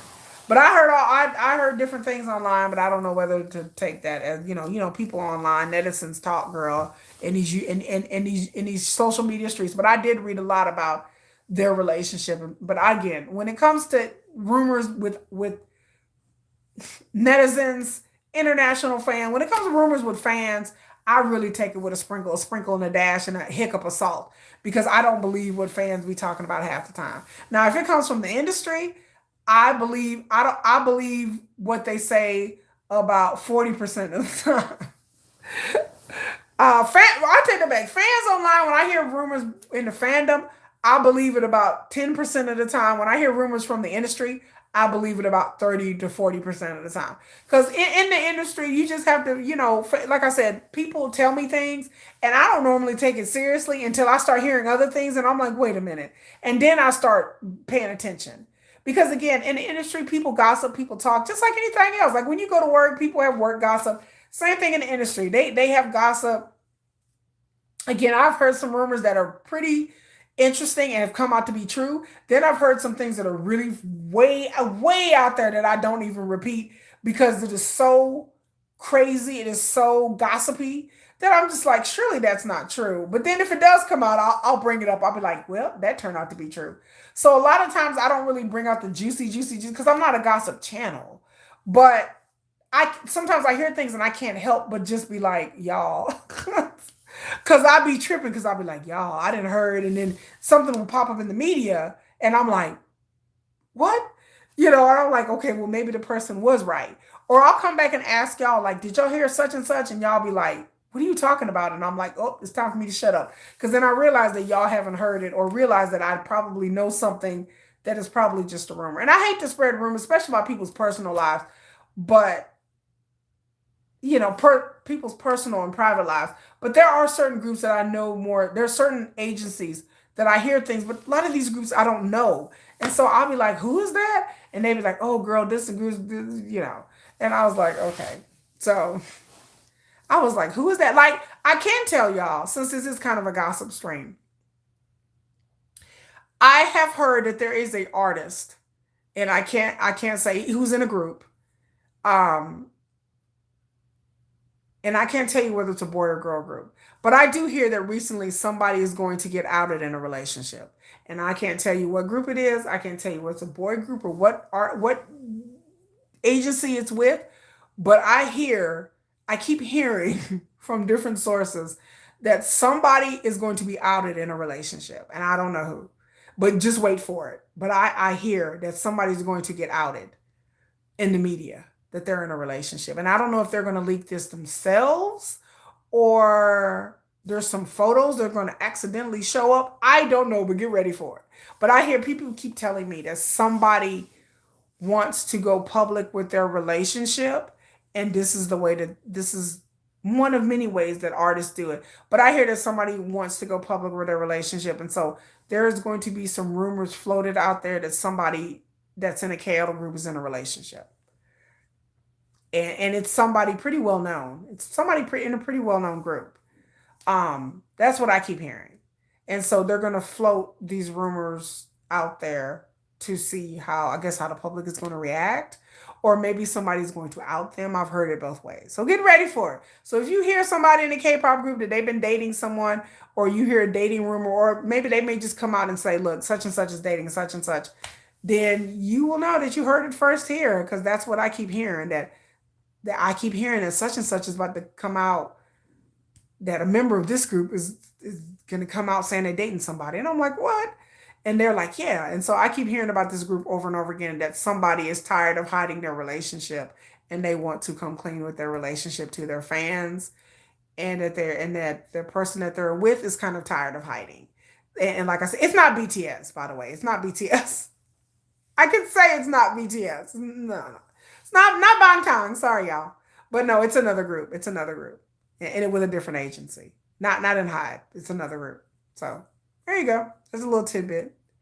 But yes, the industry would lie to protect their investments.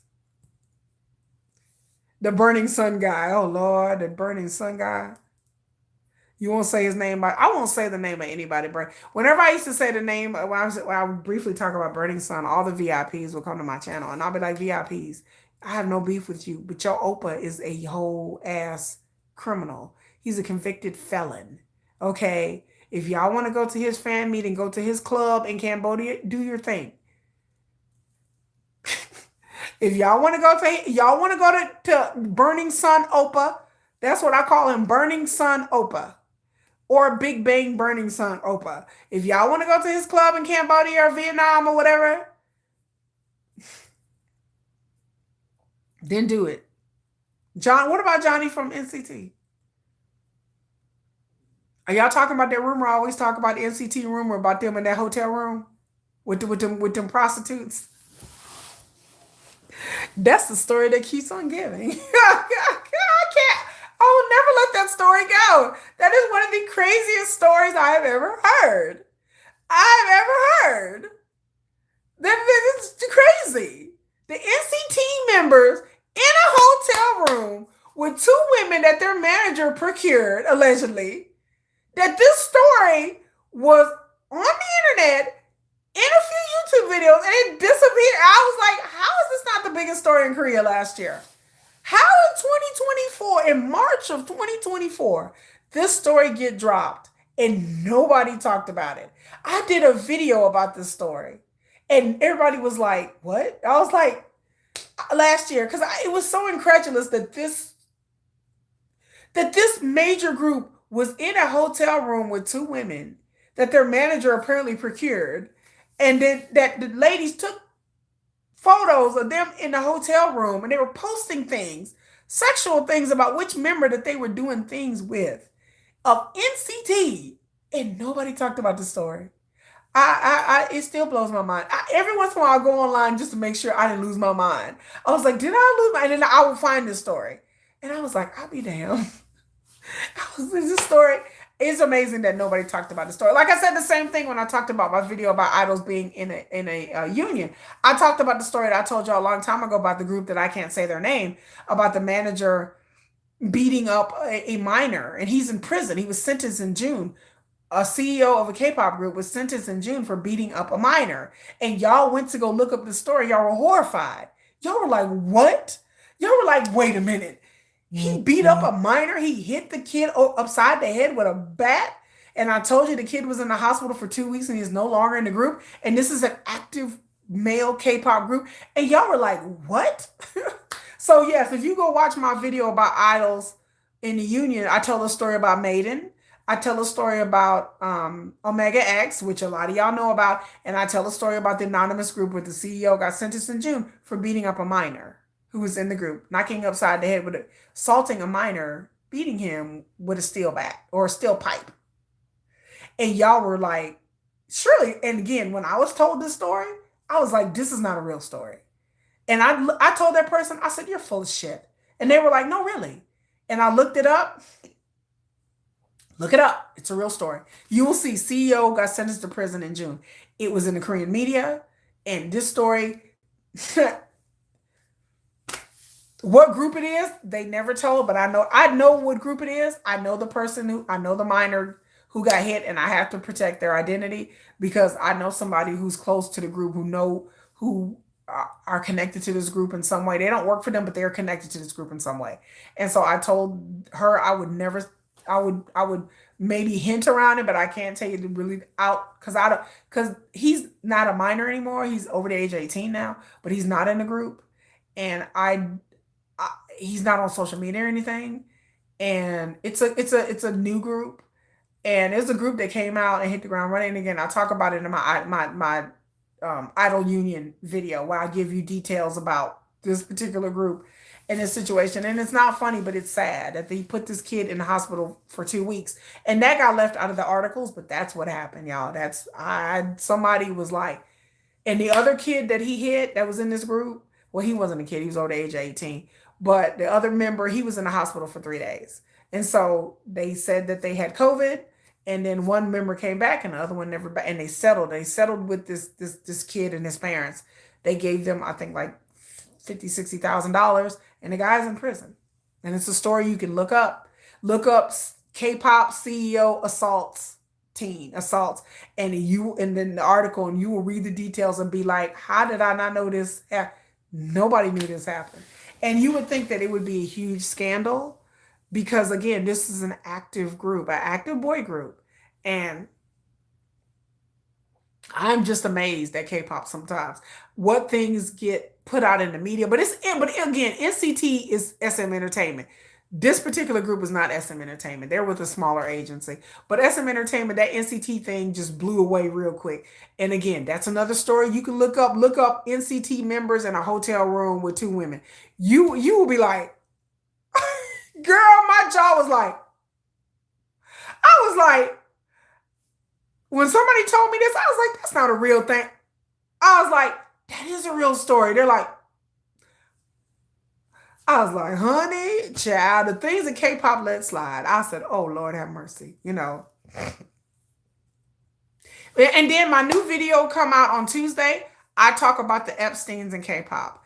I will tell y'all 3 stories. Three stories. For those of you who are my members, you already have access to the video, but the video drops on Tuesday. I know Shelling P, if she's still here, she watched the video and was like, what? I tell you 3 stories about the Epsteins in K-pop, about the elites, and these are personal, real stories. These are real stories that really happened to people, and you will be shocked. And I have more stories. I have people talk about they talking about Jeffrey Epstein here, Jeffrey Epstein. I said, honey, there are Jeffrey Epsteins everywhere. And I tell y'all stories, what happened to real people that I know of. Real stories, real talk. Okay, be right back, Ice Queen. Okay. And I tell y'all, so that video drops on Tuesday, you guys, and make sure you watch it. So the mini gen video I did about Islet will drop Monday. I still have to edit it tomorrow. I'm going to edit it. And then the video about the Epsteins and K-pop drops on Tuesday. And so I will tell y'all deeply, deeply personal story. Again, if you're squeamish, I tried to keep the details as sanitized as I could. I try not to tell any of the more deeply disturbing stories. So I try to start off you guys in this video telling you 3 stories that I can kind of like sanitize a bit. But there are other things that I know that people have told in the music industry that are very horrific. And there are things out there that are wild. I mean, I have wild stories. I have wild stories, victims, men and women. I people that have not things have not happened to them, but they have witnessed certain things, people that have been paid off.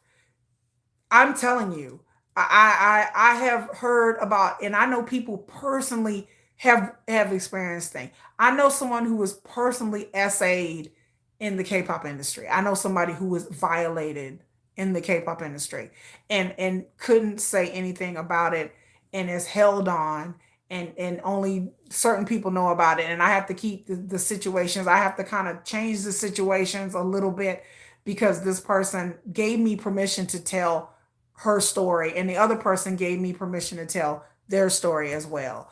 But I know people that have experienced, I know people who know other people that have experienced very real things with elites in South Korea.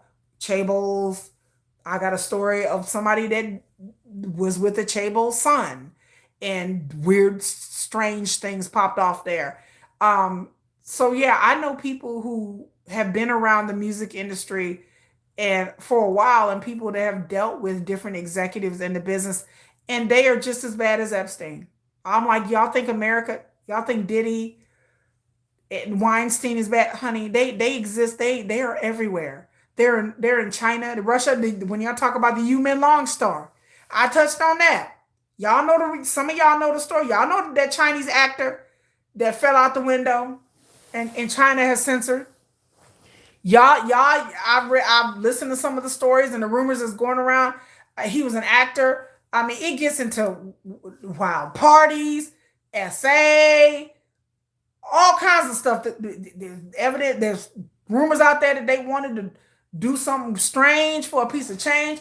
I listened to the videotapes. I had to stop because the story was disturbing me, like on a mental level, like it was breaking my heart. I mean, I was up crying. Like I listened to these tapes of him screaming and his dogs, and y'all know I was on here emotional. Child, I was up here almost crying. I said I had to leave that story alone because it was severely for me triggering certain things. And so, it was triggering certain things in me. And so, Sonia Robinson says she don't. Yes, watch my video on Tuesday. I will tell you a deeply some 3 disturbing stories and one story that will shock you. Like you will come back here next week and be like, wait, what? That will shock you. That will shock you. I get stuff like that, especially when animals affect me. And stuff like that affects me. And then once y'all watch the video on Tuesday, y'all will understand a lot more about me. Y'all will understand why things like that affects me a lot. So y'all will understand. Yes, they are all over the world. And they're in every walk of life. There's people who are not just the rich elites, but just business people, like every middle class people. The story, yeah, it's heartbreaking. Yeah, the human long story broke me up too, girl. I don't know what to think. I have to go and look up the updates because there's a lot of rumors, but there's some I like facts. So I'm not into rumors and stuff like that when I'm looking up stories. So I want just the facts. But there's so many wild, wacky rumors going around now. But when I looked up some of the facts of the case, no matter how you slice it, it's still tragic. I don't believe, honestly, that this man fell out the window. I don't know if he was pushed out. I don't know if he was shoved out. I don't know if he was forced out. I don't know if he was trying to get away from somebody and he jumped out. That could have been, I don't know, but I don't think he was drunk and sleepy and just off to go lay down and then fell out this window that's about this wide and this high. I was like, how did he propel himself out the window? Again, I don't know if he was trying to get away from somebody and it felt like that was the only way. Maybe he felt like if I jump out the window and drop down, maybe I'll survive. I don't know. But all I know is that man did not fall out that window voluntarily. That's all I know. That's all I know. So that's all I know. But the Yumin Long story is very heartbreaking. If you have not watched that story, It is so disturbing. I had to back away, y'all. I'm just gonna be honest, y'all. I had to back off because it was affecting my sleep. It was affecting my sleep, y'all. Like I just, stuff like that affects me. Stuff like that breaks my heart. I believed it was a wild drug fueled party that got out of hand. It was something. I believe some people were using him. There's evidence that his name was on a lot of fake companies, and apparently they do this China to money laundering.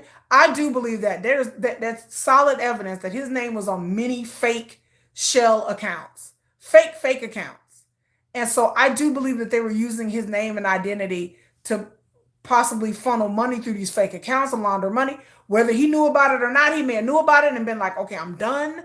I don't want to do this anymore. Or he may not have known about it and found out about it. Like, why y'all got my name on all these fake companies? He had all like dozens of companies that had his name on it, and then a lot of these companies were like ammunitions and chemicals. Like it was just weird. Like a lot of the things and the players, alleged people, players, it's just weird. It has to do a lot with money laundering and shell accounts, and there are people that work at positions where they're making millions of dollars a year, but then there's like 10 employees there, and I'm like, how are you making millions of dollars a year running a company? You 25 years old and you're head of like a power company and you're 25. Wait a minute, what? Like I'm like, okay, like there's just some shenanigans going around.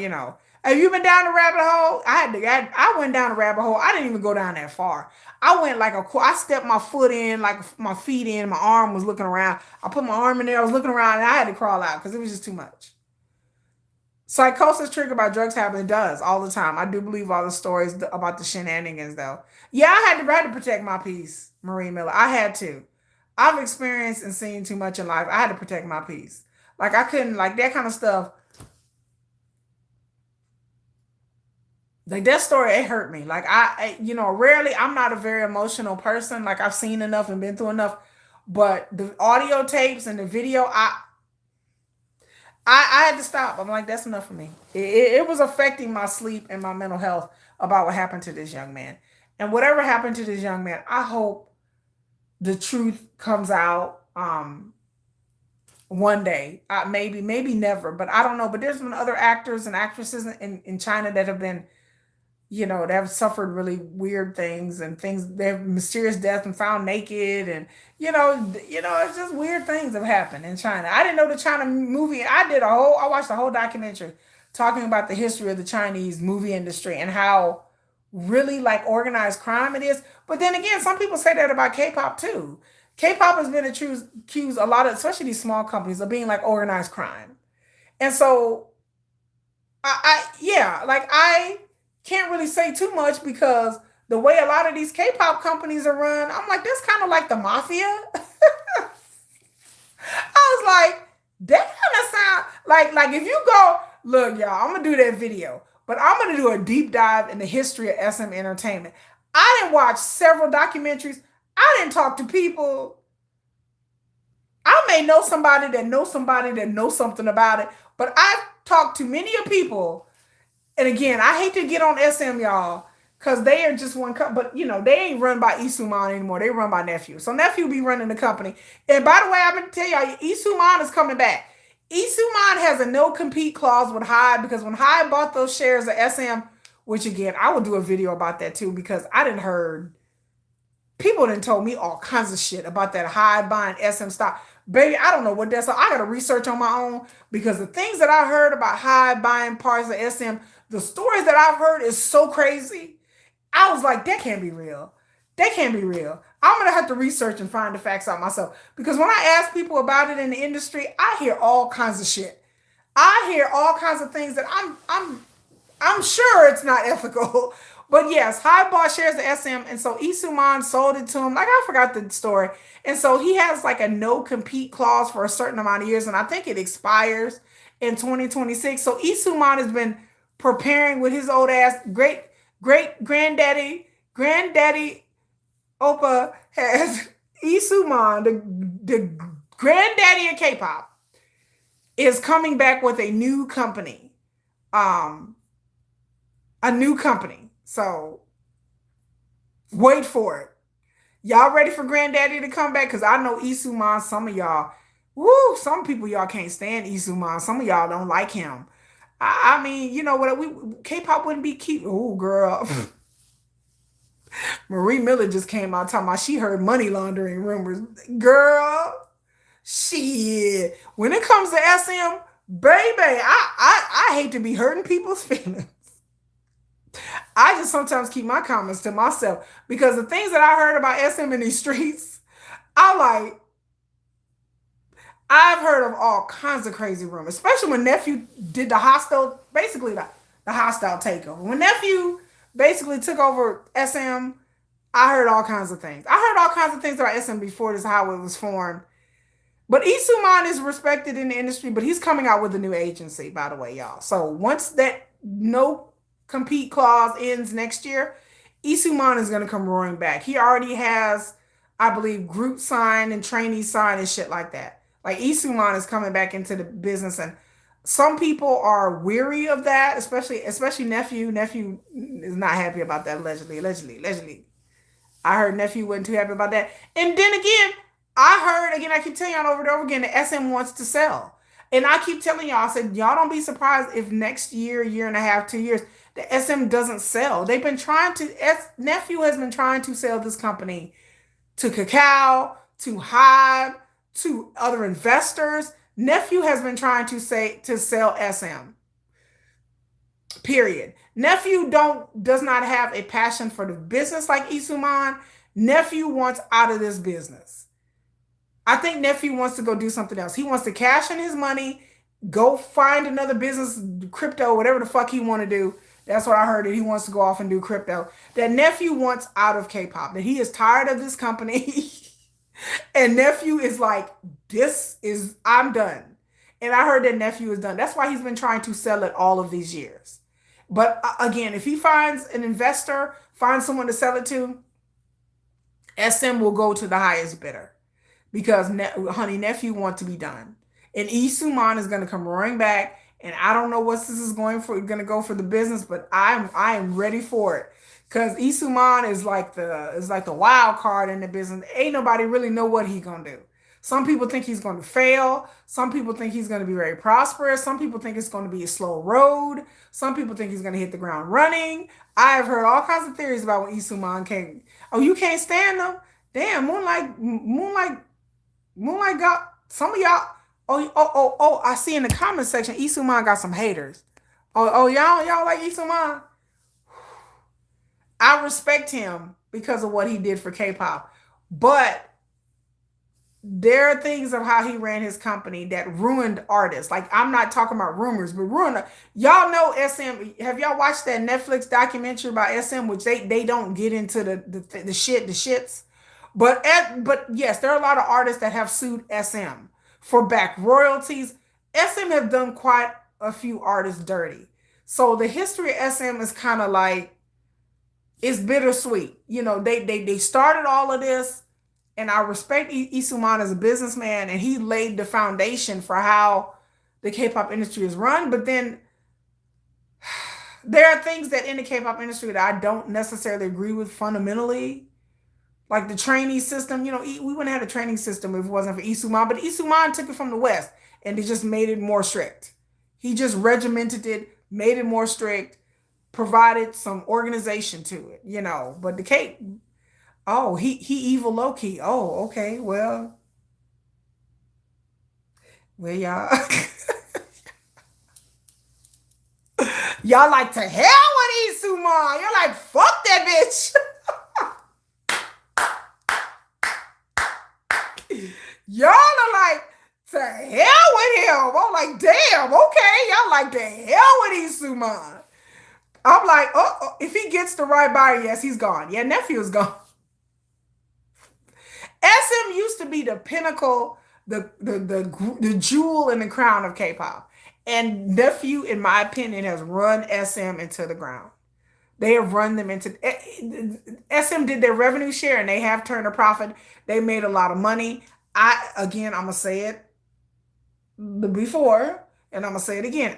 They made a lot of money through album sales and stuff like that. And I'm still like, where I'm still looking to see, do they have anything tangible to show for that money that they made? Because I don't know. I was like, oh, SM turned a big profit. I'm like, so I'm asking where the money at? Where are their investments at? Hello, Stray Kids. Hello, Stays. Who is my bias? I'm BTS Army, and my bias is Sugar. But I went to Stray Kids concert and loved it. I have respect for all my stays. I have a lot of stays on this channel, but I you know what? I just Isuman, he started everything, but girl, I don't know what's gonna happen. He is the wild card, but I understand that he has a lot of enemies. Isuman has a lot of detractions, a lot of enemies, and again, a lot of artists did sue SM. But girl, SM made a lot of money this quarter, but I'm just like, where? I don't see it. aespa should be bigger than they are. All of these artists, SM is like, we're just gonna stick to the Korean markets. They're just gonna stick to the Asian markets, and that's fine. Do y'all know SM has a whole bunch of trainees? Do y'all know that they have like a whole bunch of trainees? Like I didn't know that until recently. That SM has a whole bunch of trainees that they've had as for years that they have not done nothing with. And I'm like, okay, how long are they gonna be trainees before they debut? Y'all got a whole like shitload of trainees, male and female, that they had that are been working for SM for years. And they have not done nothing with. They'll get up there and perform during SM Town. They will SM Town is again, I think SM Town is in November or December. So I don't know. SM Town is a big convention, a big concert that SM puts on with all their artists. All of their artists should be bigger than they should be. NCT Dream, aespa, all these artists top the charts in South Korea, but SM attention has never been the international markets, and that's good, I guess. But they made a lot of money through album sales and merchandise. They made a profit. But I'm like, where I don't see really where they're putting a lot of money in their artists. I know EXO is supposed to have a big comeback next year, and I understand that. But when I look at SM, I don't see just the oomph that a lot of other artists have. Like JYP artists are much more polished to me. Their videos are much more polished. Their music is a bit more polished. Hybe, for everybody can see, Hybe is very polished. Hello, Ileana. But I just don't see where SM is taking their money and really investing in their artists. And people, and I'm not the only person that said, other people have said this too. Minnie Jin need to go back to where she came from. Right? She need to go back to SM. Like, girl, maybe she now SM, honey, believe me, they don't want her back. Trust me. Minnie Jin ruffled a lot of feathers and burned a lot of bridges at SM, but that's neither here nor there. But I'm just gonna let you know that I told y'all before that Hybe should have asked previous employees at SM what they thought about Minnie Jin, because if they would have asked the other executives, they would have got a pretty good, accurate representation of Minnie Jin, and that's all I can say about that. Because Minnie Jin has burned bridges. She has burned some bridges. She still has friends at SM. She still has people in the industry she cool with, but there are certain people in the industry that she has rubbed the wrong way, allegedly, according to what I know. There are people in the industry at SM that was trying to get rid of her then and don't want her back. They were trying to get rid of her then, and when she was gone, they was like, ding dong, the witch is dead. They were happy that she was gone. So she rubbed people the wrong way. She tried to pull the same shit she pulled at Hybe, apparently. And SM was like, nah. And SM put a clamp on her. They put a lot of restrictions on their executives. I can't sit there and say about SM allegedly. SM with their executives, they don't play. There is no backbiting. There is no they snip that in the bud pretty quickly. From what I know at SM, from what I heard allegedly, from what I've heard in the industry, is that SM don't play that. They clamp their, at least, before nephew started running things. But when Isuman was there, he didn't play all that. He kind of kept Minnie Jin in a cage. Like, you're not gonna do. He didn't let her just run amok. he kind of like, no, we're not. You have some, you're a creative director and you're great and you're good and everything like that, but she wanted more and more power, and they were like, this is, and Minnie didn't realize she can only go so far at SM. Let me put it that way. Let me put it that way. Let me judiciously put it this way. Minhee Jin, in my opinion, allegedly, speculation, she wanted to go up further at SM, and SM was like, no. That she wanted to have her own division, she wanted to do other things, and they were like, no, you can be creative director, you can be an executive, that's fine. But you actually going off and doing all the sitting on the board of directors and all, they was like, yeah, that's cool, but we're not gonna let you just take over and run your own division and do your.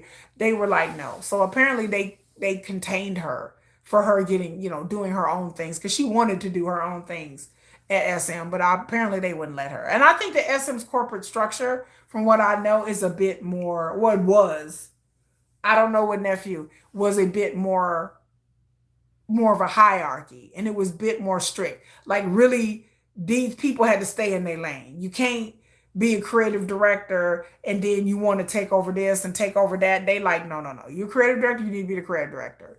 You on the board, you need to sit on the board. You on the board, you have a role. Everybody on the board has a role. And Minnie Jin had a role. And in SM, you have a role and you stay in your lane. And once you start trying to step outside your role or ruffle feathers with other executives, I believe from what I learned about SM, they come in there and they snatch you up real quick. They like, no, I need you to stay in your lane. This is your job. This is your purview. Stay in your fucking lane. Don't try to wander here and there. And I feel like Hybe again is much more loosey goosey.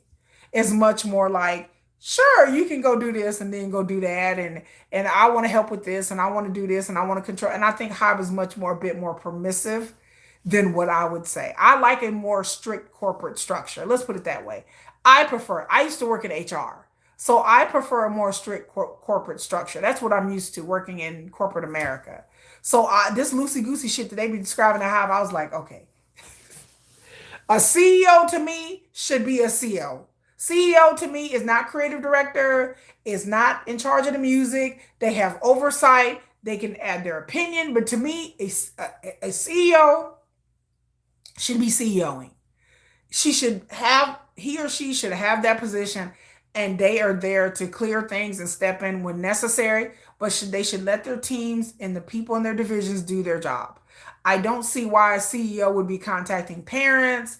I don't see why a CEO should be, involved with legal. I don't see, unless there's something going on. I don't see why the CEO would be trying to pull up records. Like, these are things that like normal CEOs in the industry don't really tamper with or mess with. You have a deputy underneath you and people, an executive board, they can do certain things. You're the CEO.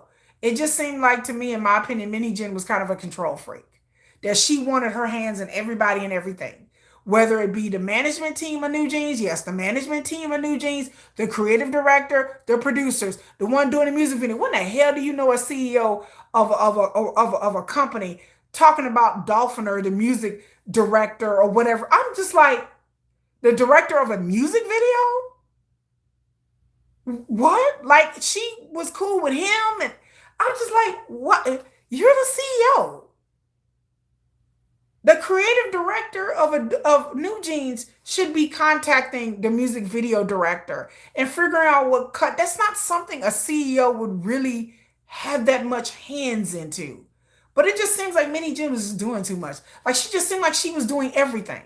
That she was setting up her label and setting up a door, and I'm like, but you have a whole staff of people, girl. So why? She just seemed like she is kind of like, to me, a control freak.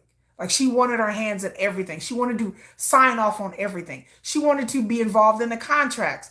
Okay, like, you do the final say so. She wanted to have to be involved in the final say so of the contract, the signing of the contracts, the branding deals, and these are things that a CEO don't normally have control over. These are things that you may oversee, but to pick out brands and okay, honey, it's not really what was gone. You know, yeah, they shut that down in SM. They was like, yeah. I believe that the shaman was MG upper hand because she needed to be the one on top. Yes, in Mini Jen, I felt like she wanted to be one on top, and she tried to pull that shit at SM, and SM was like, "I need you to stay in your lane." And then she realized she needed to go somewhere else. And so in 2019, she went to Hybe. She was courted by Hybe. She got into good graces of Bang PD. She got into good graces with other executives. She had a good track record at SM. I'm not denying that. And she's talented. But I don't think they knew the other side of the other things that what her aspirations to run her own company was. And I don't think they knew like how ambitious she really was. And it bit them in the ass. But again, there's going to be more things that are come, more updates and come out on this week. And like I said, I'm going to do a deep dive about Source Music and any kind of updates. Y'all make sure you subscribe to my channel so you know what's going on. Make sure you become a member. I'm up to 5 members now, 5 members. I'm going to release more gossip and tea. I got something coming on, more gossip and tea coming up this week. I got some other things. I need to catch up on. Also, for those of you who understand that I write Wattpad. I have a whole BTS fan fiction on Wattpad. Wattpad is an app, a writer's app. If you don't know what it is, I have a whole book on Wattpad. Wattpad is free. It's a free app. You can download it, register. I'm Nomadic Kitty FF. Nomadic Kitty, F is in Frank, F is in Frank. Nomadic Kitties, FF stands for fan fiction. So I'm Nomadic Kitty FF on Wattpad. I have a whole Jungi based, very realistic fan fiction is where I put a lot of my industry insider tea, a lot in my stories. I put a lot of it in my fan fiction. And I have another book coming out around Thanksgiving when I have more time. So I don't know if I'm thinking about releasing it on Substack. I don't know if I'm going to keep on with Wattpad. I have to make that decision. Substack, I have to set Substack up, and it's a lot, child. But Substack, I would start charging people, but so I don't know whether I should start charging people. I don't know. So we'll figure it out. But on Wattpad, I have 20,000 subscribers. I have 20,000 readers. I have loyal subscribers. Some of my subscribers on my YouTube channel came from Wattpad. They came on over to my channel because I mentioned my channel on Wattpad. And the story is very realistic. I had people emailing me, telling me that they swear up and down that Yoongi has a sweet secret wife. I promise you, not that I know. Let me put a disclaimer out there. I do not know if Yoongi has a secret wife. But people emailed me saying they know that I am keeping secrets about BTS. I don't know any secrets like that about BTS. I promise you. Because some of y'all believe that this is real. Some of y'all are like, I know this is a real person. And I'm like, I promise you, Key doesn't exist. I promise you she doesn't exist. Not in that form. Again, that's my disclaimer. I don't know if BTS members... Child, they be grilling me. They be sending me email. The armies be mad at me, girl. They was like, why are you telling Yoongi's business? I'm like, I said, this is fan fiction. It's not real, y'all. But bye, Ice Queen. Good night. I'm fixing to leave up out of here. But, make sure you like, share, subscribe. But yes, read my fan fiction. It is real and will have you second guessing some things in your life. I promise you, I had people reading and they like, wait, wait, what? I'm like, yeah. So I craft real timelines and real fiction according to real events in BTS's timeline. But I promise you, these are the people that I make up. Mindy and Key and other people are fictional people. But the second book is called Secrets and Lies. And so the second book is going to be the continuation after Yoongi is gone off to the military.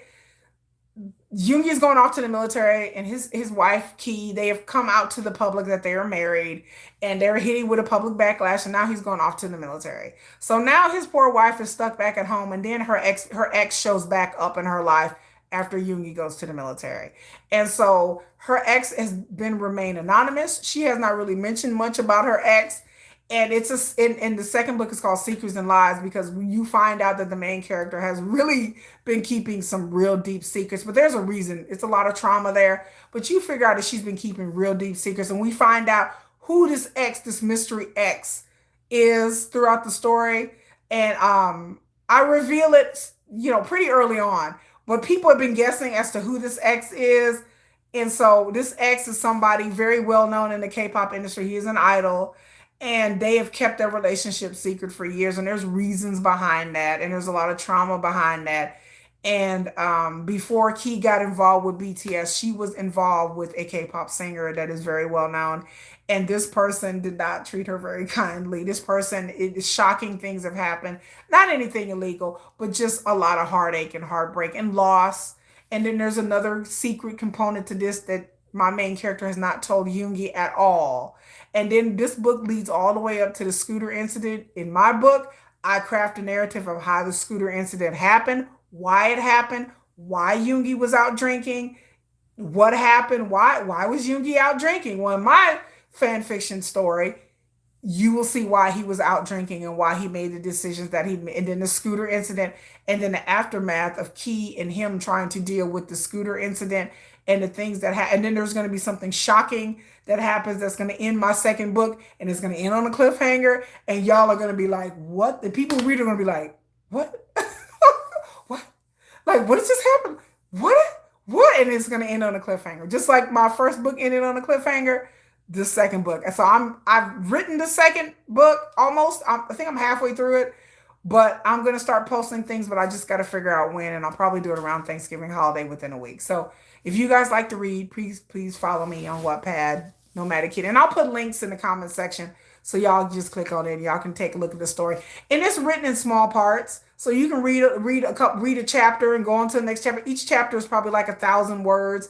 So people like it because they can read a chapter and then come back and read a second chapter. I try to keep the chapters 1,000 words or less, 700 to 1,000 words. So you're reading like little, little small chapters, not long, overly long chapters. So you can read it while you're, scrolling, or you're doom scrolling, or while you're waiting, at picking up your kids or something. You can just read a chapter real quick and then come back to it and be like, oh my God, and then come back to it. So quick and short chapters is the easiest way. I like to keep the readers engaged, and so I don't overwhelm you guys with over like 3,000 word chapters. So you can read it, move on to the next one. Read it. So it's a fast moving kind of situation. And again, I got into fan fiction by accident.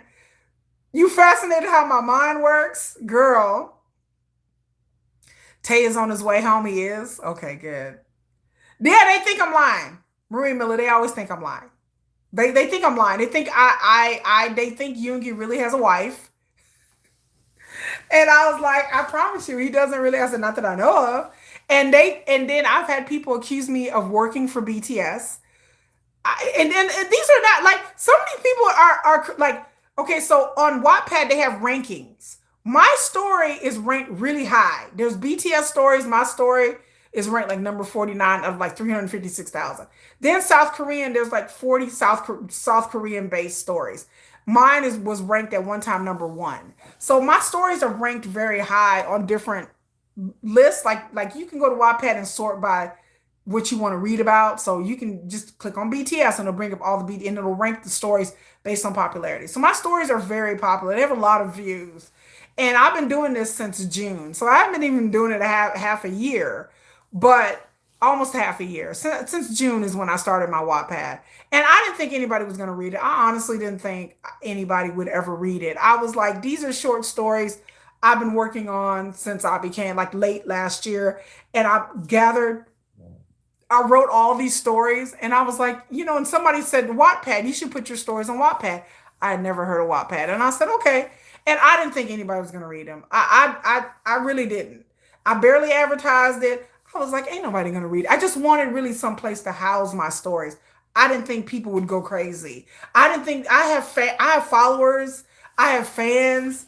I have people that are really wholly invested in my main character, that love my main character. My main character has been through it, honey. You'll see all the things she's been through it in the business, being a woman, being a black woman, is a Korean speaking black woman. People identify with that. People identify her being a Westerner in Korea and the pitfalls that she has to go through. And it's just getting started in book 1. And so people love Mindy. Mindy, her best friend, you will really see her and Mindy's relationship. Mindy is really based on Jennifer. There's a lot of Jennifer and Mindy. But Mindy is Key's best friend. And Mindy is Korean. And they're like sisters. And it's a lot of Jennifer and Mindy. I patterned Mindy after Jennifer all the way. Her reactions, her attitudes, her the way she talked is very Jennifer. It's Jennifer all the way, like Mindy. But you'll see a lot of Mindy them keeping secrets that they don't want to. That Mindy knows where the bodies is buried, honey. Mindy is her business partner at her agency, and Mindy is her best friend, and they grew up together. And I'm gonna do a background story about her and Mindy growing up together in Houston.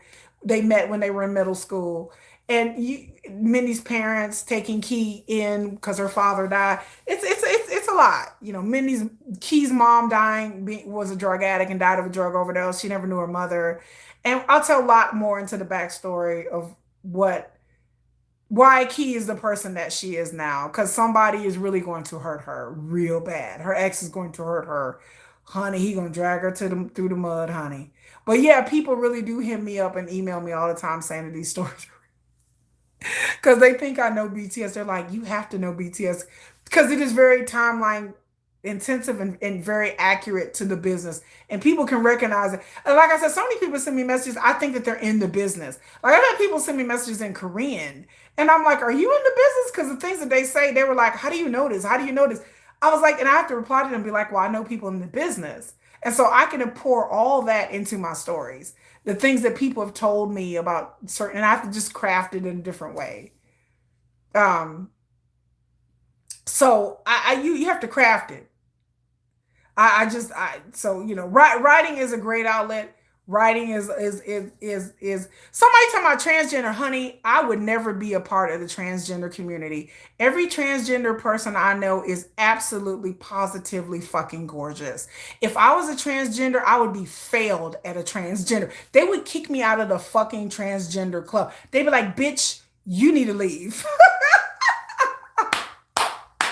They like, and then if I'm transgender, somebody need to come get these motherfucking kids. I'm like, somebody need to come feed these motherfuckers. I love my children, but I'm like, damn, if I'm trans, I don't, why do I have, what the hell am I doing with a 15-year-old and 11-year-old? Somebody need to come feed shit. Inflation is high than a motherfucker right now. My food bill be long, okay? Shit. I went to the store and spent about $400. Bitch, if I'm transgender, who the fuck are these kids I'm feeding? Somebody need to come feed. Somebody need to drop $500 on the chat, okay? Sonya, know I hate playing, girl. Please. I'm like, I am failing in life. Am I feeding kids that ain't mine? Because inflation is high than a motherfucker. My grocery bill, shit. I get a receipt. I'll be like, this my grocery bill, and somebody need to drop some money on the grocery bill.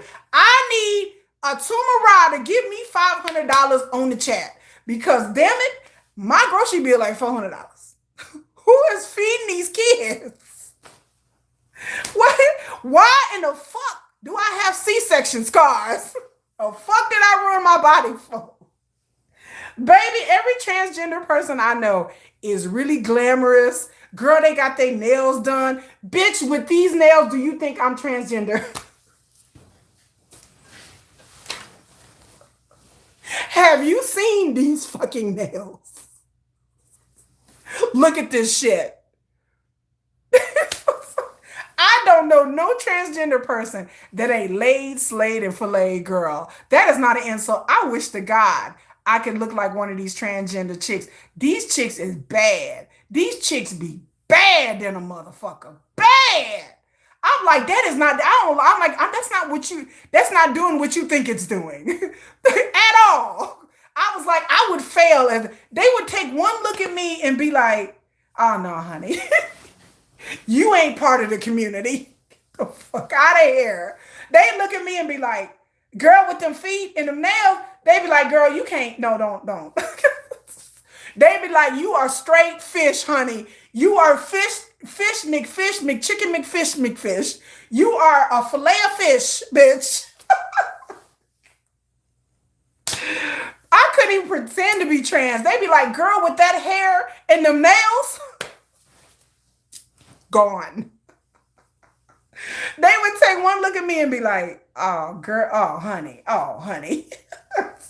Oh, they'd be like, "Oh, she's sad." Oh, every transgender person I know would be like,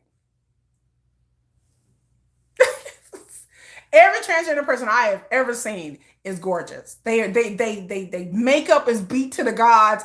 I don't even know how to do makeup. Their nails are always done. Their fucking wig is always on point. I can never be at a level of a transgendered woman. I understand where my where my skills lie.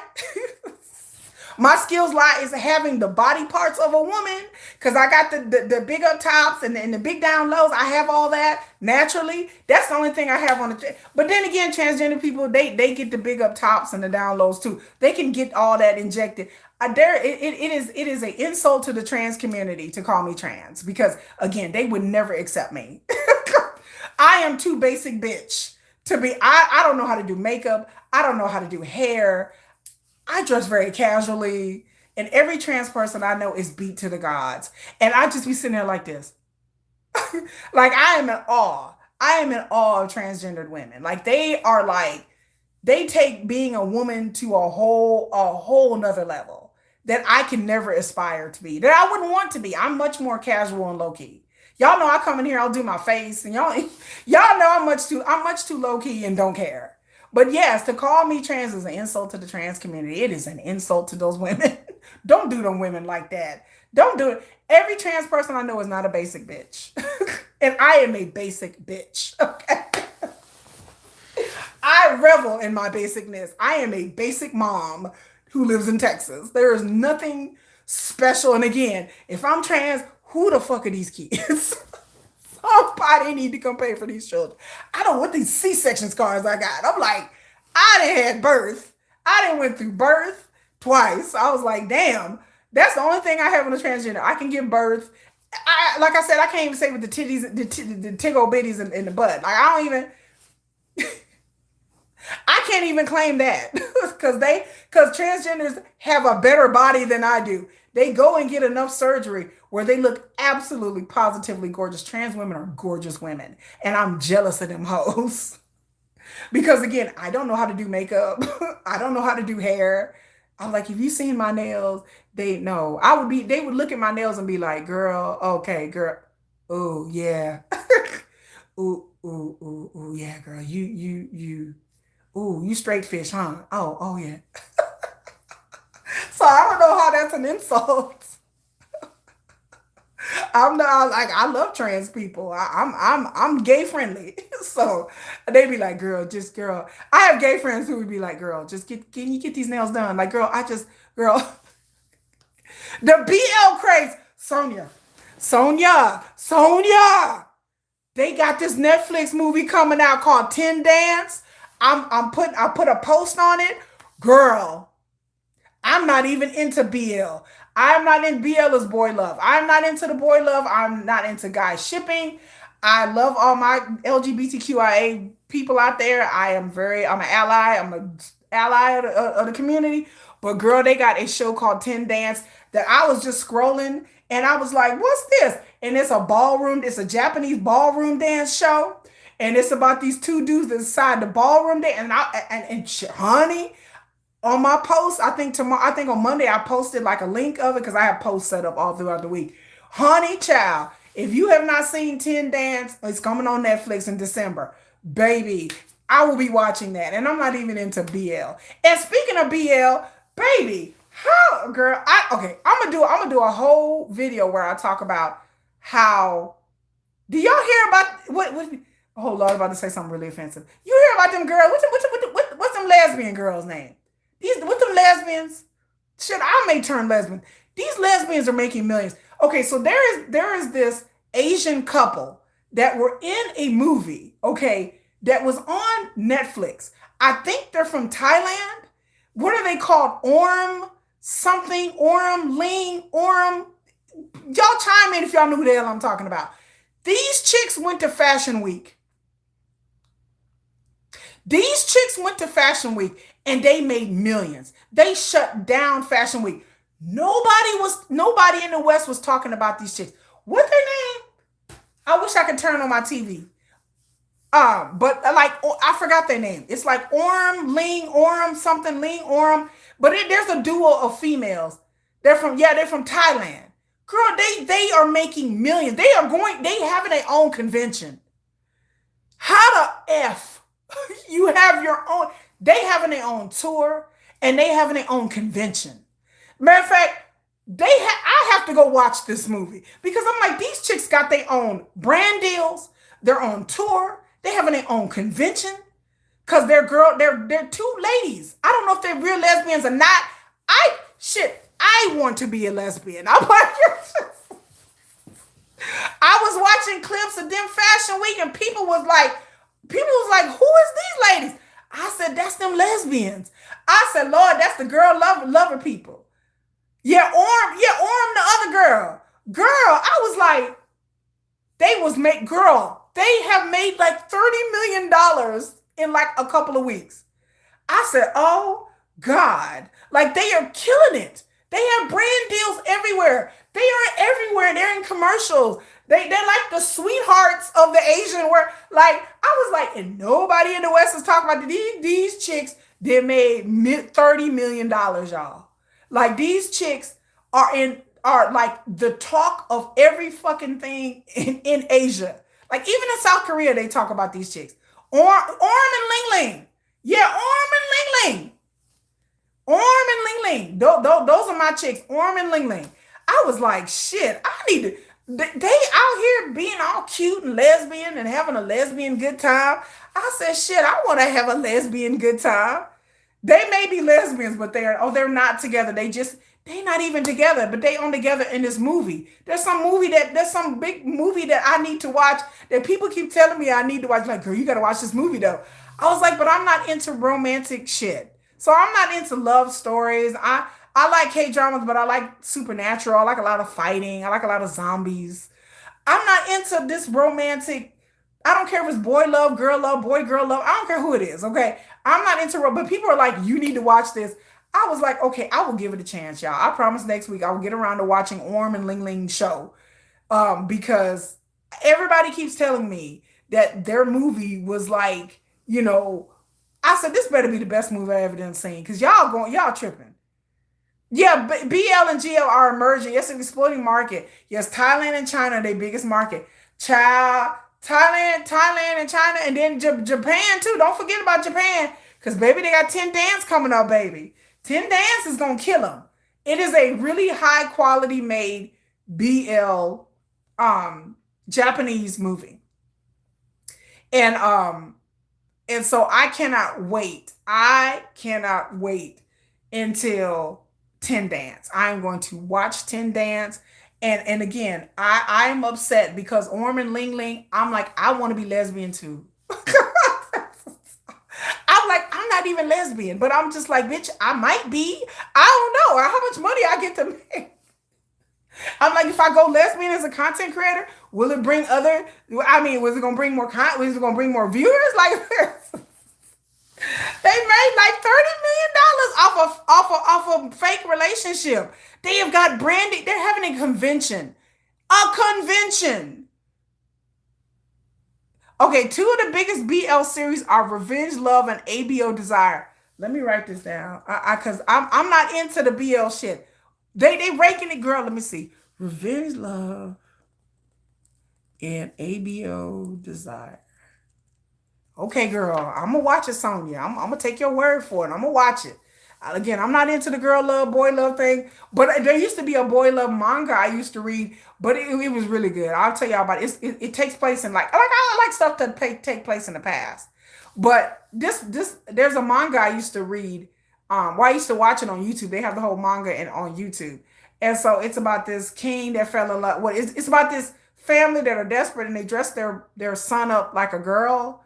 And because the king is looking for a bride, and so they're really poor, and they tell their son, you're pretty, and so they dress their son up like a girl, and they send him off to the king, and then they have a bunch of prospective brides, and they thought it was a long shot, but the king ends up picking their son dressed up as a girl, pretending to be their daughter, as one of his brides. So the king takes this boy dressed like a girl back home, and then to become his bride, and then like the guy, he has to stay dressed up like a woman all the time, and then there's somebody in the court that the parents got to work in the court that will handle his bathing and his clothing and all that knows his secret, but they snuck him in there to work on the inside, and it's really good because the whole thing is, does the king know it's really a dude?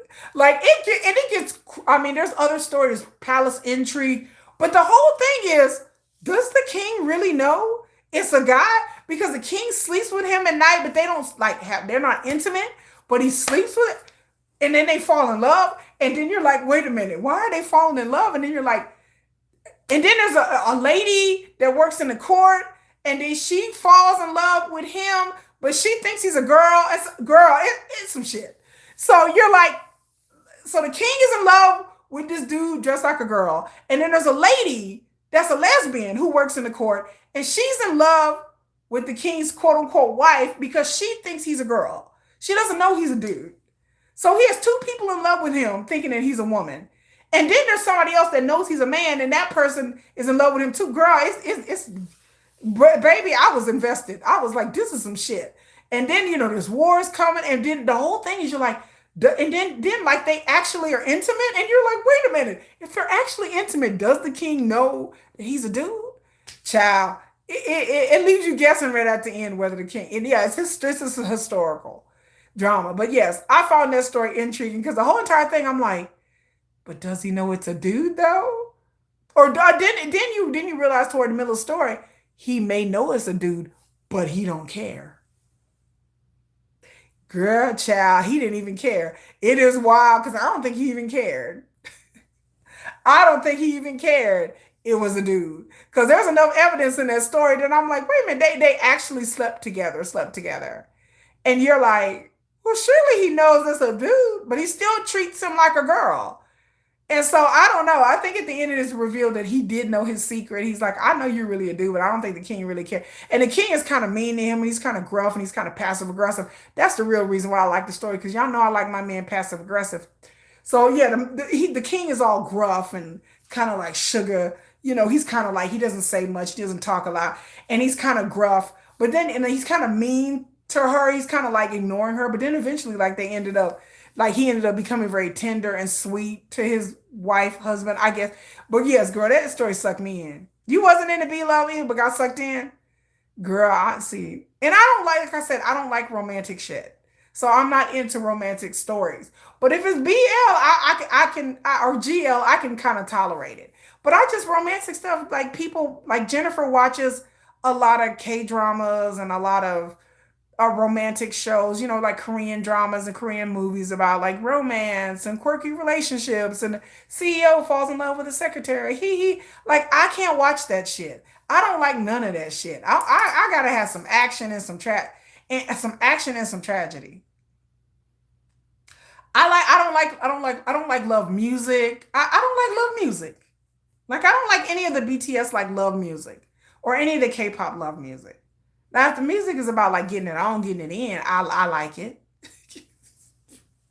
If it's about getting it in, I like it. But if it's about like, she said, I have no desire to see the men. I just read that. She said, I have no desire to see the men busting it wide open. Me either. But the longing and desire, again, for somebody who writes romantic sexual fan fiction, because some of the chapters of my fan fiction is very smutty. For somebody who writes that kind of shit, you would think I would be into romance, but I'm not. You would think I would watch a lot of romantic stuff. You would think I would be this very overtly like affectionate and romantic person. Y'all think Kiki's affectionate? I'm not. I'm not. Being with me as a friend and as a mother, it has so much better benefits than being with me like as a partner. Being with me as a partner, I'm kind of an ass. Like I'm like sugar. I am a passive aggressive asshole. Like being with me is not fun. And I acknowledge that. Like the sexy time is fun. I admit that. You will have a lot of fun. You would have a lot of fun. I'm just outing myself right now. Like you would have a lot of fun. The physical is fun. But like the emotional, I just don't have the that kind of emotional slant for like I'm not physically affectionate. I'm not lovey-dovey and kissy-kissy. And I know that disappoints some of y'all. I know some of y'all are like, damn, but I'm not. Like I write such very romantic and kissy-kissy and sweet little vignettes. But yeah, y'all will see that like if you get to know me, you be like, oh hell, you be like, oh Kiki, you just disappoint all of us. I will disappoint you. I will disappoint you. Like I'm not a very warm person in a relationship. I'm a warm person. Like once you get to know me, I'm funny. I'm like I act here. That says a lot psychologically. Marie Miller, what does it say? What does it say psychologically? That I write about a lot about a romance, but I don't like. But then again, I'm single, so I am single, and I've been single for quite a while. I've been single a long time, for years now. But that's kind of, and it's not really by choice. It's just by just how it rolls. You know, so when y'all talk about RM, I really feel bad about RM. Like when, like I said before, when he was on We Versus talking about his loneliness and his isolation, I understand because I feel like like RM is a very cerebral person. I feel like RM is a very spiritual person, a very deep thinker. I'm not a very spiritual person, but I feel like RM is very intelligent. And I feel that RM wants somebody very intelligent. I've always said that. And I said the more intelligent and the more intellectual you are, the harder it is to find somebody. I'm way too pretty to be single. I've been single a long time, honey, but I appreciate it. How old is RM now? RM's 32. Y'all 33? What about your Korean friend? No. I have three Korean friends, but two of them are females and one of them is male. So two of them are females. And I'm definitely into men. And one of them is male, but it's not like that. Like I don't know. He's like seeing somebody, and I don't see him in that way either. And he's a lot younger than me. So yeah. So yeah, I've been single for a very long time, for years and years now. Like, and when I say single, I don't mean single-ish, because some people be like, "Yeah, I'm single," but then late at night they get text messages talking about, "What are you doing?" I don't get none of that. Like, I don't. I'm not talking to nobody. I haven't been on a date in a long time. It's been a while. I think it's last time I went out like on a date. Oh, maybe February, maybe. So there you go. Maybe February. Like I don't have nobody. Like there's no man, there's no people text messaging me late at night. There's no sliding in my DMs. I know some of y'all probably think I know a lot of dudes that I've dated, they always think I have people sliding in my DMs and they always think that like I have all these men, these gaggle of male sycophants. I have none of that. I don't have anyone sliding in my DMs or my emails. The people who read my stories on Wattpad are all females. All my fans that I know that reach out to me are all ladies. Of course, because it's BTS, it's K-pop. You're gonna have more. It's very hard to meet people. Yes, and then again, I am an introvert. Believe it or not, I'm very introverted around people I don't know. Uh, your husbands are empty nesters, so you will have your time. Marie Miller, I think I've had my time. Again, I was married for many years. My husband passed away. That was many years ago. That was 2014. I was in a relationship for 5 years. My ex is probably watching this live stream, but my ex did not do me right. Even if he is watching this damn live stream, he knows I'm telling the truth. My ex did not um treat me right in our relationship. There's nothing for me to be sad or upset about. It's just our relationship kind of like fizzled out, and I decided to end it because my ex wasn't meeting my needs. That's basically it. And I figured like if I'm gonna be lonely, I'm gonna be by myself. Like if I'm gonna be in a relationship, I'm going to be in a relationship. I'm not gonna be faithful to somebody that is barely there, like physically, emotionally, and barely there. I can't do that. If I'm going to be in a relationship, I'm going to be with somebody that's really down for me and that's there for me in every way possible. And so I felt like my needs weren't being met. And so we ended it. That's just, it is what, well, I ended it. It is what it is. And not going back. Again, my ex is probably watching this live stream. I'm sorry. Hi. Because my ex is subscribed to my channel and I know he watches my live streams. But if he's made it this far, he probably nodded off. But my ex watches my live stream sometimes. He doesn't ever comment though, but I haven't talked to my ex in a while, but he does subscribe to my channel. But my ex, I told him I was done. Like I was just done. I was just done. I'd rather be alone than being unhappy. I am happy with my life. I have many things to occupy my time. And I'm a straight to the point kind of person. And dating is, me trying to find somebody, I'm like, where would I find anybody? Like, where would I? Like I said, I'm an introvert. So it's not like I'm gonna go to a bar or club or anything. First of all, I'm old. I'm old. I'm not gonna go to a club, but I wouldn't go up to anybody and start talking to them. Like that's just not me. I'm very shy. So, and then again, like when I do hang out, I hang out with Jennifer and we're doing K-pop things or I'm with my kids and I'm not gonna hit on somebody or somebody's not gonna hit on me when I have my children with me. And so when I do go out by myself and do things by myself, I'm running errands. I'm picking up groceries, my large ass grocery bill, inflation kicking me in my ass. But anyway, I'll get off of that. But yeah, so I'm out running errands and people don't talk to me. People don't, it doesn't happen. And so I've been on dating apps. I can do a whole video about dating apps and my experiences with dating apps. Yeah, as long as I'm happy, it counts. I've done dating apps. I've tried those that don't work. Again, like I said with RM's situation, I feel what he was saying.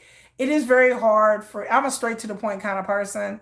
So it is very hard to meet somebody when you're a very intellectual, especially being a woman. Now, as a man, you can get along with you. It is easier. I told people this. I'm going to leave you guys with this. I've heard many times over the years through various people. It is easier to be a rich and famous, successful man in the industry than it is to be a woman. So when it comes to me feeling sorry for people being lonely, the men I kind of throw, I'm like, okay, yeah, that's sad. But the women I really feel bad for. There are a lot of lonely women in K-pop because it is hard to be a rich, successful woman in the industry, no matter what industry you are in, whether it be the corporate world, whether it be K-pop, whether it be the movie industry, whether it be any industry, restaurant industry, it is hard to be a successful woman. It is easier to be a successful man. You will date better, you will have more better choices and all of that. Being a successful, intelligent, I am a successful, intelligent woman. And so I have certain standards. I have certain things that I'm looking for in a man. I want a man that's on my level, emotionally, mentally, and intellectually, and that is very, very, very, very, very, very, very, very, very, very hard to find. And I won't accept less. And there's certain way I want to be treated, and I'm not gonna have anybody talk to me any old way and treat me any old way. I'm just not gonna do it. I'm not gonna hop in bed with anybody and that I barely know. I don't need no sex that bad, and it ain't that serious for me. So it is hard. Ours